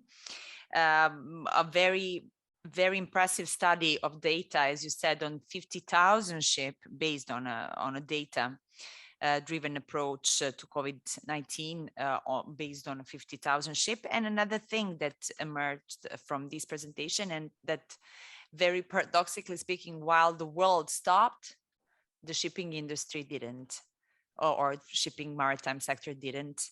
And we will see afterwards in the following sessions how did and whether this affected somehow also the emissions and so on and so forth. And also Asian part of the world, one of the graphics, which is really interesting to see, never actually stopped functioning.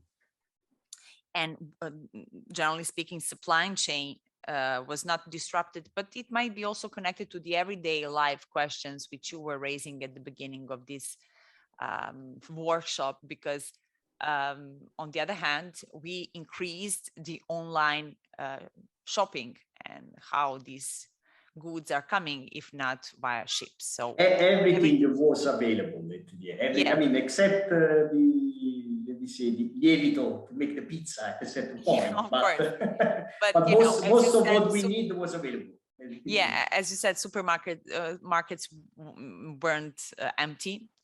And definitely we were boosting this online shopping, which really was connected to them, as we said, shipping sector. And now we are, as I said before, we are going to have let's say, a case study very connected to the country that is a partner of this workshop, Croatia,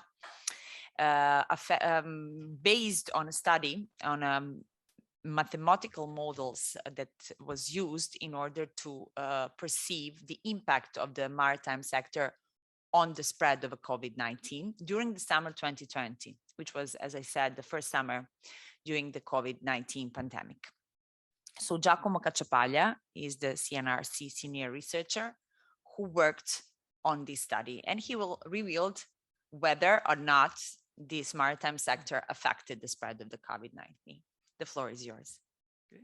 Thanks a lot for the introduction. So I will also be talking a bit about maritime transportation, but contrary to the previous talk, I will be reversing the question. So we really ask, okay, what's the effect of maritime transportation on the diffusion of the COVID and not the other way around? So to do so, I will use, maybe you can see the slide. I will use a model that I've been developing with some colleagues, this epidemic renormalization group framework. I will tell you a bit how it works, and just want to say here that this is really an effort that is not just mine. It's actually it's a network of people that are based both in France, Italy, Denmark, and also Iceland.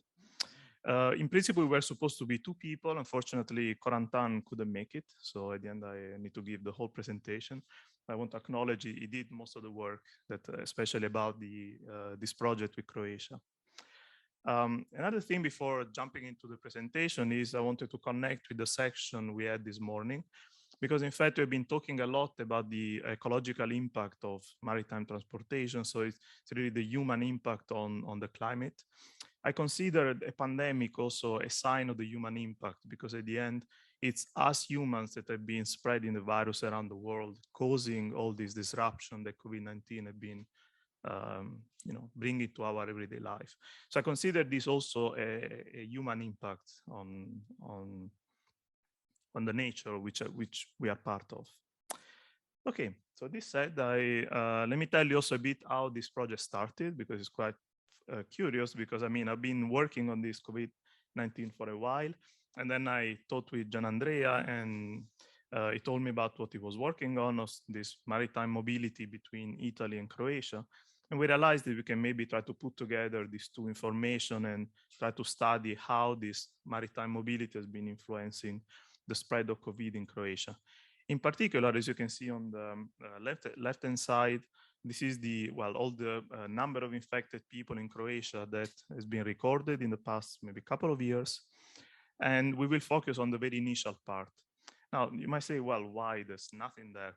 The thing is that there was really the beginning. So it's when human transportation really plays an important role in the diffusion of the COVID. And I also want to bring your attention to the fact that you shouldn't be fooled by the size of these peaks, because those are the people that were tested positive. So the numbers there depends a lot on the number of tests that were done. And during the first months of the pandemic, there were not so many tests available. So later we started doing more and more tests, and therefore the numbers are much bigger. But I mean, if you really squeeze your eye, you will see that there are a few waves appearing into that period. And the other thing that was curious is the fact, and this is a zoom in that area, in fact. So you see now clearly that there was an increase and then a second one. And what me and Gianandrea found curious is that if you look at the second peak, so the second time that there is an exponential increase in the number of infections, this sort of corresponds with the time when ferries started operating again between Italy and Croatia. So is this a coincidence, or there is some real correlation there? And this is the question we were trying to answer. Okay, so before getting there, let me explain to you a bit what is our approach to, in general, to the studying the diffusion of the virus. So I'm a physicist as a formation, so I'm not really an epidemiologist. And in physics, we like to always, well, look at the data, but also try to look beyond the data, try to understand what's happening in the data. So if there is any more deep reason why the data behave in a given way.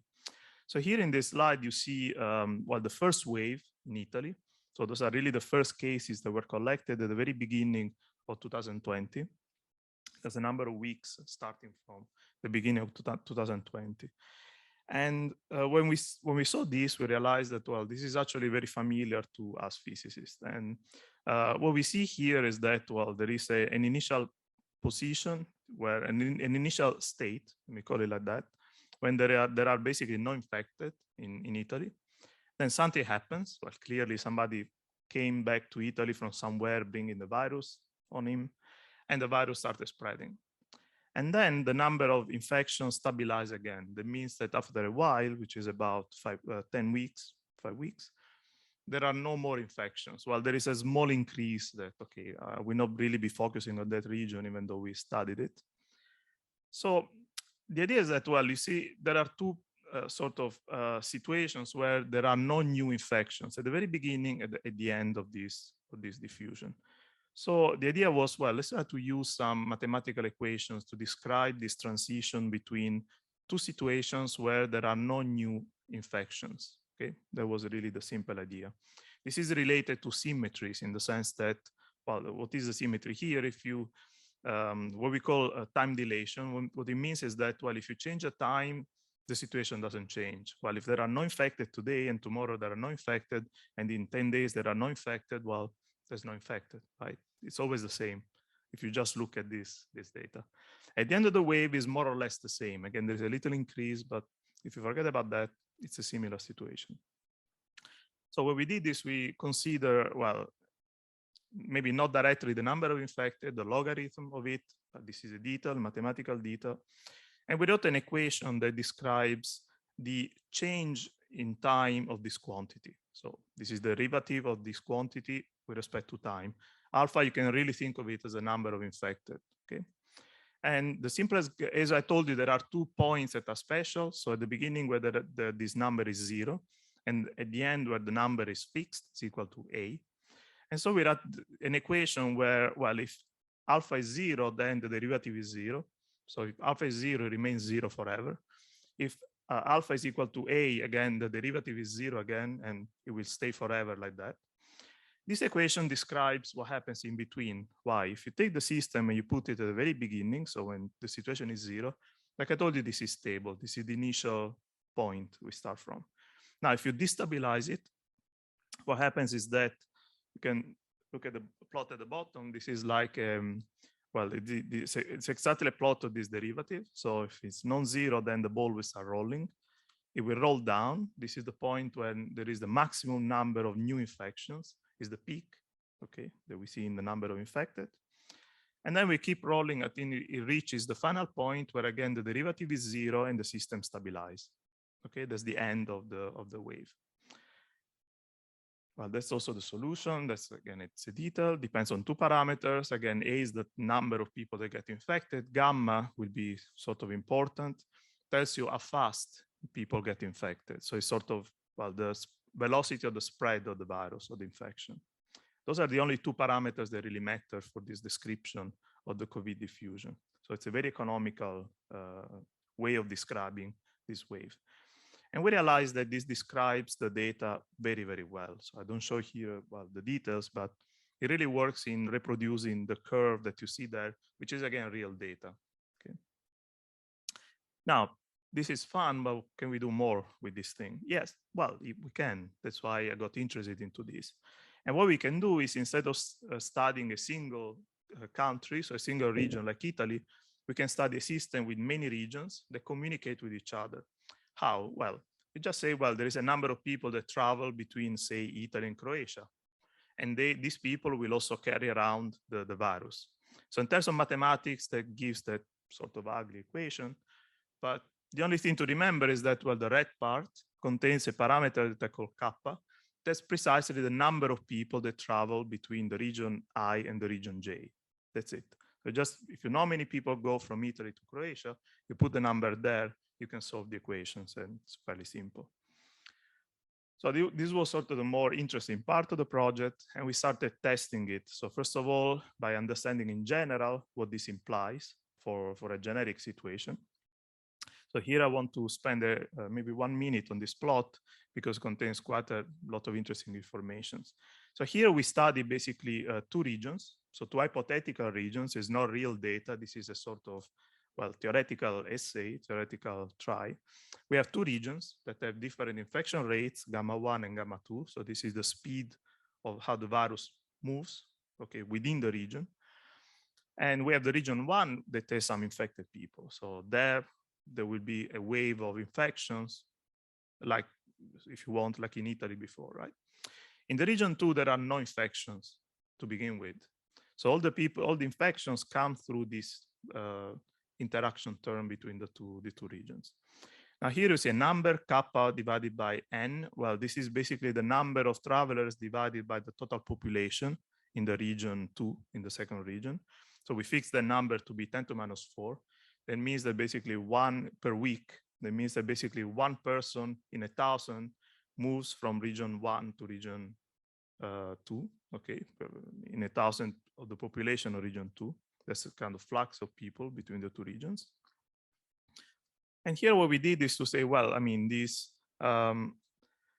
number of people moving will, these people will be moving up to a given week. So at some point, basically we close the frontiers and we don't allow people to move anymore, okay? And then we calculate the difference in the peak in the region 2, comparing to the situation where we never close the frontiers. Okay, clearly, if you close the frontiers at some point, you delay the diffusion of the virus in the second region. And we want to quantify by how much. So here on the horizontal axis, this is the time where you close the frontiers with respect to the initial time when we start the calculation. And on the vertical axis is the delay of the peak in the second region, okay? So basically, if you don't close the frontiers, that will be 0 because you don't delay, right? You just get the number you get. So now what to focus on, first look at a single curve. Take the red one, for example, and you see that the earlier you close the frontiers, the more is the delay. It can go up to 8-10 weeks, right, for that specific curve. Now you look at another line, which is the vertical line in gray. That's the position of the peak in the region 1, so the source region. And you see that if you close the frontiers after the first region already reached the peak, you don't gain a lot. Okay, you just gain maybe 1 week, no more than that. So this clearly tells you that if you want to control the diffusion of the virus, you need to act very, very fast. So you cannot wait to see, okay, I see a peak in the first region and now I close the frontiers. That's too late. They are not gonna gain a lot in terms of delaying the diffusion of the virus. Now let's look at comparing different curves in different colors. What's the difference between them? Well, it's a different diffusion rate in the second region. So now this is a way to quantify the effect of social distancing measures. And you see that if you just close the frontiers at the same time, but you impose social distancing measures that reduce the gamma, so make the diffusion harder, then you go from the black line to the red line, and again, you gain a lot by doing this.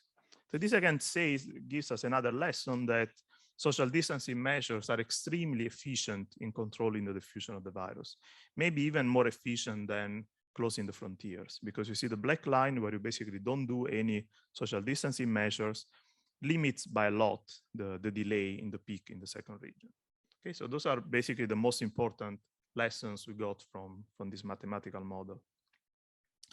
Now, well, this is all theoretical, so you might say, sure, well, it looks nice, but what happens in reality?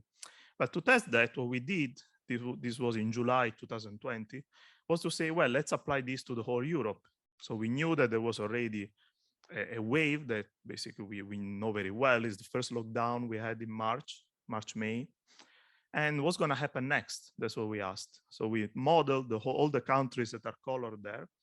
We generated random connections between them. So random number of travelers between them of the order of a few thousands per week. And we connected them to a source of infections that we call region X. So that means that, okay, there are some infections coming in Europe. They come, well, to all the countries, not only France, that's just an example. And then they move around in Europe. Okay, then what's going to happen? We ran the calculation and we saw that there should be a second wave happening in Europe in September. Well, that's the plot with our sort of prediction in blue compared to the actual data. And you see that unfortunately, we got the timing right in the sense that we managed to predict that there would be a new wave of infections happening in Europe exactly in the period August, September. And again, it was done a couple of months before this really happened.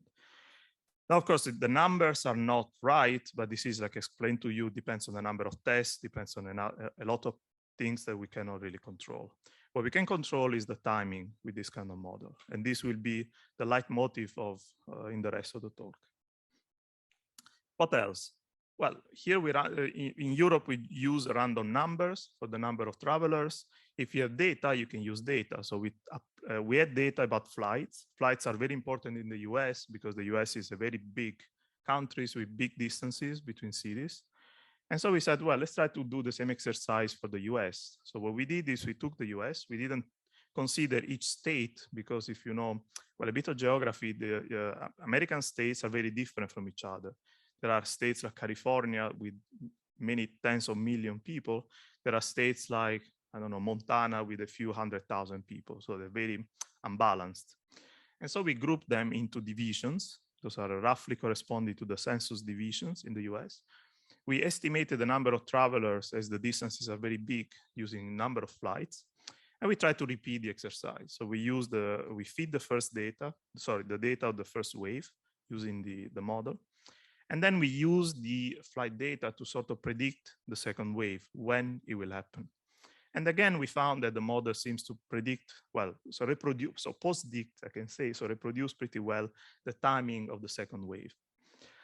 Now you can also see so those are the different divisions in different colors. Again, the details are not that important. Just notice that the points that are the actual data sort of corresponds to the lines. That's the message in this plot.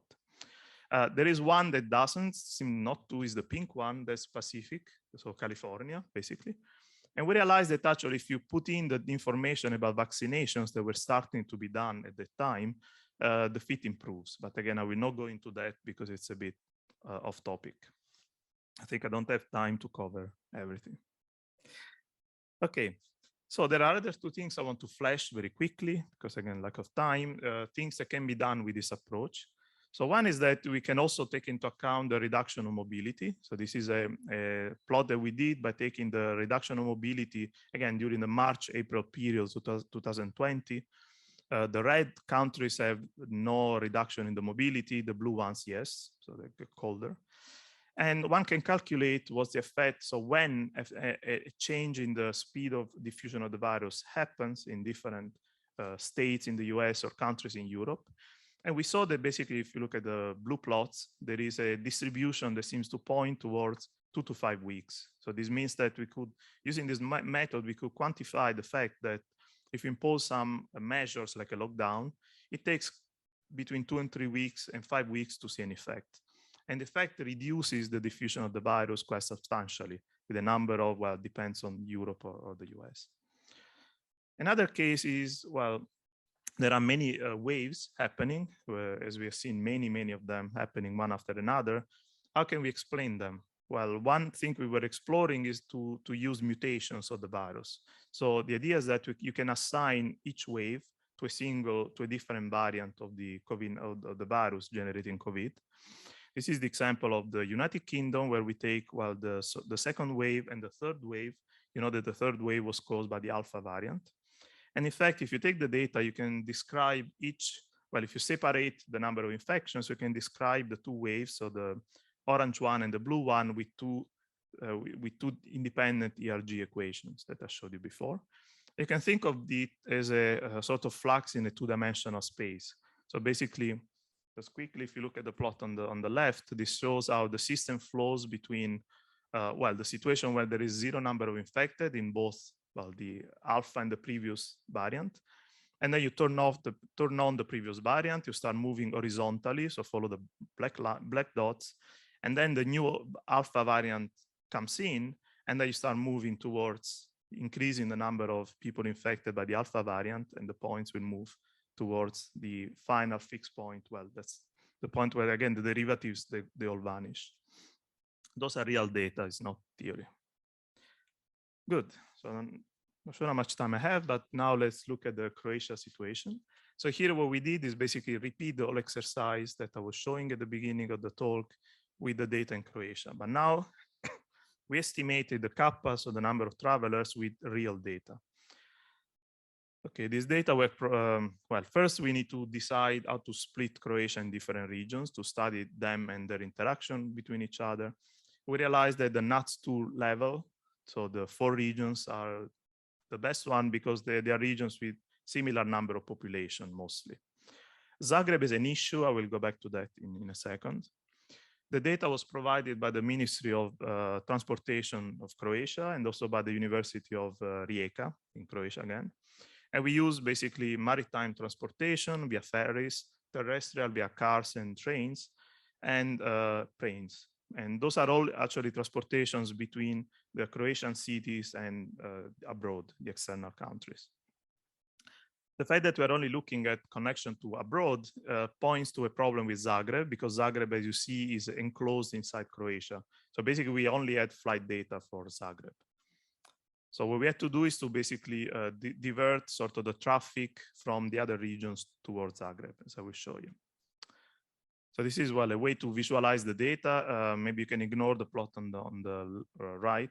Just look at the left one. It shows the number of travelers going to each one of the regions. So the Atlantic, Pannonia, Northern, and Zagreb, divided by the vessel. So airport is in blue and road is in yellow, and then the others are in between.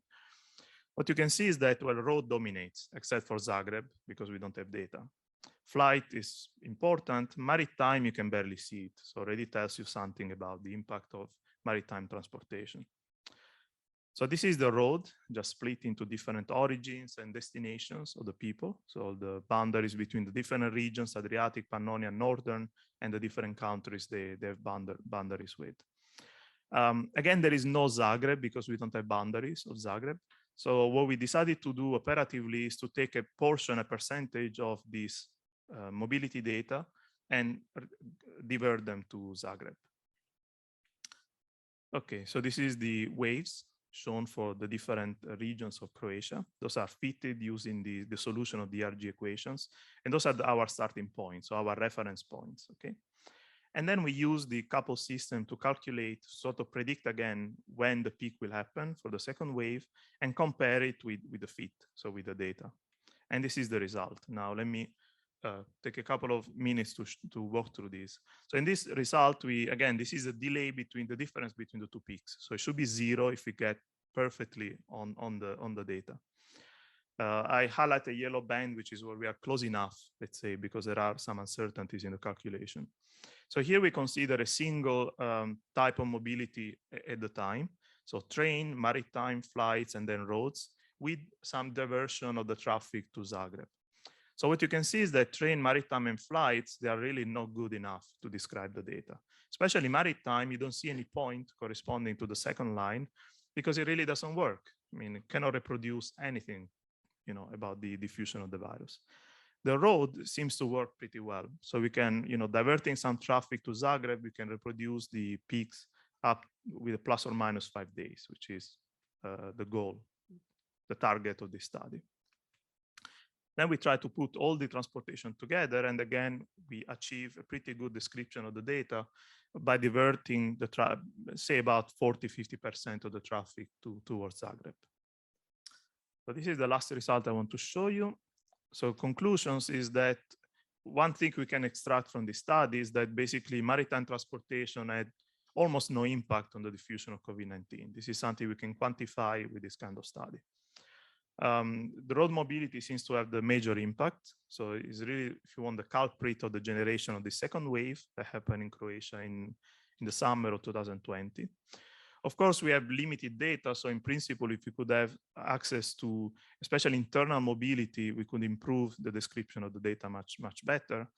And certainly this is a study done for COVID, but I think this is a very generic result. I would expect similar results to hold for any kind of virus or pandemic in the future. So it really gives some indication about what's the most effective action one can take. Well, if, let's hope not too soon, another pandemic might hit Europe or the whole world. Thank you very much.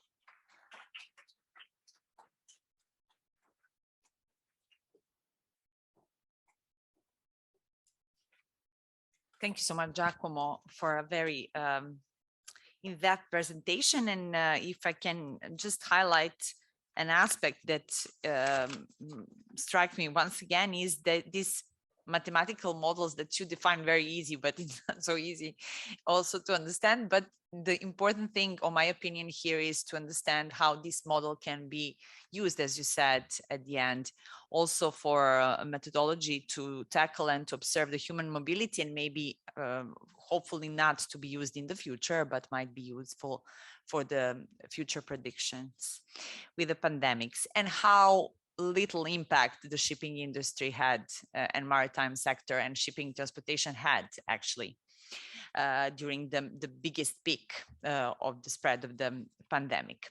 Now, the last but not least, of course, guests of our C session is Professor Alessandro Fassò of the University of Bergamo. He studied the statistical modeling of COVID-19 impact on maritime carbon, precisely in the 3 seas, the Mediterranean, the Baltic, and the Northern Sea. An interesting study, that aspect of this presentation will be, while we said just before during the previous study that actually shipping industry maritime sector didn't stop during the pandemic, there was a significant reduction of CO2 and carbon emissions. So I would like to know how come this kind of a outcome while the industry never stopped. So Professor Fassò, please. So good afternoon to everybody. I first wish to thank CMCC for organizing this event, and Gianandrea Mannarini for inviting me, and as you can see, co-authoring this work. Indeed, this work is a collaboration with Gianandrea Mannarini, Mario Salinas, and Lorenzo Carelli from here. So I will be speaking about statistical modeling. Just 2 words about this concept. I will not develop the mathematics of statistical modeling, which is behind, but I would like to stress the fact that okay, statistical modeling is not simply statistics. Statistical modeling is also comes from statistical science, and statistical science teach us how to handle uncertainty and variability. So one of the main messages of statistical science is that, okay, be careful with using averages. So the average is just a small part of the story. The big part of the story is uncertainty and variability. Human beings often don't like uncertainty. Okay, there is an Indian wise person that says that fear is not an understanding uncertainty, not as accepting as uncertainty. If you accept uncertainty, your life will be an adventure. So I'm not calling you young and less young people to have a risky life, as in the, how to say, in the 70s, the Beat generation, or driving in the night with switched off lights. No, this is not the point of statistics. But understanding risk and probability is very much important. This morning we had an example about probabilistic reasoning in design and manufacturing. And okay, I will go on with data now. This talk is based on a paper recently published on, you can see here, and it's also based on a data set which has been recently published on Zenodo. And so you can find this data on internet and work on that to contribute more understanding of this issue. The story is like this. We have, you remember this morning, we had a contribution about the European Maritime Safety Agency discussing about MRV, monitoring, reporting, and verification. And in essence, we have data about CO2 emissions. And these are open data. This is very important. One of the points that I'm making here is about data open or not open. Then we have another data set, which is a commercial data set related to the, say, ferry structure. So we can understand how heterogeneous may be a fleet made maybe by some 100 or some 1,000 ships. And also information about say the port calls. Okay, so the activity of the ships. We consider the geography of Europe, at least as we can have from this data. And using statistical modeling, we try to understand the connection of the emissions to the geographic structure and the ferry parameters. The result is about, say, this windrows here is, I will discuss in more details later, show you the heterogeneity of the results according to the vessel type. So I mentioned that I like to discuss something about data. So here we can see something about typical data structure. We want to understand a change factor, which may be COVID-19 lockdown or some other policy, war, economic crisis, or other events. And we have data. We have data about fleet characteristics. We have data about geography. We have data about, say, the activity. And we have information about emissions. Of course, this causal graph shows that human activity is really important because it determines, of course, the activity in terms of visited ports, and also determines, together with the meteorology, wind and waves, the, say, the efficiency and the fuel consumption, and then the emissions of each travel. Unfortunately, we don't have all this data. We only have green and blue data at an yearly scale. We don't have data at the voyage scale. So our analysis is conditioned on this. As I mentioned, data sets, I don't spend much time. Here we have the two data sets, one called CETENA, which is the open access data set, and IHS here is the commercial data. So for each ship, we have information about emissions. We have total emissions and emissions at berth while the ship is staying in the harbor or close to that. Both are important. I have to say that total emissions are maybe 10 times or more than emissions at berth. And the total emissions are really important for climate emergency understanding, climate change understanding, while emissions at berth are more important. This morning has already been discussed at this point, are important because of local pollution for human beings more than climate change impact. We have 3 years of data because the European regulation started operating in 2018. And after that, in yellow, you see the, say, commercial data about port calls and about the structure of the ship. So power, engine power, age of the ship, size of the ship, and passenger capacity. We put together this data and get, say, less than 1,000 rows in our data set. So comparing to the previous data set, especially, it's not big data, okay? I will come back to this fact about big data later, but we analyze this data because they're important, because they are not really direct observation of emissions, because these emissions are computed using a certain approach. So it's very difficult to measure the emissions at the chimney. So it's almost impossible. So these are computed data, but are computed according to strict European rules and verified by third parties. So they could be taken as reliable. And if we think worst, they are underestimating the emissions, because if the company maybe is interested to under-reporting, not over-reporting. So if the company is under-reporting this data, the decrease due to COVID will be underestimated. So we are not overestimating the changes in case we are underestimating the changes.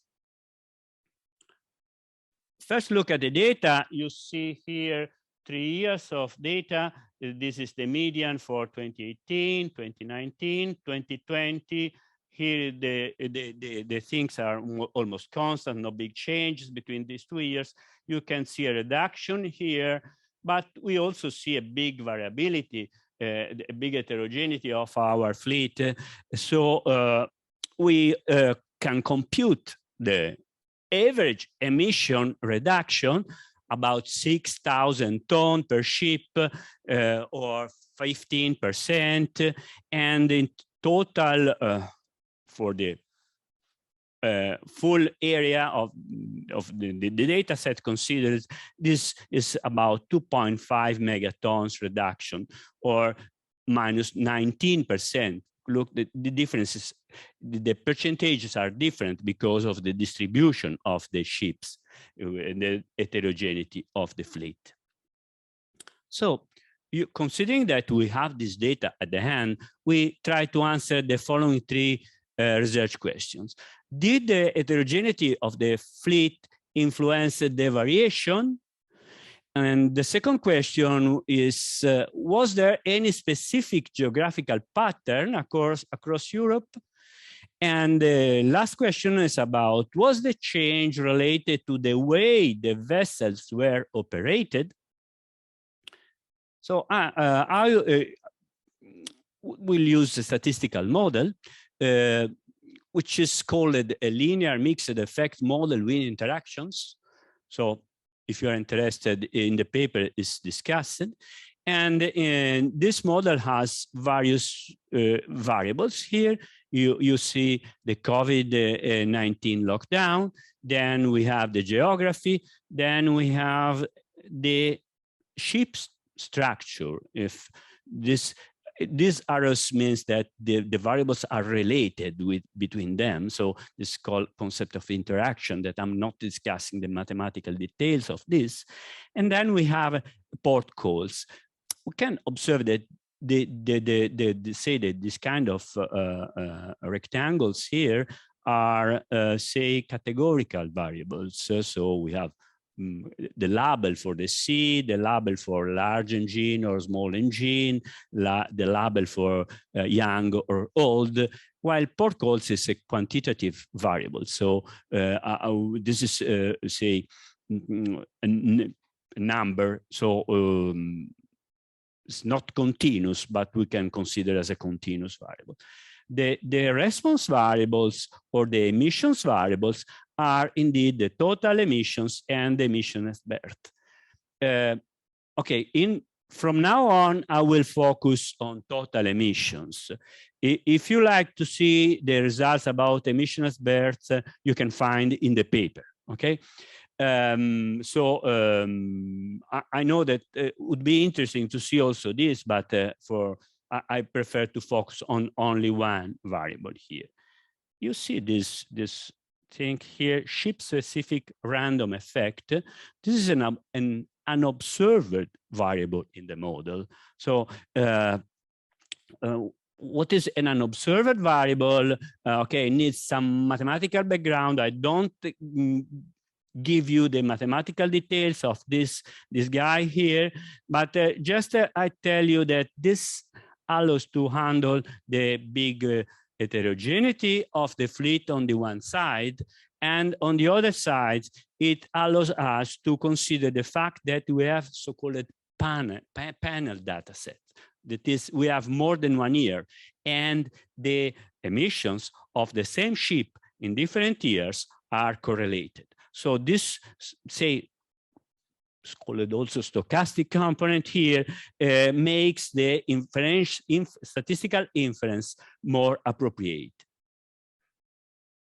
Is this a good model? Yeah, believe me, it's a good model. I don't comment this graph because at this time it's too boring, so I don't tell you what is this.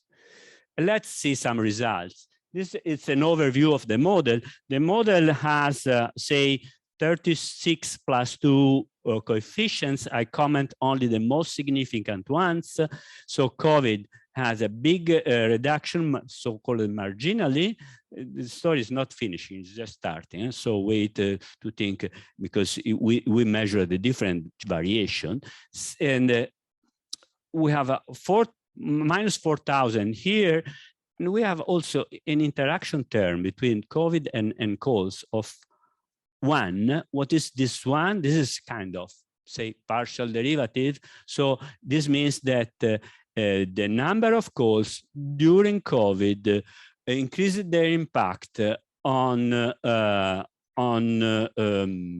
emissions of 1 ton per each arbor visited.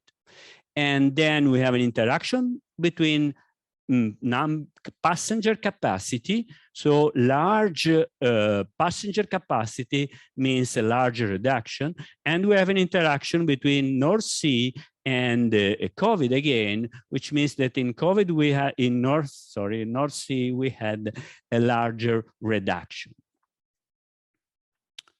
To go in more details and maybe more easy to interpret these results, I computed the effect of each variable related to the ship structure.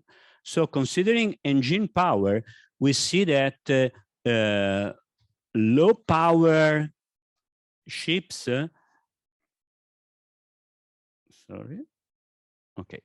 low power ships had a decrease of about 8,800 tons, and overall the decrease is 8,360, so a little bit more than this, but not significantly different. By the way, this number is larger. The reduction here is larger than the simple mean estimates. Remember, the simple mean was about 6,000. So after considering the heterogeneity of the fleet and all the variables inside, we estimate a different change. So this is a more precise estimate of the per ship change after adjusting for the fleet heterogeneity. And this is the overall reduction. And we have a smaller reduction for high power boats, power engines. And this is the percentage change. Notice that this percentage change is related to the pre-COVID average. Okay, so the pre-COVID average is quite different between low power engine and high power engine. As you can read, it's quite more than twice. These columns here are related to statistical inference. Just to tell you that these are standard errors and the t-statistics. I don't enter in the details of these 2 columns. These are the number of observations pre-COVID used for this data. The next slide, is related to the both sides, and we see that the structure of the table is exactly the same. So we'll focus on the colored columns here. We see that the large ships had a larger reduction, but in percentage, the reduction is smaller because the average is quite different. Okay, so it's important to understand the difference between the absolute change and the percentage change.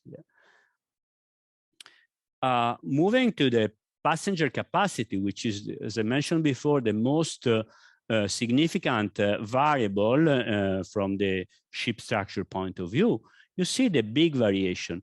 Low capacity boats has a reduction which is smaller than the overall change, while the large passenger ships have had a reduction of more 3 times, or about 3 times the variation of the smaller ships, and the percentage difference is 25 and 14 different rate because the means are different in this way. So you can see that the difference in in passenger capacity implies not big difference in the mean as the other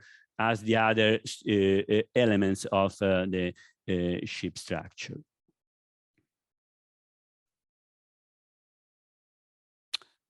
So age, while reading age, we have to think that new ships are also larger ships for some reasons. Okay, so these results must be interpreted properly.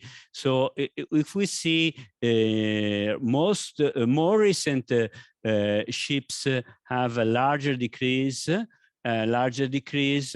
but the most recent ships have a larger emissions because the investment probably went more. This morning in previous talks discussed about the new business models about maritime industry. So probably this is related to that. Huh?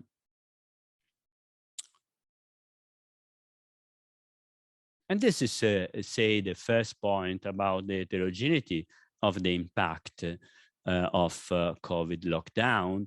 If we go to the geographical dimension, we get that the Baltic and the Mediterranean Sea have a very similar behavior.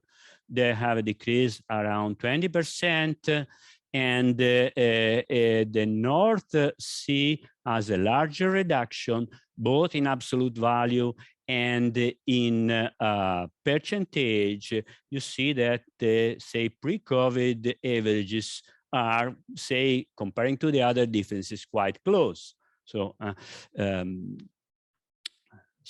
we see this larger impact on the North Sea traffic of the COVID lockdown. Now, emissions and port calls. So the third question was about the interaction between the lockdown and the way to operate boats. So in the say the pink lines are the relation between the total emissions on the y-axis and number of port calls in the x-axis. You see, first panel is Baltic, then we have Mediterranean, and the last one is the North Sea. We see that there's a different pattern before lockdown, blue line, and after lockdown, during lockdown, sorry, pink line. In particular, you can see this kind of things here is an idea of where the data are. So we have a lot of data with a small number of port calls and little ships with high number of port calls per year. So, I opened my talk talking about uncertainty. We should have uncertainty bands here. I didn't plot because it was a little bit confusing. But we have to understand that the uncertainty here is much larger because we have little data than here where we have a lot of data. So the point is that during the lockdown, we had very few emissions in this area, while under normal conditions we have a much more emissions. So then this straight line fitted by some statistical methods grows up more fast than the blue one. The 3C are similar, some differences we already observed. The North Sea is higher here, where the new and big ships are. So conclusions and recommendations. These recommendations are kind of reasoning about, where we are going. So I call the recommendation lato sensu. Okay. using the integrated data set, we show that the horrible year caused a reduction around 22% overall, which is larger than that estimated by computing a simple mean, which doesn't consider the heterogeneity of our data. The North Sea faced the larger reduction, around 27%, while the Baltic and the Mediterranean were similar and had a smaller decrease. Vessels with high passenger capacity were hit more. It's perfectly understandable by the lockdown, 27%, quite more than small one, 14%. So let's go to rethink about the data. The CETENA data set are collected by companies on a per voyage basis. This morning has been discussed, remember, by the EMSA representative remotely. And so this kind of contradiction are collected on a per voyage basis, but are stored by EMSA, but only on yearly basis. So this is a big loss of information for the, say, scientific community, decision makers, and the people, I would say. Having high resolution data has been shown in other speeches with other data, other variables. So here we are considering emission. In the other speeches, we are considering miles, different quantities, which are related, but are not exactly the same. And it's important to see the difference. Having voyage resolution data linked with ship parameters would permit the understanding of the European, because these are European data, maritime emission patterns in detail. What does it mean? For example, we can understand seasonality, which is completely ignored here. We worked on a per year basis, so the reduction of 22% is on the yearly, but the lockdown was a part of the year. So if we go into the monthly story, probably the decrease is much higher in single months. And we can understand the weather impact and other kind of circulation restrictions on maritime emissions. So more generally, maybe this discussion about a roundtable or something like that, the free access to key data is what I call statistical democracy. So Western democracies must address the big data and open access issue. We had some information about maritime big data, but the big data are going to be private, or public, open access. And if are private, this is a big issue. If they are public and are owned by non-democratic country, it's maybe also a big issue. So who is handling the data is really something that impacts the democracy. And so I hope that the European community will go in the direction to work on increasing the big data, open big data availability, because if the big data are open, then in a way are more reliable than private data, which may be used for, say, some purposes. Recent facts about, social, Twitter, etc. What happened that maybe the richest people in the world say, I am the defensor of democracy. This is a kind of absurdity, because democracy is not one person. This is kind of maybe, okay, I don't go further in this. You can imagine what does it imply. So thank you.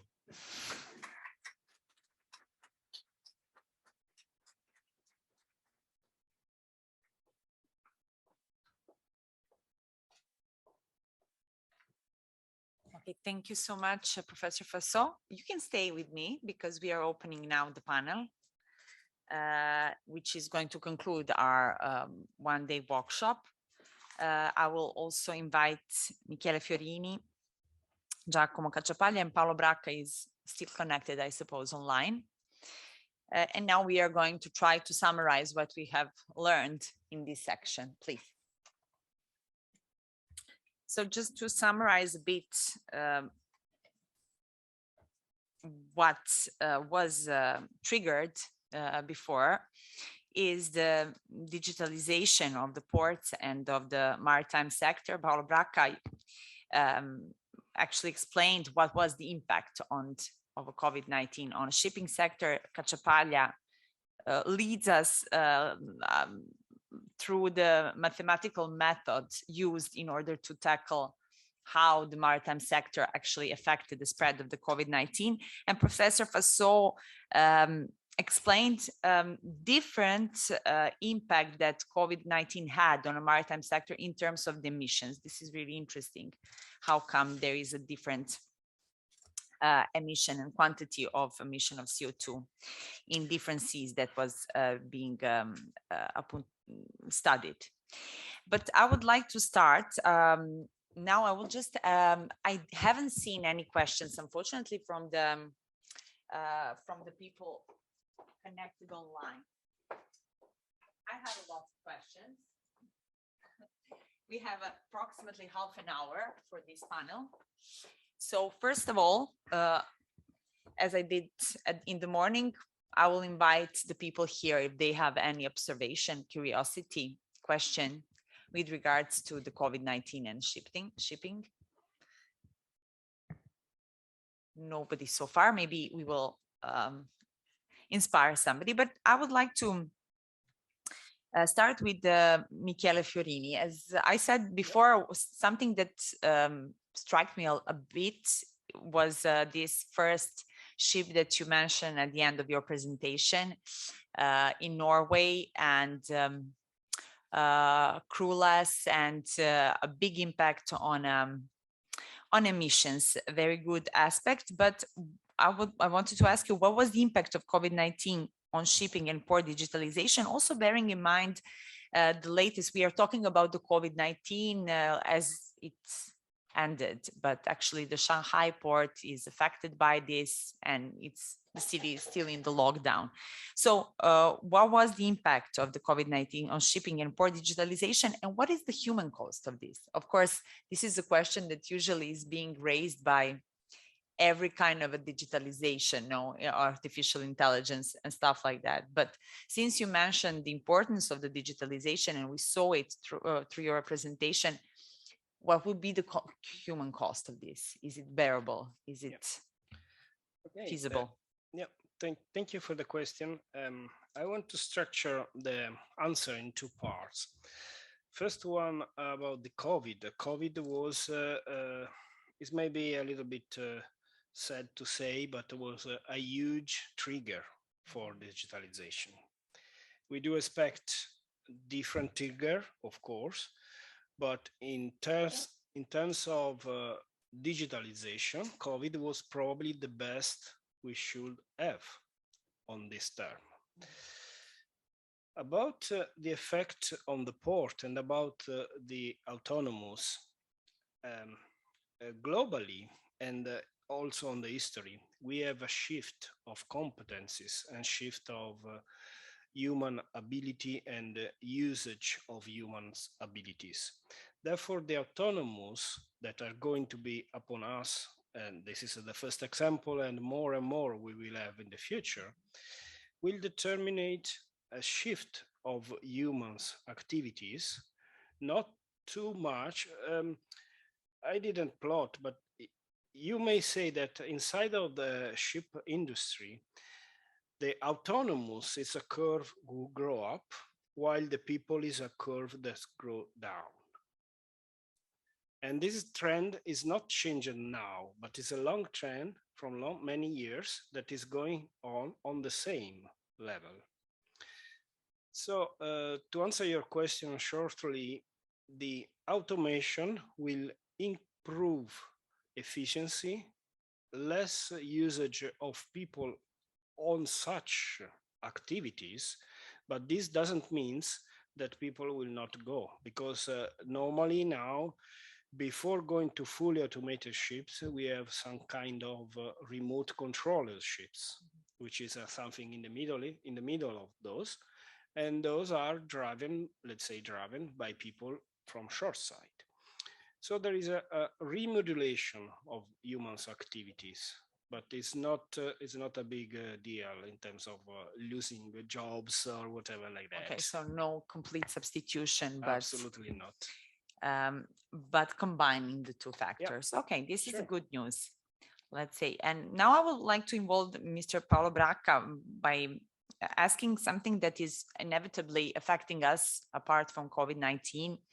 We said at the beginning of this workshop that we are in the middle of the war with Russian war in Ukraine and Russian aggression in Ukraine. So I wanted to ask you whether you had any kind of insights of how this latest war crisis is going to affect the shipping sector, and also by bearing in mind what you point out. So as I put as an example, the Ever Giving ship is a kind of a symbol of how the globalization is maybe put into crisis through also COVID-19 period. But how this particular war is going to affect also this globalized approach of the maritime sector.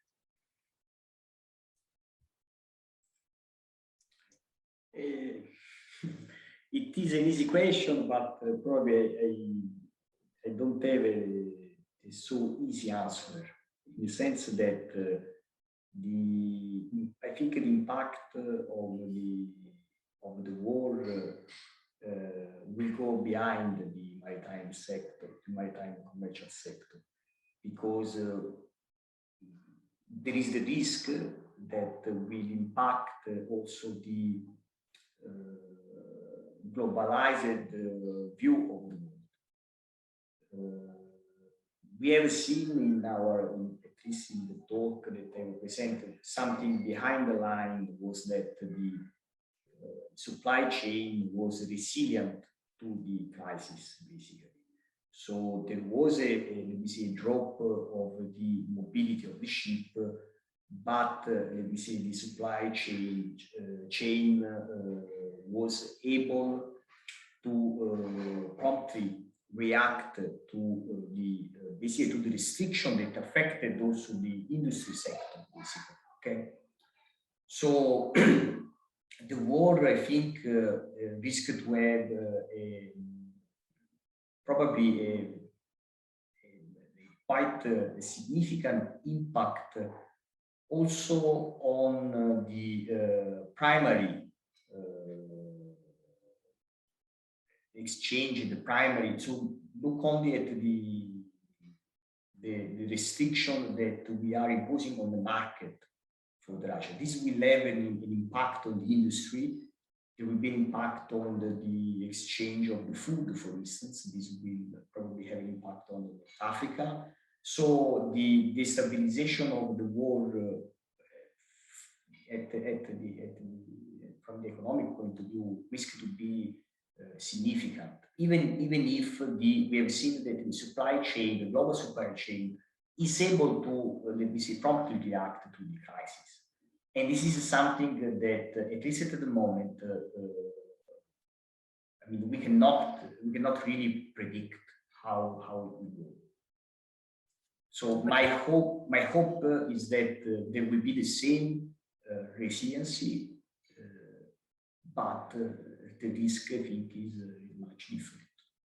Yeah, it's difficult to predict, but definitely the food shortage is already tangible, let's say, also in the African countries. So everything is connected, and definitely the passage through the Black Sea and what is going on right now is definitely important to tackle and to mention, because okay, we focus this session on COVID-19, but somehow we just stepped from one crisis to another global crisis. So it's of course very soon to trigger and to have any kind of a conclusion, but at least to monitorize and to use this panel also to understand what might be an outcome.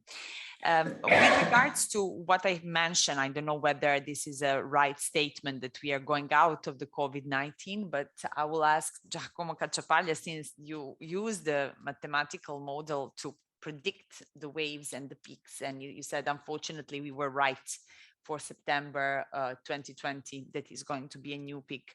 Is there any study now for the future? And are we out of the pandemic really, or this is all the illusion? Well, so I should say that the model we used to predict the second wave was really effective at the beginning, when mobility is really the key quantity that spreads the virus from one country to another. I think now we're in a slightly different phase. So we're in a phase where the virus is present everywhere. So transportation plays a less important role. What I think plays an important role is the mutation of the virus. And unfortunately, we are seeing these mutations that are still very prominent right now. So maybe we don't see so many, alarmistic news, because the virus seems, well, first of all, there are vaccinations. The virus seems to be a little bit less aggressive, but still circulating, and there are new variants emerging quite often. So from this, I would say that, well, it's probably too early to say, okay, we are done with it, unfortunately. But let's say that, of course, the situation is completely different, and now we are not in an appropriate panel to tackle the gravity, but definitely the situation is different comparing to the time you were studying in summer and September 2020, and now 2 years after.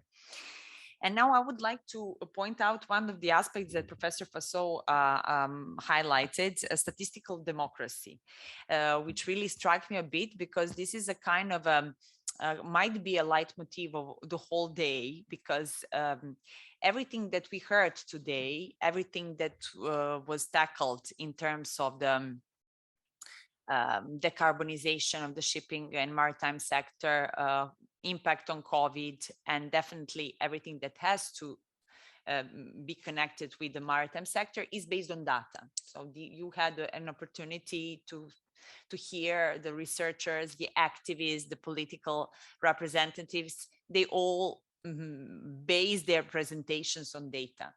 So if you don't have data, it's like that lacking the element of making the basic elements to make any kind of a research. So I wanted to ask you, Professor Faso, also another thing: how big is the issue of lack of the data? What can be done on this? And on the secondly, also that you highlighted a different impact that COVID had in a different seas that you studied. So you said that in the northern part of the Europe, the emissions were less than in the Mediterranean. So how come this pointed out? How come these different kind of outcomes and impact of COVID-19? Yeah. So regarding the first point, okay, when I talk about statistical democracy in connection with, say, modern data, I go back to concept that we already discussed, and today we condensed in the acronym MRV. So monitoring, reporting, and verification. This is a result of the European Commission that, and it's also the result of, decades of political science and sociology that stated in the 80s or before that, a good government must first plan, then monitor, and then assess. And this has been taken by the Ministro Enrico Giovannini recently, which is the Secretary of mobility, so it's very much involved in maritime things, said, okay, we have to use statistics to monitor and assess the policies in general.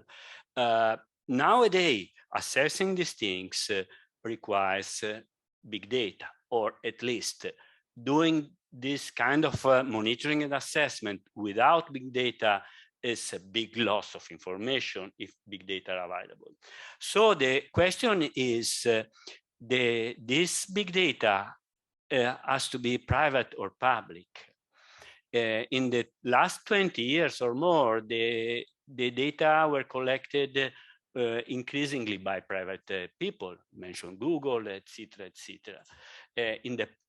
At the origin, the statistical offices were the places where data were collected, but the relevance is decreasing. They are working on that, but so there's an issue and there's a challenge, and I hope that the political side will handle this in a good way for the people, because this is related to the people and to the democracy in the future, maybe not now, but in the future.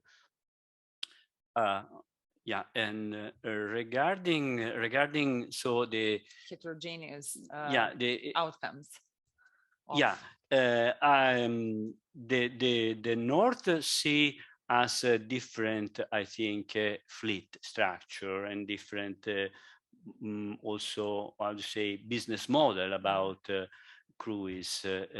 So we have a lot of big boats in Mediterranean Sea, but the structure of the fleet is quite different from the North Sea. So this is why I think it's not related to the lockdown. This is my personal opinion. We use yearly data, so we didn't go into much details on harbor by harbor basis like other talks today, other contribution proposed. So we use aggregated data. And so we cannot, with the data, I mean, go into these details. Thank you so much. I will now go more in depth, maybe with Michele Fiorini, about a comment about the role of e-navigation and new standards to increase efficiency of shipping and decrease emissions, how it is feasible, how it is related one with another. Yeah, the first benefit of e-navigation framework is that this is going to be globally accepted. And this affects, of course, emission, because emission is another global phenomena. And therefore we need a common framework or architecture then to tackle it. E-navigation aims to create this framework where ships and shore can communicate properly globally. That means this is an upper layer which is commonly harmonized, and then give freedom, let's say, to national countries, for example, to develop, let's say, the details. So how really communicate with the ship, but the global framework is common. You have to call a ship, that is the framework at e-navigation level, then how you really make the call remain in the local. In that way, it's possible to tackle the problem globally. And this affects very much the efficiency of a common approach, and therefore on the results that we expect. And now this might be the question for everyone, but I'm particularly posing to Paola Bracca with regards to what is the most important thing that we learned from the COVID-19 period with regards to the, of course, maritime sector. After the study and data you were using and about the globalization put into question maybe in this period. So what might be the most striking aspect that we can use for the future? Actually, I want to leverage, let me say, not only our study on the maritime domain, but also we have a significant, let me say, production on the study of the epidemiological curve, so about the capability to predict the evolution of the pandemic. I think that the main difference that, let me say, at least in my experience, I've learned from the COVID-19 is the importance of two aspects. The data, as also Professor Fassot well explained a few minutes ago. So the data are of paramount importance in this new era, this era of big data and artificial intelligence. Data should be carefully handled, I think, because they can be misleading, okay, so from different point of view. I don't want to enter too much into the discussion of the need of having public available data, because it's a sensitive, I mean, personally, I can agree that there is unfortunately, there is a huge business behind this. So a company that, let me say, have built this huge data set. They have spent money on that. And unfortunately, the public sector, let me say, didn't invest this money from the public. So that's one of the main problems there is there. But the data are of paramount importance today to understand, let me say, the evolution of the problem that basically we are facing. As Michele said, I think we learned that most of the daily activity can be done from the computer. So at least in Italy, but I think in all the world, we increased the use of the teleworking, which is for some person a huge improvement in terms of the quality of the life. For instance, they don't need to travel, they don't need to be stressed in the traffic and so on. So the data are, let me say, have been important to understand also what was the impact of the COVID-19 on the healthcare infrastructure. So without this capillarity, this understanding, I think the reaction would have been dramatically late in terms of, let me see, in terms of the possibility to save the life. We have seen that at a certain point there was a lot of uncertainty in the, let me say, some critical decision during the period of the lockdown, especially in some city. For instance, in the north of Italy, in Lombardia, we have analyzed the data there. There was quite a huge impact. And at a certain point, let me say, the need of taking unbelievable, let me say, decision. So this decision of the lockdown is unbelievable. If people would not have believed the data, so the data that, look, the healthcare is under huge pressure, we don't have any other choice. Probably the pandemic would have been even more a disaster from the health point of view. And if we go back for a second to a kind of data that we have not, let me say, stressed in this venue, which is the number of deaths. If you go to the number of deaths, it's impressive, the impact that COVID-19 had. For instance, in Italy, there is a report of Istat that I think point out this very, very clearly. And probably the most significant, let me say, plot that I've seen during the period of the pandemic was the curve of the weekly death. I don't remember if it was in Bergamo. It was for sure in Lombardia, let me say, in one of the cities in Lombardia, in which the weekly death during March, April of 2020 was something like 800% higher than the previous years. So something exceptional happened there that cannot be explained in any other way than the pandemic. The people were at home, there were no car accident, no homicide, no how these people died. So that plot impressed me because it was in a specific region, in a specific period, basically. Yeah, and as you were saying, the data were definitely crucial in order to exactly. Without the data, this could have been easily something else, rumors or whatever. And I mean, in my case, this convinced me there was a period in which, end of February 2020, in which everyone was reluctant.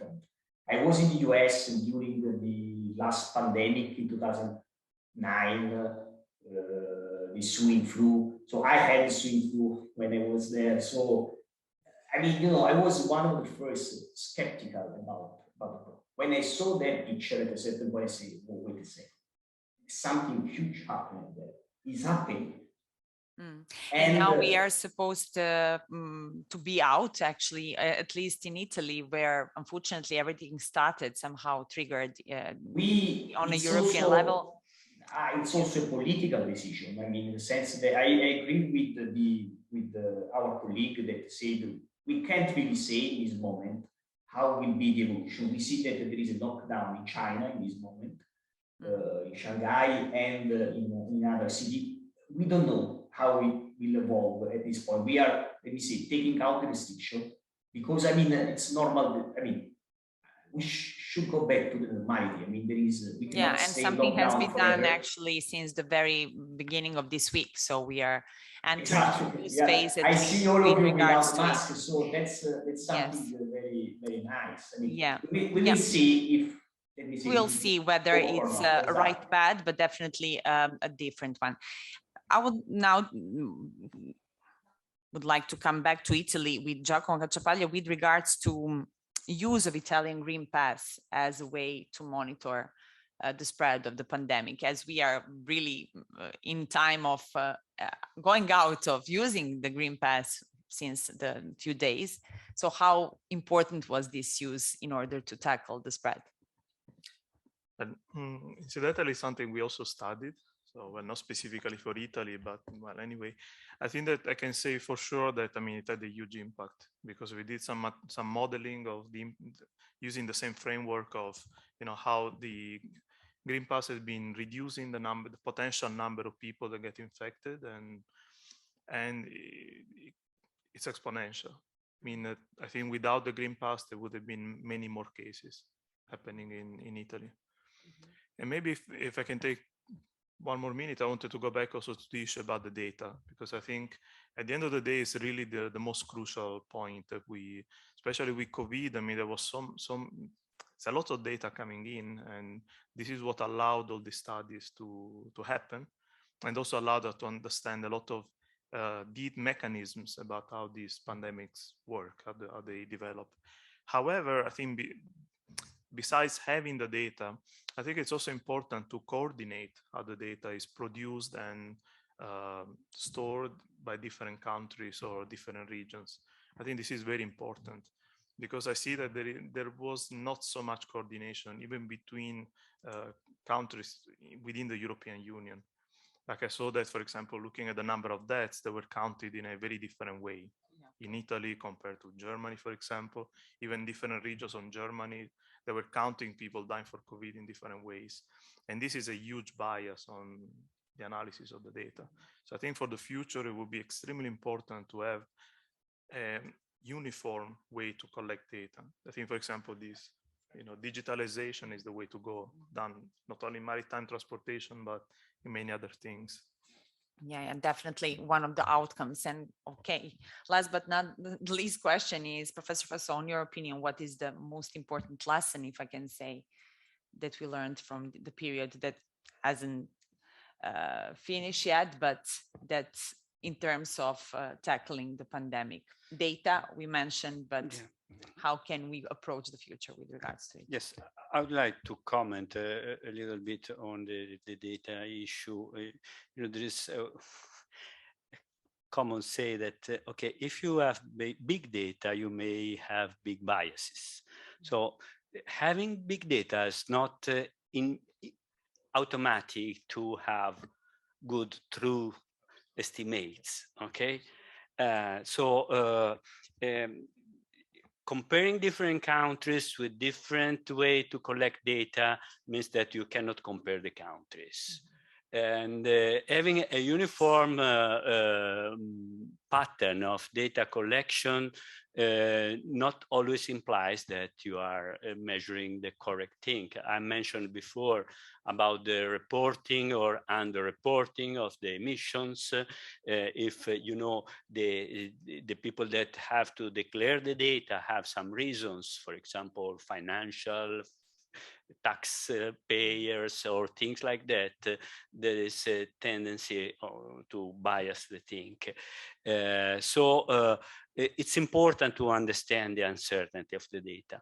And in doing this, there are methods, statistical methods, and not only that try to make simulation out of the data to understand how the biases may be inside maybe a big data set. Regarding a pandemic, in my opinion, now we are in a, how to say, flat phase. So at least in Italy, we have about more than 100 casualties per day. And so 100 casualties per day means about 35,000 per year. So it's about a city per year. The point is that are these short anticipation of casualties. So people that are already close to dying and the doctor said, okay, it's positive, because when you go to the hospital, they make a test. So you are classified as a COVID. And the answer is that we will know in the future. So after year 2020, the Italian Statistical Office provided the true numbers about mortality, and we had a 20% increase excess of mortality comparing to the previous 5 years average. And in the 2020, we had the highest mortality since the Second World War. So that is a clear number. Following the curve, okay, it's important, but it's also confusing because, for example, in 2020, that numbers were underestimating maybe by factor of 10 the true numbers because we didn't make any extended monitoring of the population. The Italian Statistical Society asked to make a permanent survey on that. So in order to estimate the true number, but sample based by sampling the population, not sampling, the tests. Because looking at the tests is a bias concept because you don't know the untested people. So there are methods that show that the true positive in the 2010 were 10 times higher. Thank you so much. Also, because of tackling and putting on the table a very important notion, the coordination of data. This might be the conclusion that really it's important and that combines the core element of all the research data and coordination with regards to how do we approach data with the global epidemics or crisis that we are involved in. Now I would like to give the floor. I don't know whether you were inspired or you have some questions here in the public.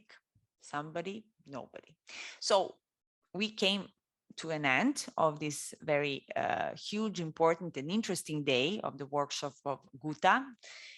we tackled the decarbonization and impact of COVID-19 on the shipping and maritime sector. I would like to thank our participants in this last session: Michele Fiorini, Paolo Bracca, Giacomo Cacciapaglia, Alessandro Fassò. Professor, thank you so much for giving us an interesting element on observing how this pandemic actually affected not only shipping and maritime sector, but all of us, and we are not yet at the end of it. I would really like to thank CMCC that hosted us today. This is a very important moment, both in terms of COVID-19, but also the crisis and the war we are into in Ukraine, and shipping sector is really related. I hope it emerged from this workshop really related to our everyday lives. Just remember what we said at the beginning, that everything that we use somehow is transported by the sea. And I would like to give the floor to Gianandrea. Maybe you want to conclude something, to give a few words. Yes, thank you, Marina, very much for sharing Thank today. you for the inviting, and I hope everything was interesting enough to connect the various elements of this workshop. So.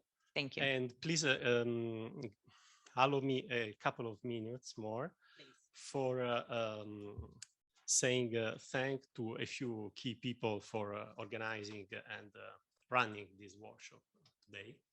So there was, as you can imagine, a huge work for months, I would say.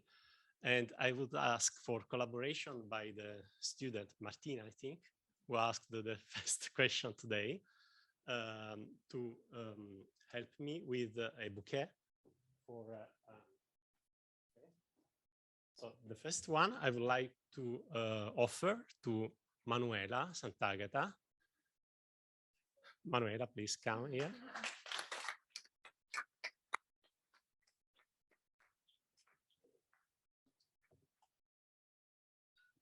Thanks for organizing this very nice meeting room, and lunch and dinner we are going to have tonight, and all the gadgets from the backstage by the core person. Thank you very much. So please,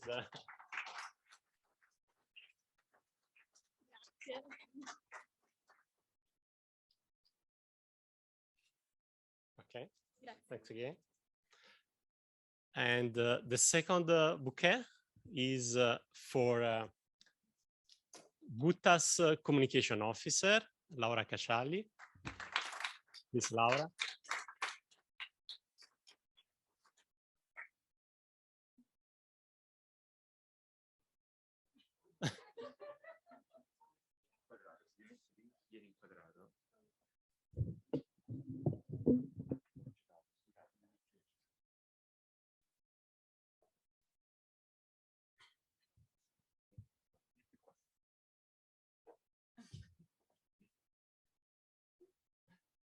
So thank you very much, Laura, for supporting and organizing all the communication strategy and running it throughout the years. And I think we are doing a very great job.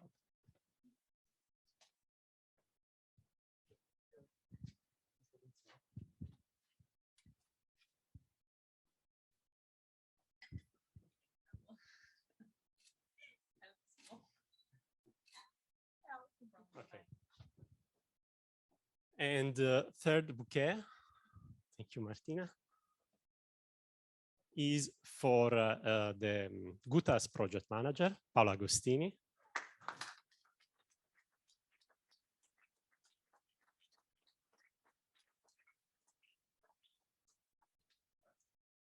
So, thank you, Paola, very much. I think GUTTA would not exist without Paola and what she has been doing since the inception.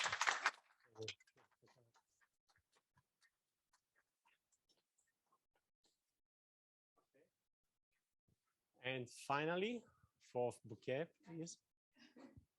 Thank you so much. Okay, so the rose one, this is going to be for Marina, of course. So,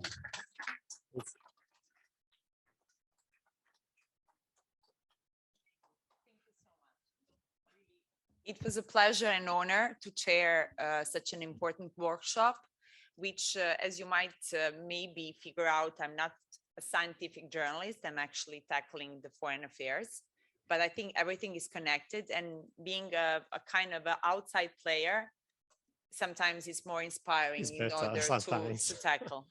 So thank you so much. Thank you, above all, as I said, these young people to have an awareness, patience, and dedication to this kind of a maybe apparently technical stuff, but very important, and for bringing us on the ground somehow with your questions and your observations. They are so, so important.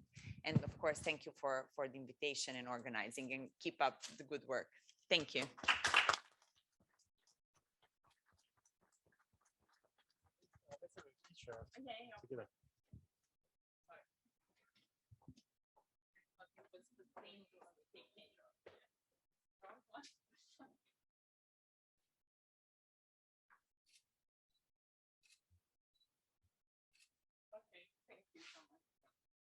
Okay, thank you all. So I would say the workshop can be closed, and see you tonight for the social dinner.